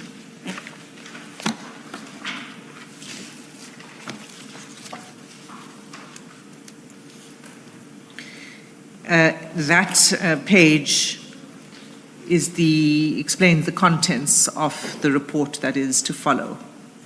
And the headings, if you can just read out what the headings are. The headings that were included in the briefing to the Portfolio Committee, the first one was the background of the political killings task team, followed by the funding and expenditure since inception. And then the third one, successes achieved. The fourth one, the current status of the political killings task team. Okay. So in this presentation, apart from the background and the update on the work, much of this has already been presented to the Commission by yourself and by General Mkhonazi. There is a slide that deals with the budget.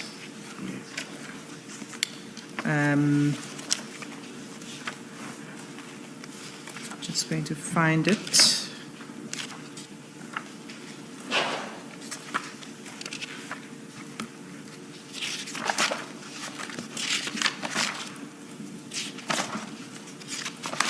It's page 277.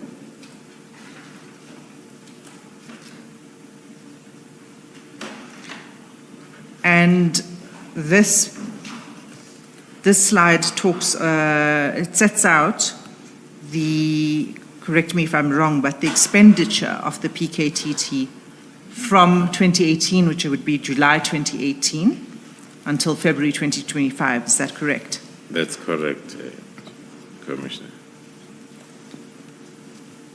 And all of these, can you explain to the Commission where this information comes from and whether it was in line with the budget that had been approved for the PKTT?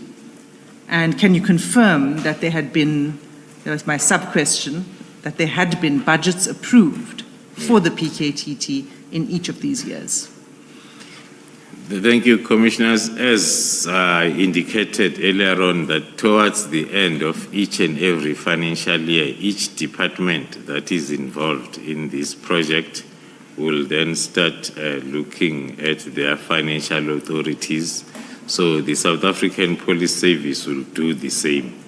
Hence, then there will be an application for both the approval for the extension as well as the budget thereof. So it will be in one approval.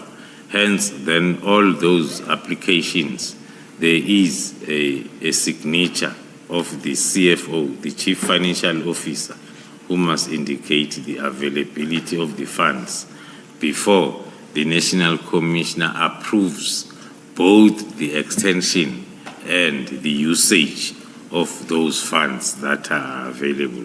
So the report on this specific day was prepared by the Chief Financial Officer's office and also presented by the CFO in the portfolio committee as she was in attendance. So it was the figures that are from the system that is managed by the CFO. Hence, then on the far right, we will see the figures of expenses. Then from the financial authority or the application, there will be an application for an estimated budget. But in this report, then what is reflected on the far right are the actual expenses for that particular period. Thank you. Now, this goes up, General, up until February 2025. And I think from there onwards, what we have is in the exhibits bundle. And if we could look at the bundle, the file 1 of the exhibits.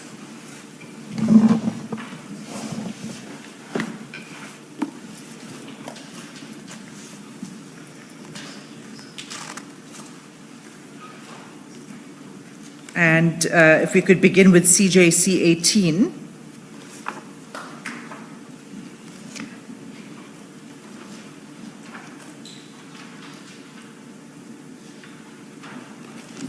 You've got it?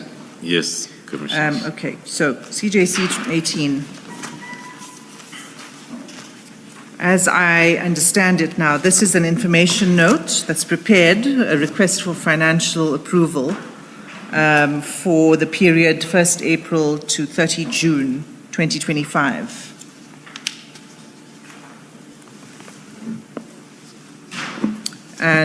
So, Ms. Hazim, if we are going to be much longer, may we take an adjournment and resume at 4:15, please? thank you, Chair. Let's adjourn.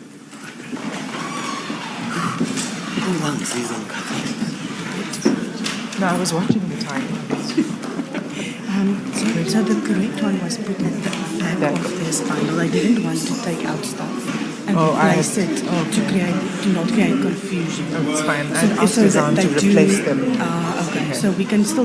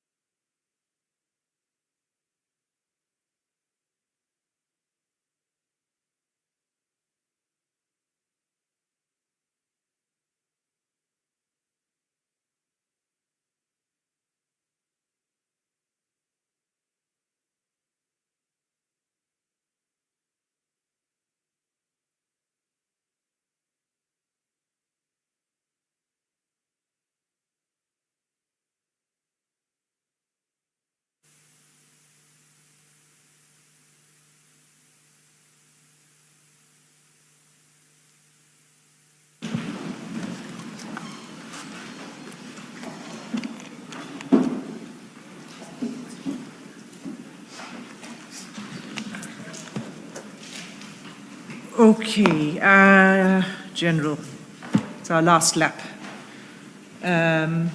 We were dealing with the budget. And where we were was CJC 18. This was a request for financial approval for an extension for the period 1 April 2025 to 30 June 2025. Is that right? That's correct, Commissioners. And did you prepare this note? Yes. Yes, I did. And if we can just go to page 132.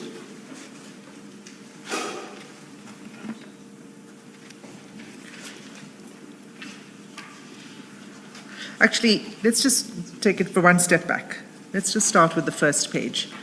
You begin this information note by explaining that this comes after the directive of the minister to disband. That is correct. So you then go on to explain why you're continuing to make this request. So perhaps you can just explain that with reference to paragraph 3 of the background.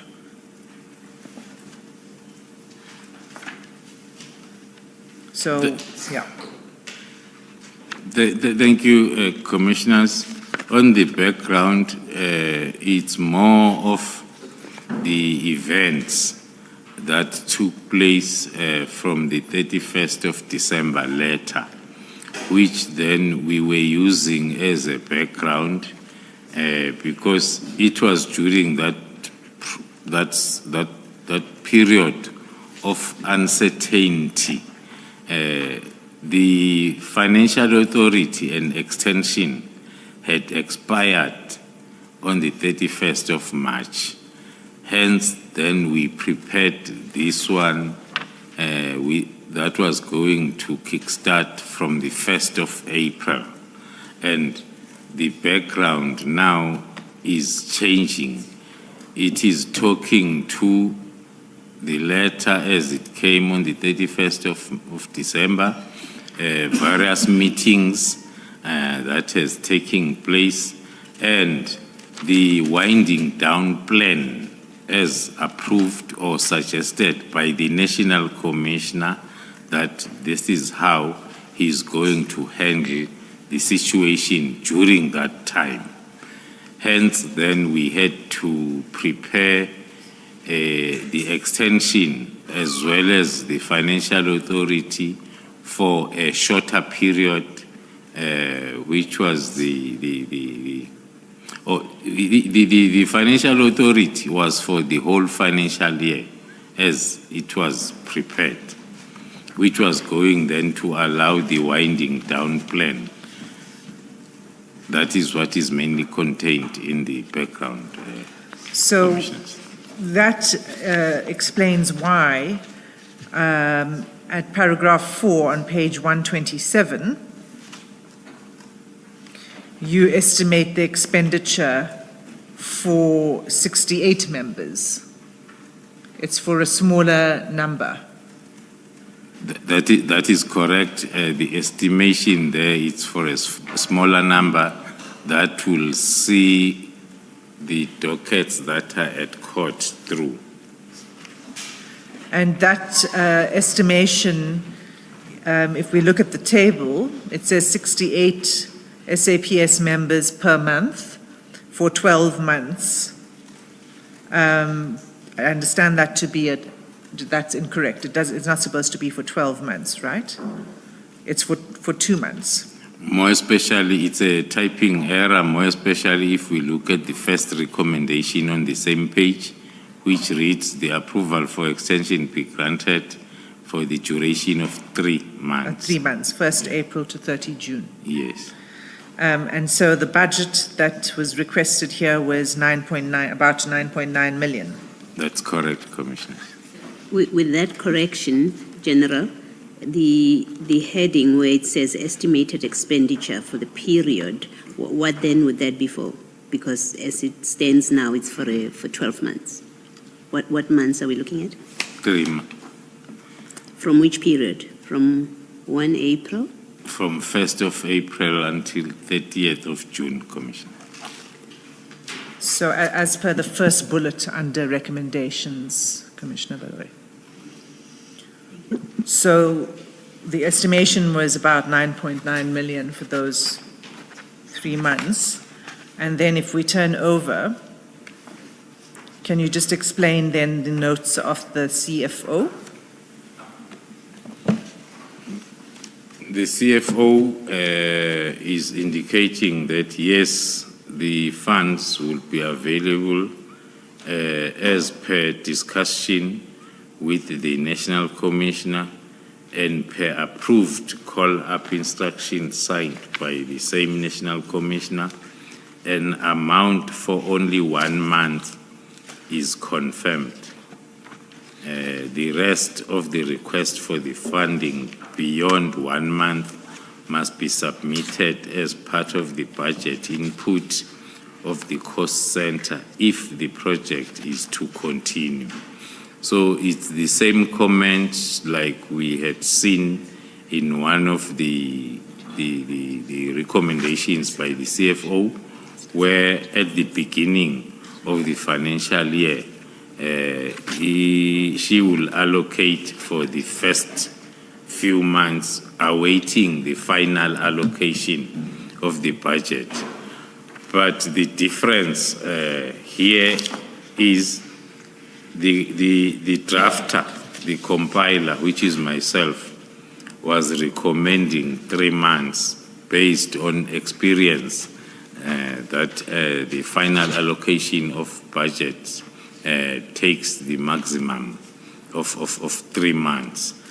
Now, the discussion between the CFO and the National Commissioner overruled the 3 months and went to 1 month. So one can be of a view that maybe it was because of the uncertainty around the task team extension. So the approval then was for 1 month. That is correct. And the National Commissioner's signature was on 7 April 2025. That explains then why there's a request, a second request that's made, and that's at page 130, and it's CJC 19. And that's, again, a request for financial approval for the period 1 May 2025 to 31 July. Is that right? That's correct, Commissioners, for another 3 months. And as with the previous request for approval that we just read, you set out the background to the request, and then you set out the amount that you are requesting at page 132. Yes, Commissioners. And here you estimate expenditure for the period 1 May 2025 to 31 July 2025 for this time 56 SAPS members. So is this in line, again, with the phasing out? It is in line with with the winding down, because the National Commissioner's proposal was, as the case is finalized, those that were dealing with the case will withdraw. And then that's why the numbers kept on going down. And what was the budget you requested here? It was 8.4 million, and then the funds that were made available by the CFO were 13.2 million. Reason being, if we look at the period it starts from the 1st of April. Her recommendation includes the month that we had the authority for already. They do that for their cost center policies, that if you have the financial authorities that are 1 month each, it makes their maybe work difficult. Hence, there was an approval of the April 1 month. But then when we apply for 3 months, then she recommends 4 months. It means she's reversing and starting from the 1st of April.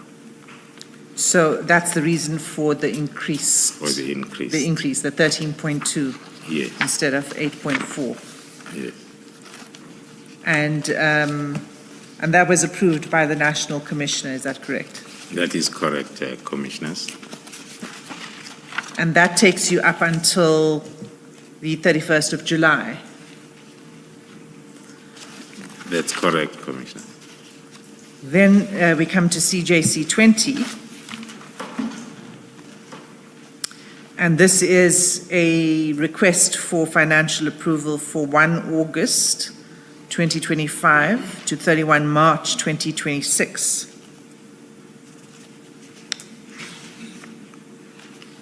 That is correct, Commissioners. Now, this one is for the remainder of the financial year, as the applications have been done in drips and drabs periodically. Now, this one is for the whole financial year. So why is this one now for, the ones that were done earlier, you said, was because of the uncertainty, and so there were small extensions. Why is this one for a longer period? Firstly, the budget allocations had been finalized, and then secondly, one being part of, as I've said, that this was the period where there were lots of factors affecting the decision making. So from the application of 3 months as it's a norm, whilst waiting for the final allocation of budget, then instead 1 month is approved. And then the next batch it's 4 months. Then this time around, if now we can link this with the other parts of my affidavit, it was after the long sought after reasons for the disbandment were starting to be clear, or they were clear that they are not genuine. So then the application can be now for the whole month as powers vested on the accounting officer to approve the budget of SAPS. You say general allocations had been done as at this stage. Were these allocations done in accordance with the original PKTT numbers, or were they done in accordance with the numbers that were dwindling? They were done in accordance with the last number that was dwindling. Thank you. So at this point in August, you felt emboldened to ask for financial approval for a longer period. From the compiler's point of view, Which is you? yes, the commissioners, the reason behind that is the understanding of the finalization of the allocation process. Because that's what we have been doing all these years. The first few months, maximum of 3 of the financial year, you are given the provisional approval. Then after that, then there is allocation. Then you will get then the approval for the whole financial year. That is the official reason from my side as a drafter. That's the official reason. Your official reason is then it's about the budget cycle. Yes. Okay. And you make the request then for 1 August 2025 to 31 March 2026. Yes. And can you just explain the table, the numbers and the amount requested? The number of members. So this is... The number of members now, it's 56. And then with all those allocations, it gives the total of 31.1 million. And that was signed,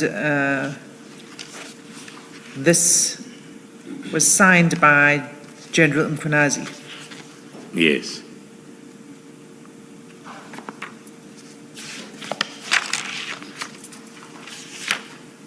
Not by you.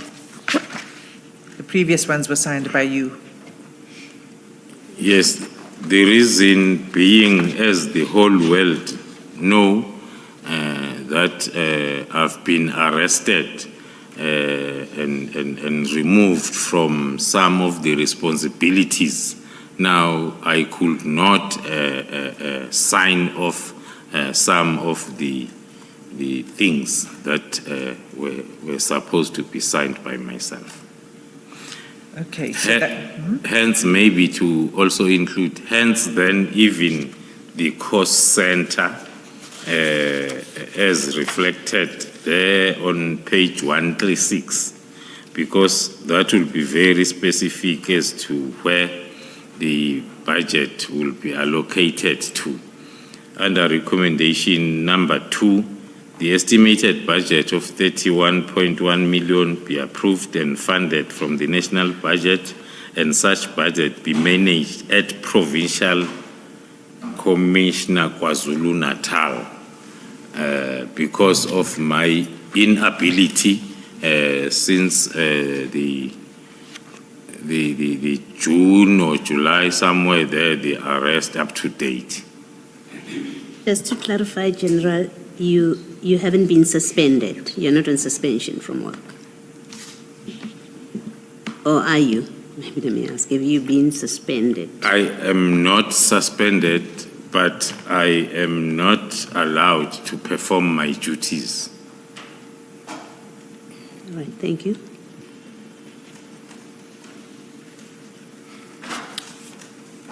okay, so that explains the signature then by General Mkhwanazi.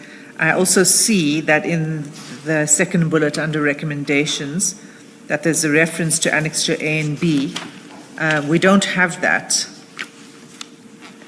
We don't have that in this bundle, but I think it would be important for us to get those annexures just to complete this set of documents. Would it be possible to get those? Which one? So it's the second bullet under recommendations on page 136. The second bullet.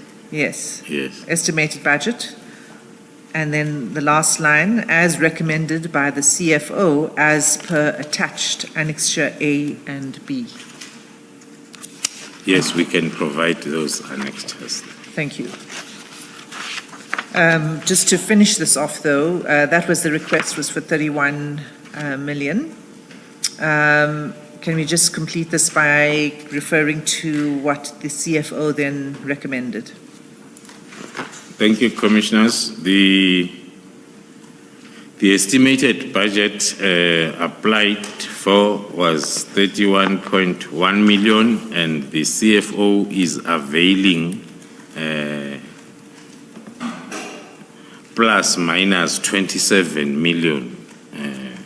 Reason being, that's why the CFO is explaining that the management of this budget should be such it is utilized up until the end of February 2025, which is a month before.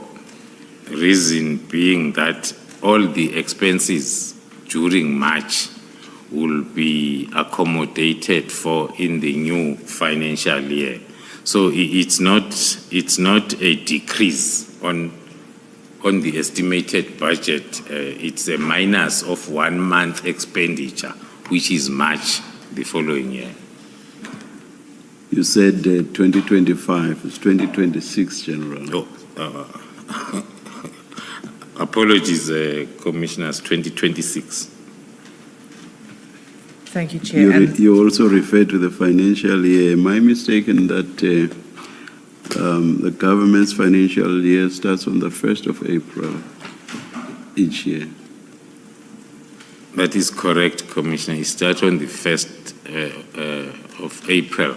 But the reason why the Chief Financial Officer made such a comment is this plus minus 27 million budget can be utilized up until the expenditure of the end of February. Then for the last month of the financial year, which is March, will fall on the new financial year starting from the 1st of April 2026. Thank you, General. Perhaps I realize perhaps I should have completed my question just so that it doesn't remain hanging. General, when I asked you that you are not at work and you confirmed you are not on suspension, you said you are not allowed to do your work. What do you mean by that? Who doesn't allow? Is it the National Commissioner is not allowing you to do your work? No, it is the bail condition. Thank you. And then, General, can you just finish with this document? So what the National Commissioner then noted.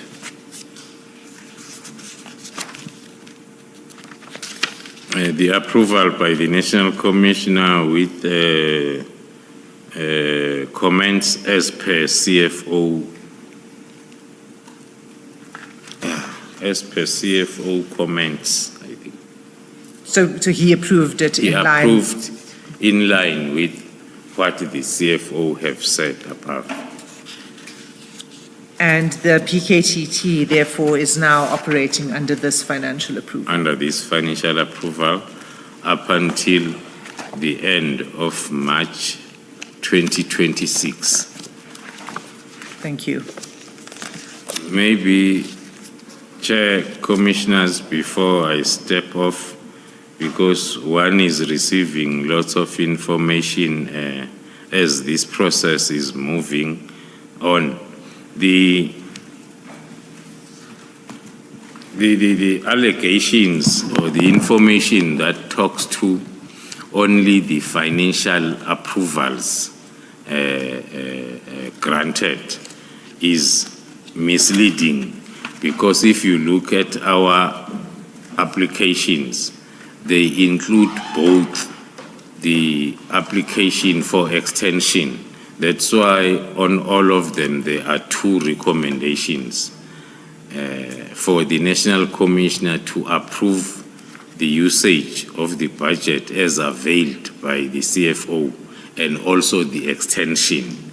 So the same document gives the approval of both the function and the budget thereof. Thank you, Chair. Thank you, General. So we started this discussion on the budget. It was an extension of what you had been presenting to Parliament on the 5th of March. So if we can just return now in our timeline back to 5 March 2025. I just want to ask you whether in this presentation to the Portfolio Committee, whether there were any concerns raised by the Portfolio Committee with the work of the PKTT that you'd presented. Thank you, Commissioners. One, looking at the invitation, and the agenda as provided by the portfolio committee, one will be of the view that it was informed by the current situation. Hence, it was talking to instability within crime intelligence division because of misinformation that was spreading almost every day in the social and print media.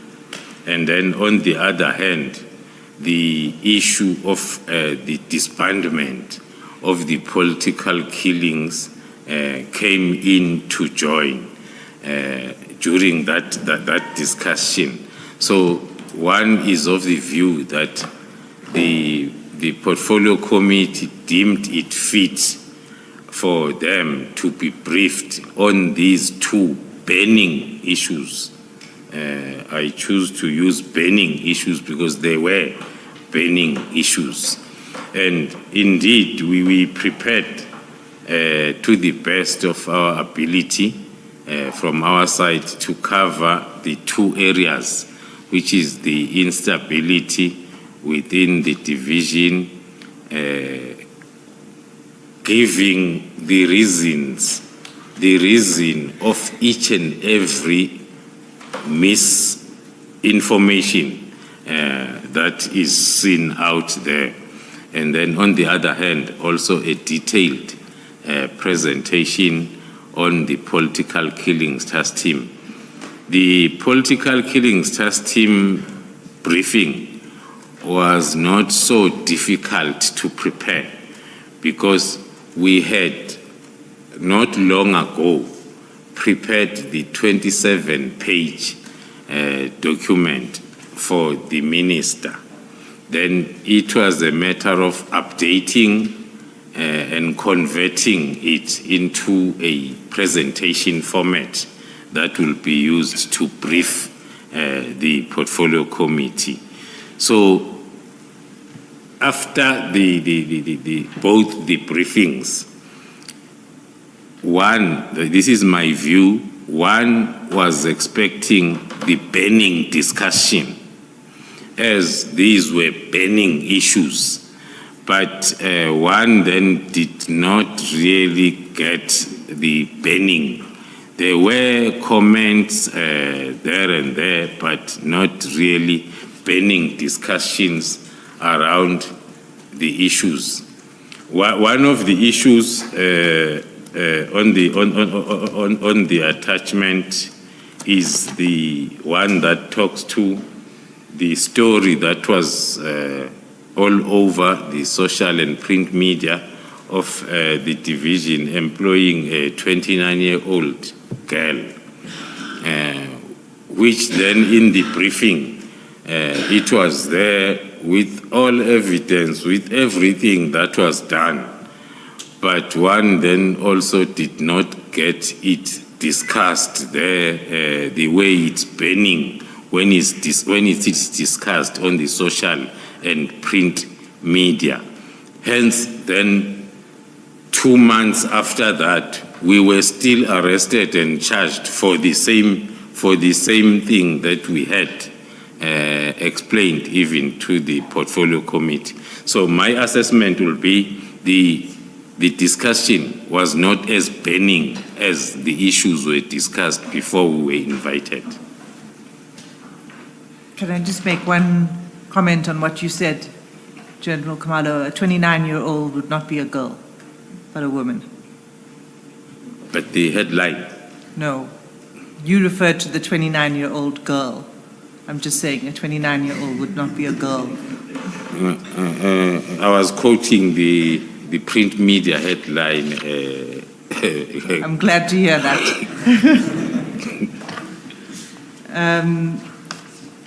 Okay, so that was the 5th of March, and then, as I understand, still on the 5th of March, you moved from the portfolio committee to a briefing with the minister.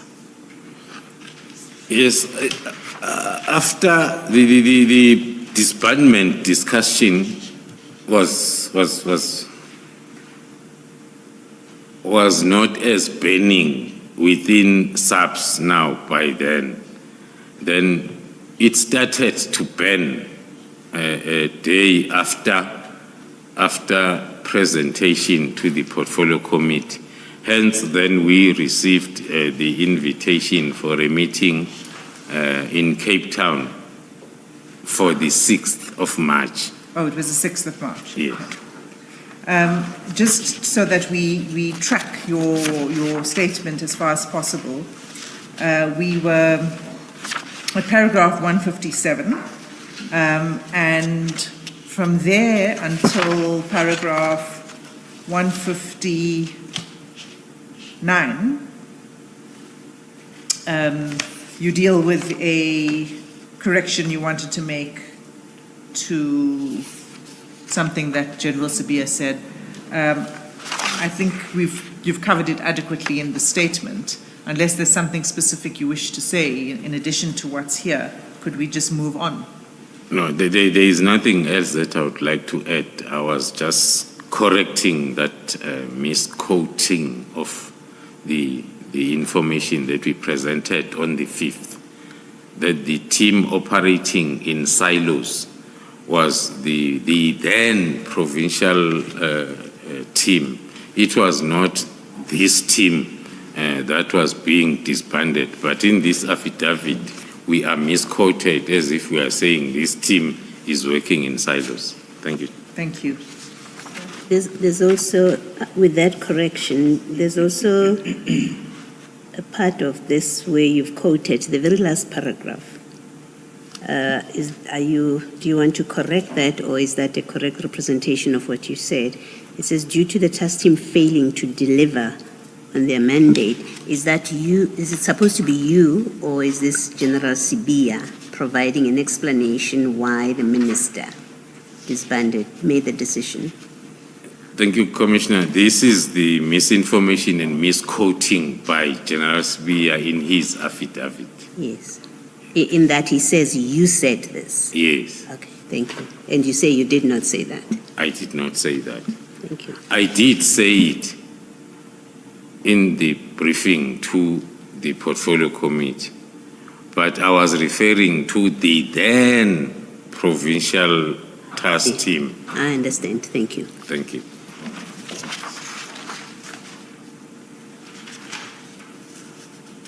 Okay, so let's turn then to the next, to 6 March. That's on paragraph 160 of your statement. You say that in preparation for the meeting, you proposed a plan in line with the recommendations that were set out in the 27-page report. Yes. Right? And Yes, that's, Commissioner. okay, and that's attached as SDK 30 in your bundle. And this briefing on the 6th of March, as I understand it, and please correct me if I'm wrong, again says to the Minister much the same thing as what is contained in that 27-page report, including a plan for a gradual winding down. Is that right? That is correct, Commissioners. We were guided by the invitation. The invitation was not saying, I need a briefing on PKTT. It was saying the meeting is about PKTT disbandment implementation. Hence, then the National Commissioner decided that we take the same process or information that was in the unsigned information note and we deduct it into a presentation in preparation for the meeting of the 6th of March in Cape Town. So this is the first time that you refer to a disbandment plan? Yes. In your Yes. briefing on the 6th of Yes. March. And the plan is, you've reproduced it at page 66 in the table. The overall activities that would have to happen to implement that plan. Yes, Commissioners. And first row says approval of disbandment plan. as an activity, and the responsibility is a Minister of Police, and the due date is 6 March 2025. Can you explain that? We had to prepare the disbandment plan correctly so with the activity, the responsible person and the due date for that activity, and then hence then this was included in the plan itself. But the plan, the presentation was in details explaining everything as it was explained in the unsigned information note of 22nd of January. Can I just ask why the dates on page 66, paragraph 162, differ from the dates in the action plan on page 300 of the annexures bundle?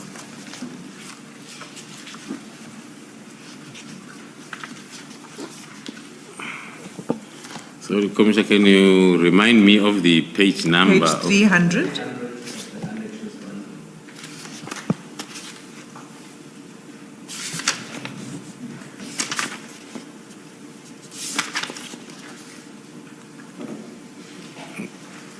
Thank you. And while you're there, General, that all of the dates differ, so you Yes. might want to explain this table. Yeah, the explanation was going to be covered as I move on with this affidavit, but to explain, these dates were informed by the meeting date, that as we meet on the 6th, we present, and then the minister approves on the 6th of March. Then, unfortunately, it was not approved. Instead, the meeting was rescheduled for the 27th of March. Hence, then the dates are moving now from the 6th to the 27th of March. So everything was going to be kick-started by the approval. If the approval is done on the 6th of March, then others are continuing. If the approval is done on the 27th of March, then other activities will continue. Is that what you refer to in paragraph 164, the last sentence, maybe the second last on page 67? Sorry, Advocate Hassan. No problem.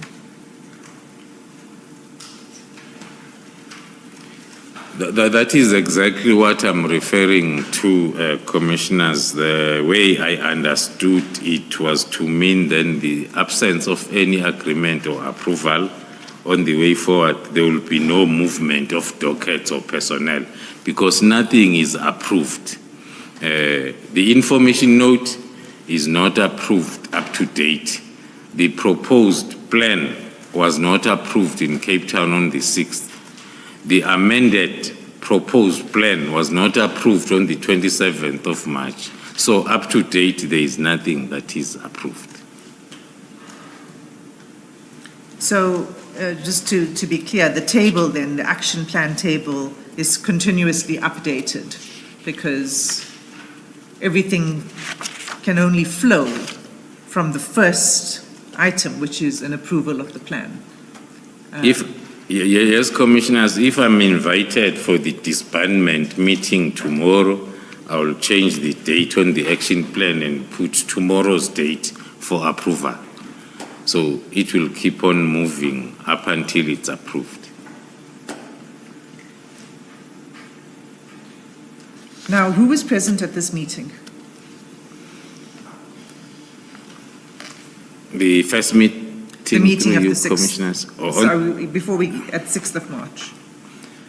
Presence in the first meeting in Cape Town, it was the Minister, the National Commissioner, the Deputy National Commissioner Policing, Lieutenant General Musigidi, the Deputy National Commissioner Crime Detection, Lieutenant General Sbia, the Chief of Staff in the Office of the Minister of Police, Mr. Nkabinde, the Divisional Commissioner of Detective Services and Detectives and Forensic Services, Lieutenant General Sintumule, and a Lieutenant Colonel then from the team, and myself.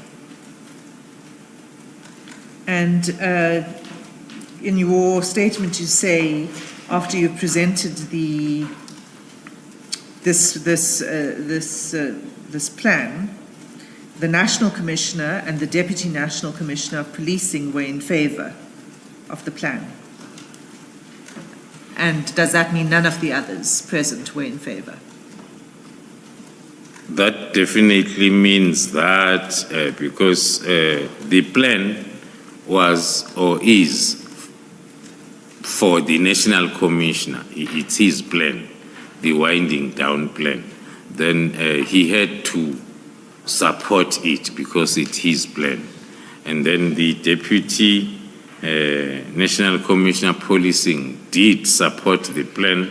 I remember very well even her words, and one of the reasons, because she said, if we disband now, as the letter says, and we say all the members must go back to their respective stations, then a member from Cape Town, by the time he arrives in Cape Town, he gets the subpoena to go to Mtuba KZN to attend the court case. And then he comes back. By the time he arrives, then General Musigiri said that will be not so nice or good or possible for the members to continue with these cases whilst they are back to their stations of origin.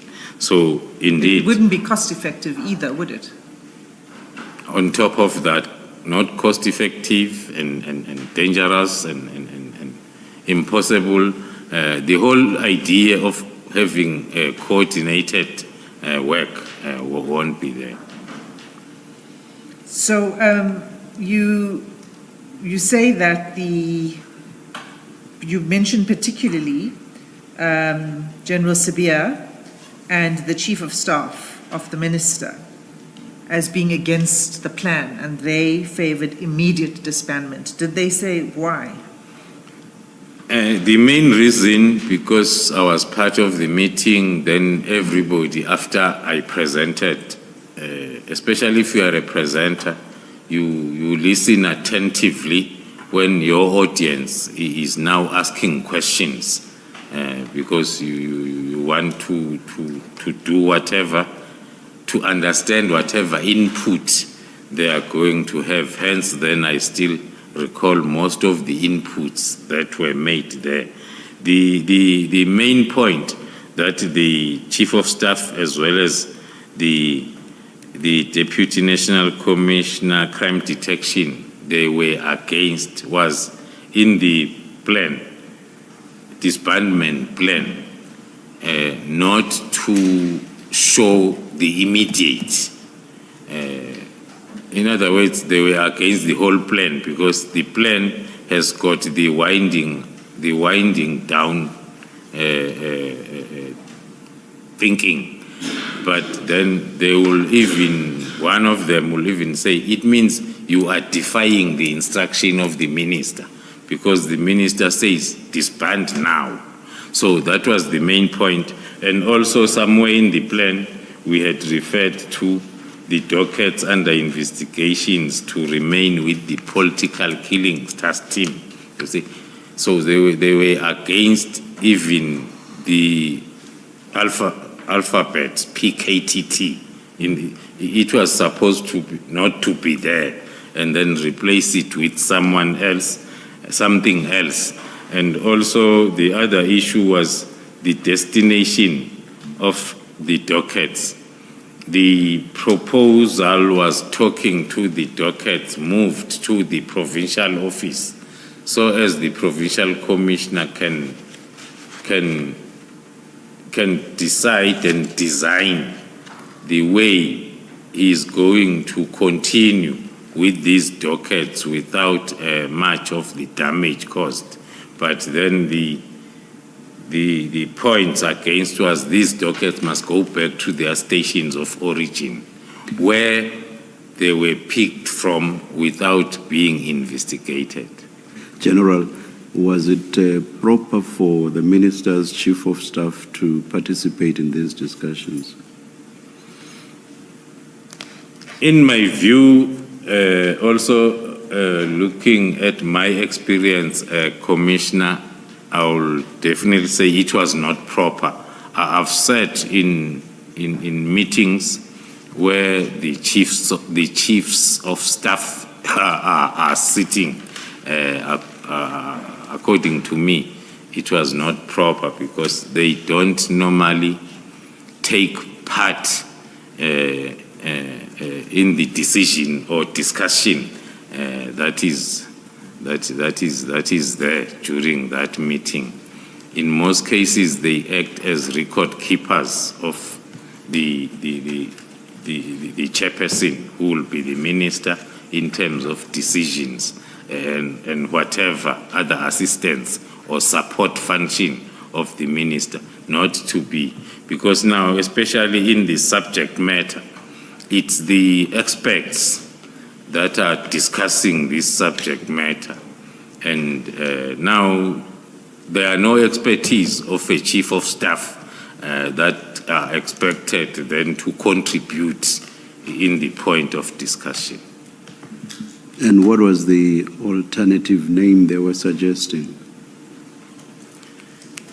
If my memory serves me well, instead of saying PKTT, it was just say investigators, so which will be open to any other investigator. Thank you. General, am I correct to describe, would I be correct rather, to describe the discussion, the plan about winding down as an operational matter and decision? How you're going to wind down and where dockets will go, does that fall in the category of operational decisions? Thank you, Commissioner. It's pure operational. Maybe what makes it looks like administrative is the use of the term winding down. The proper and correct term or word that is used in an operational environment is demobilization. It took us 4 years to mobilize. Now, it cannot take you a day to demobilize what you mobilized for 4 years. So the winding down is also talking to that operational understanding, yes, because you have to demobilize resources, which will take you at least half a time that took you to mobilize, yes, if you are not having bad intentions. Yes, and is it appropriate or regular for a chief of staff who's not a member of the policing environment as such, if I'm using the correct word, to have input into decisions that you describe as demobilizing, for example, a plan, how it's going to unroll? Is it appropriate? Is it regular? I'll choose inappropriate, Commissioner, because the benefit of doubt one can give, because the Chief of Staff, we know and we are told that he is a former police officer. So maybe that might have contributed. I'll make an example. If the Chief of Staff was a former teacher, definitely the Chief of Staff won't be tempted even to comment, because the subject for discussion, it's something that has got to do with the support functions of the minister as well as any other administrative functions. It's pure operational. Thank you. But as I understand you, even if the Chief of Staff had experience in policing, it would still not be appropriate for the Chief of Staff, as Chief of Staff, to participate in a decision-making regarding operational matters. That's exactly my view, commissioners. Hence, then I say maybe the Chief of Staff was overpowered by the police experience to think that, or to put down the cap of being a Chief of Staff and wear the cap of being my second in charge as the project manager of this operation. Yeah, okay, we'll find out in due course whether you're being generous to him or not, General, with that explanation. Something else relating to this, when General Sibia and the Chief of Staff, as you say, they were arguing for immediate disbandment, did the Minister explain to them or differ with them about what he meant when he said the disbandment must happen immediately in his letter? Did he offer them any suggestions about what he meant? As a chairperson, thank you, commissioners. As a chairperson, the minister listened to the presentation, the plan, and listened to the inputs. And then the parting words or the closing words as a chairperson were then go back and do the amendments as per the comments, and then deduct this presentation into an information note where I can sign on the rescheduled meeting of the 27th of March. The short answer to my question is the Minister did not say to them what he meant when he says immediate. That is correct. Thank you.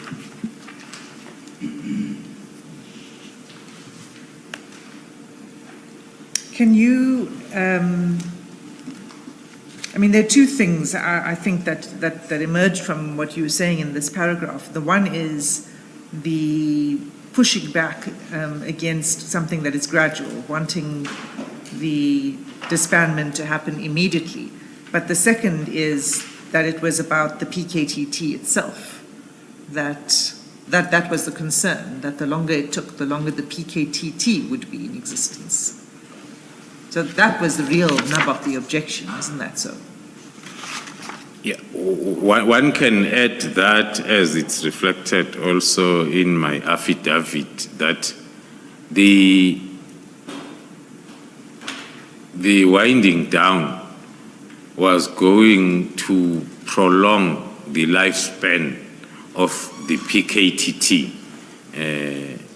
There are cases that will be at court for the next 4 or 5 years. So that will mean it will be maybe after the end of the term of the minister who disbanded, and then the disbandment will not have happened. I'm making an example. So the winding down plan had that as an issue, that it's not going to talk to the immediate.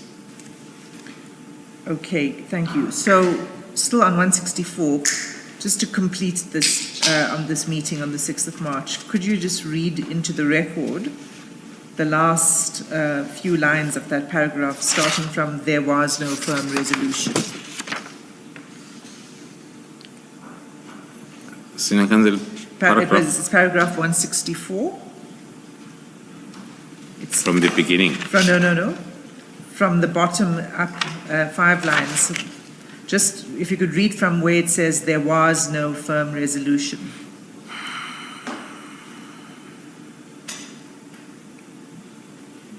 Page 67, General. Page 67. On page 67, line? page 67, it's 1, 2, 3, 4, 5, 6, 7 from the top. Thank you, Commissioners.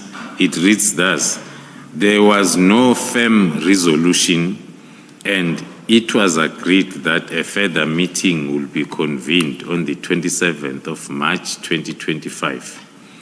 I understood this to mean that the absence of an agreement on the way forward, there will be no movement of the dockets or personnel. In other words, the PKTT will continue its work because there is still no approval of the proposed disbandment plan. Okay. So 165 and 166 we've actually covered. It's here in the timeline. It relates to the arrest of Mr. Matlala. We can move past that. Let's go then straight to the 27th of March, when there was a follow-up meeting. Who was present at this meeting? Then the 27th of March, as the Cape Town meeting was rescheduled to, in attendance was the Minister, the 2 Deputy Ministers, the National Commissioner, the Lieutenant General Sentumule of Detectives, the Deputy National Commissioner, General Sibia, myself, and a Lieutenant Colonel from the team. Now, you say the 2 deputy ministers. Who are you talking about here? It's Deputy Minister Bushielo and Deputy Minister Matale. Okay, so they were present. Is this the first time that they became involved in this discussion? Or were they involved in discussions before this regarding the disbandment? In terms of my records, this was the first time that they were part of this discussion. And did you present again on the plan, on a disbandment plan at this meeting? Yeah. Maybe let me start by reminding the commissioners that the resolution of a Cape Town meeting was for us to deduct the presented draft plan with the inputs into an information note.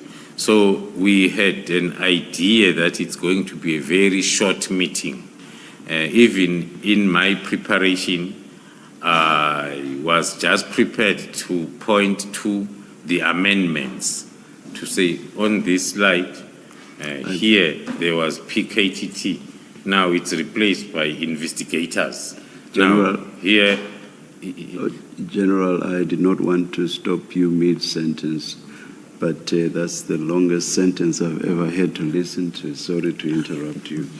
And on the 4th line... And that's saying a lot when it comes to the general. 4th line, General, you referred to Lieutenant General Khumalo, and then Lieutenant Colonel and me. Is there another Lieutenant General Khumalo? It's a typing error, Commissioner. There is one Lieutenant General Khumalo. It's me. Thank you, thank you. Thanks, General. In this process. Thank you. Thank you, Chair. So sorry, I was asking the question, you were answering the question of whether you were presenting the revised disbandment plan to this meeting. Yes, according to our understanding, attendees, the follow-up meeting was for us to point out on the changes made on the presentation and submit the information note format for approval. So when then we were about to start that presentation, and then the mistake, I call it a mistake for the lack of a better word, that happened is on the number of dockets, there was already a difference from one of the categories of the number of dockets between the 6th of March in Cape Town and the 27th of March, because the team was still operating. So there will be changes, especially on the part where you report the number and categories and status of dockets. Now, it happened then that the first slide was showing that different number, which then made the meeting not to continue as planned, because one had to try to explain why there is now a new number, and then the new number, according to us, was on the positive, because it was talking to a case that was previously under investigation. Now it was at court. But then we got then the comments that were suggesting that we do not want to stop the investigations because now there are different numbers, and then the discussion from there was around us not wanting, especially I'll refer to myself as the project leader because I was named by the chairperson, the minister, as a person who does not want to disband the task team. And then the meeting did not continue. Can I pause you for a second, just to be clear? So what caused the unhappiness was that your presentation had been updated to reflect the work that had been done on those cases. Yes, most especially between the figures that we presented in Cape Town, yes, and the figures now that we are presenting in yes, Pretoria on the 27th. You're referring to this type of that is report. Correct. So that's page 295. This comes from the 6 March presentation, yes, but you would have updated it for the 27th For of the March. 27th. So it's not an entirely new table, it's just that the numbers have changed because work has been done on the dockets. Yes, and according to my view, it was not supposed to be an issue because the main part was the disbandment plan. The progress on working, because we all knew that nothing has changed. The team is still working until the disbandment plan is approved. But now the non-issue became an issue, that because now there are changes in the numbers, then we could not then continue with the disbandment plan amendments. General, apologies to you and also apologies to you, Ms. Hassim, for interrupting your flow. General, may I ask you to read paragraph 167 from line 7 and also paragraphs 168, 169 and 170 into the record, please. Before you do that, Chair, with your permission, Ms. Hassim, you flashed a document, a colorful document, to the General to check if that's what he's referring to. I think for the record, and yes, you said page 295. For the record, is that SDK 30? Is that part? Yes, does of that the come 6 from March SDK 30? presentation. All right, thank you. Thank you.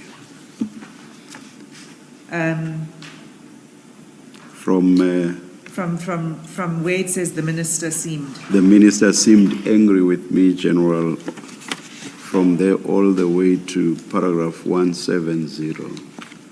Thank you, Chair. I'll read on record.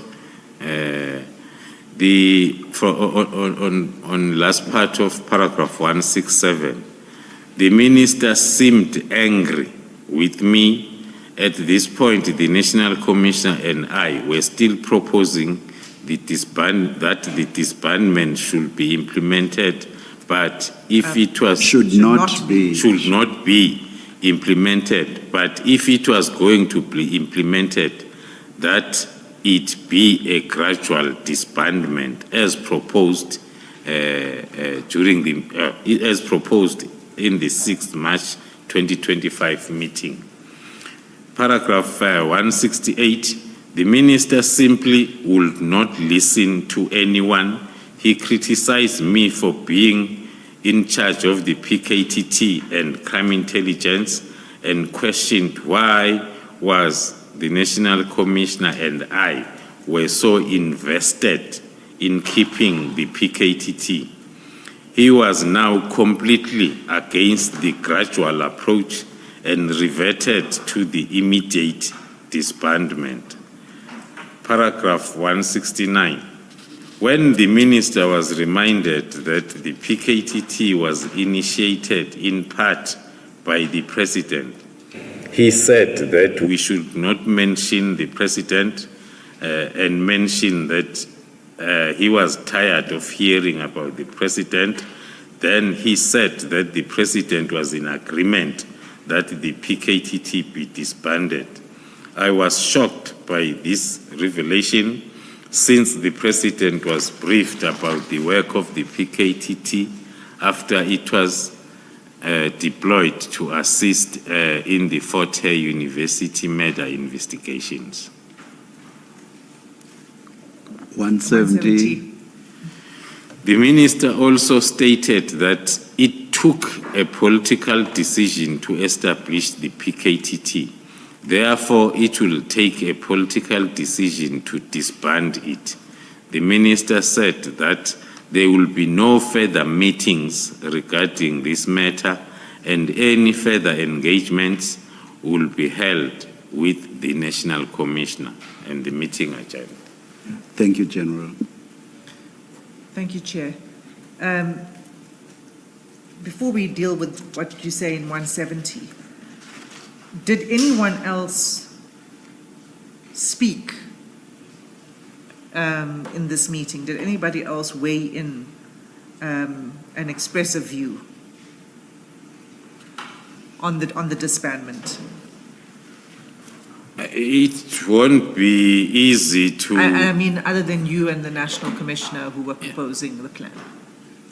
No, it won't be easy to recall, commissioners. It was one of those meetings that one won't want to think about even when you are on retirement, because it was not a nice meeting, especially at the level where we are.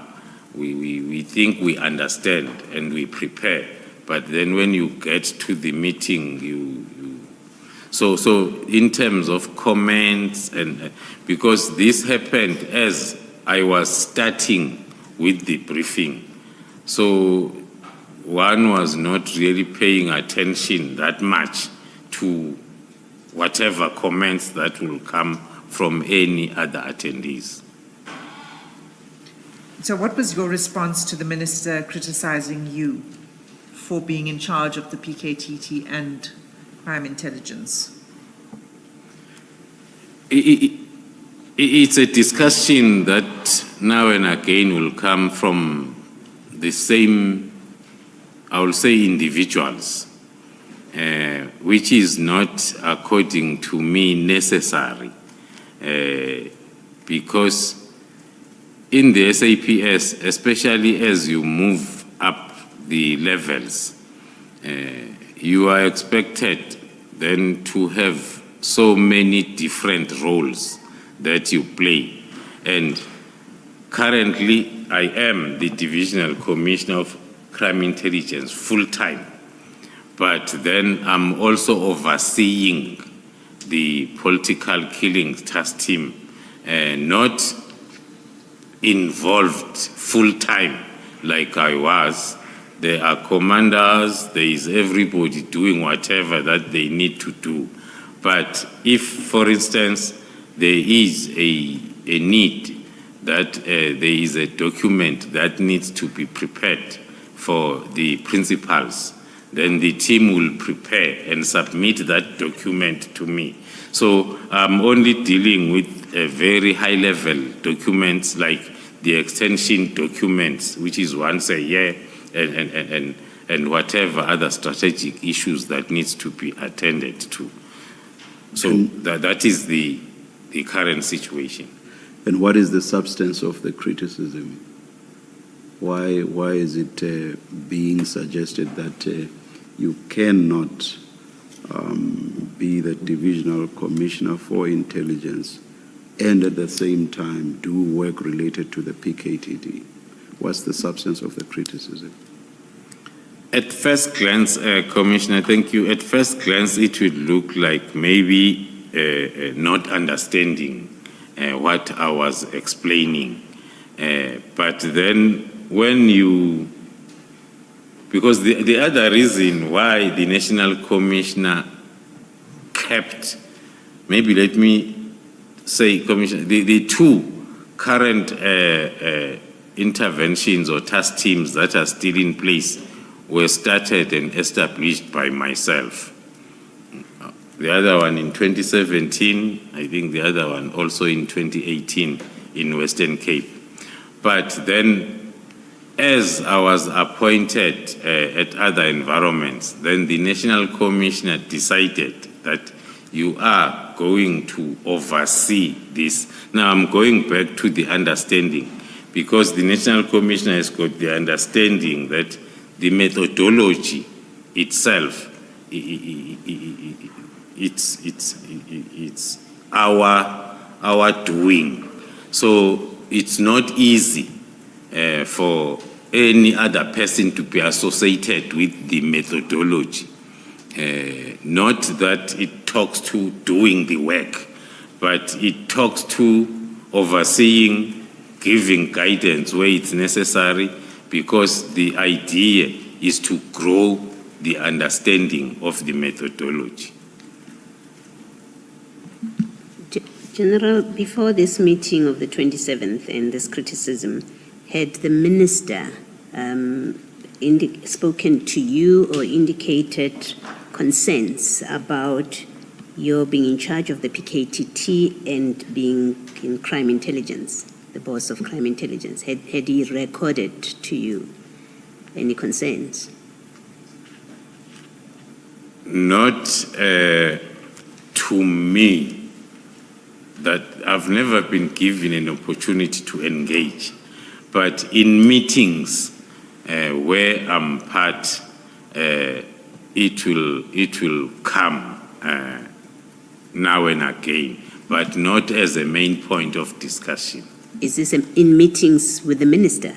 Yes. The minister being present in the meetings? Yes. Okay. And your immediate superior, General Sibiya, has he formally raised any concerns with you about your dual roles? Also, of late, maybe let me give it the timeline. This is the comment that started to be popular of late. Not because, if we may recall, my immediate supervisor recommending the extension done by me in March 2024. So I will say everything was rosy up until a particular time towards the end of the year, when then we start experiencing these comments also. General Sibiya. Yes. Thank you. Sorry, General, you mentioned two other task teams. Are these task teams also national task teams?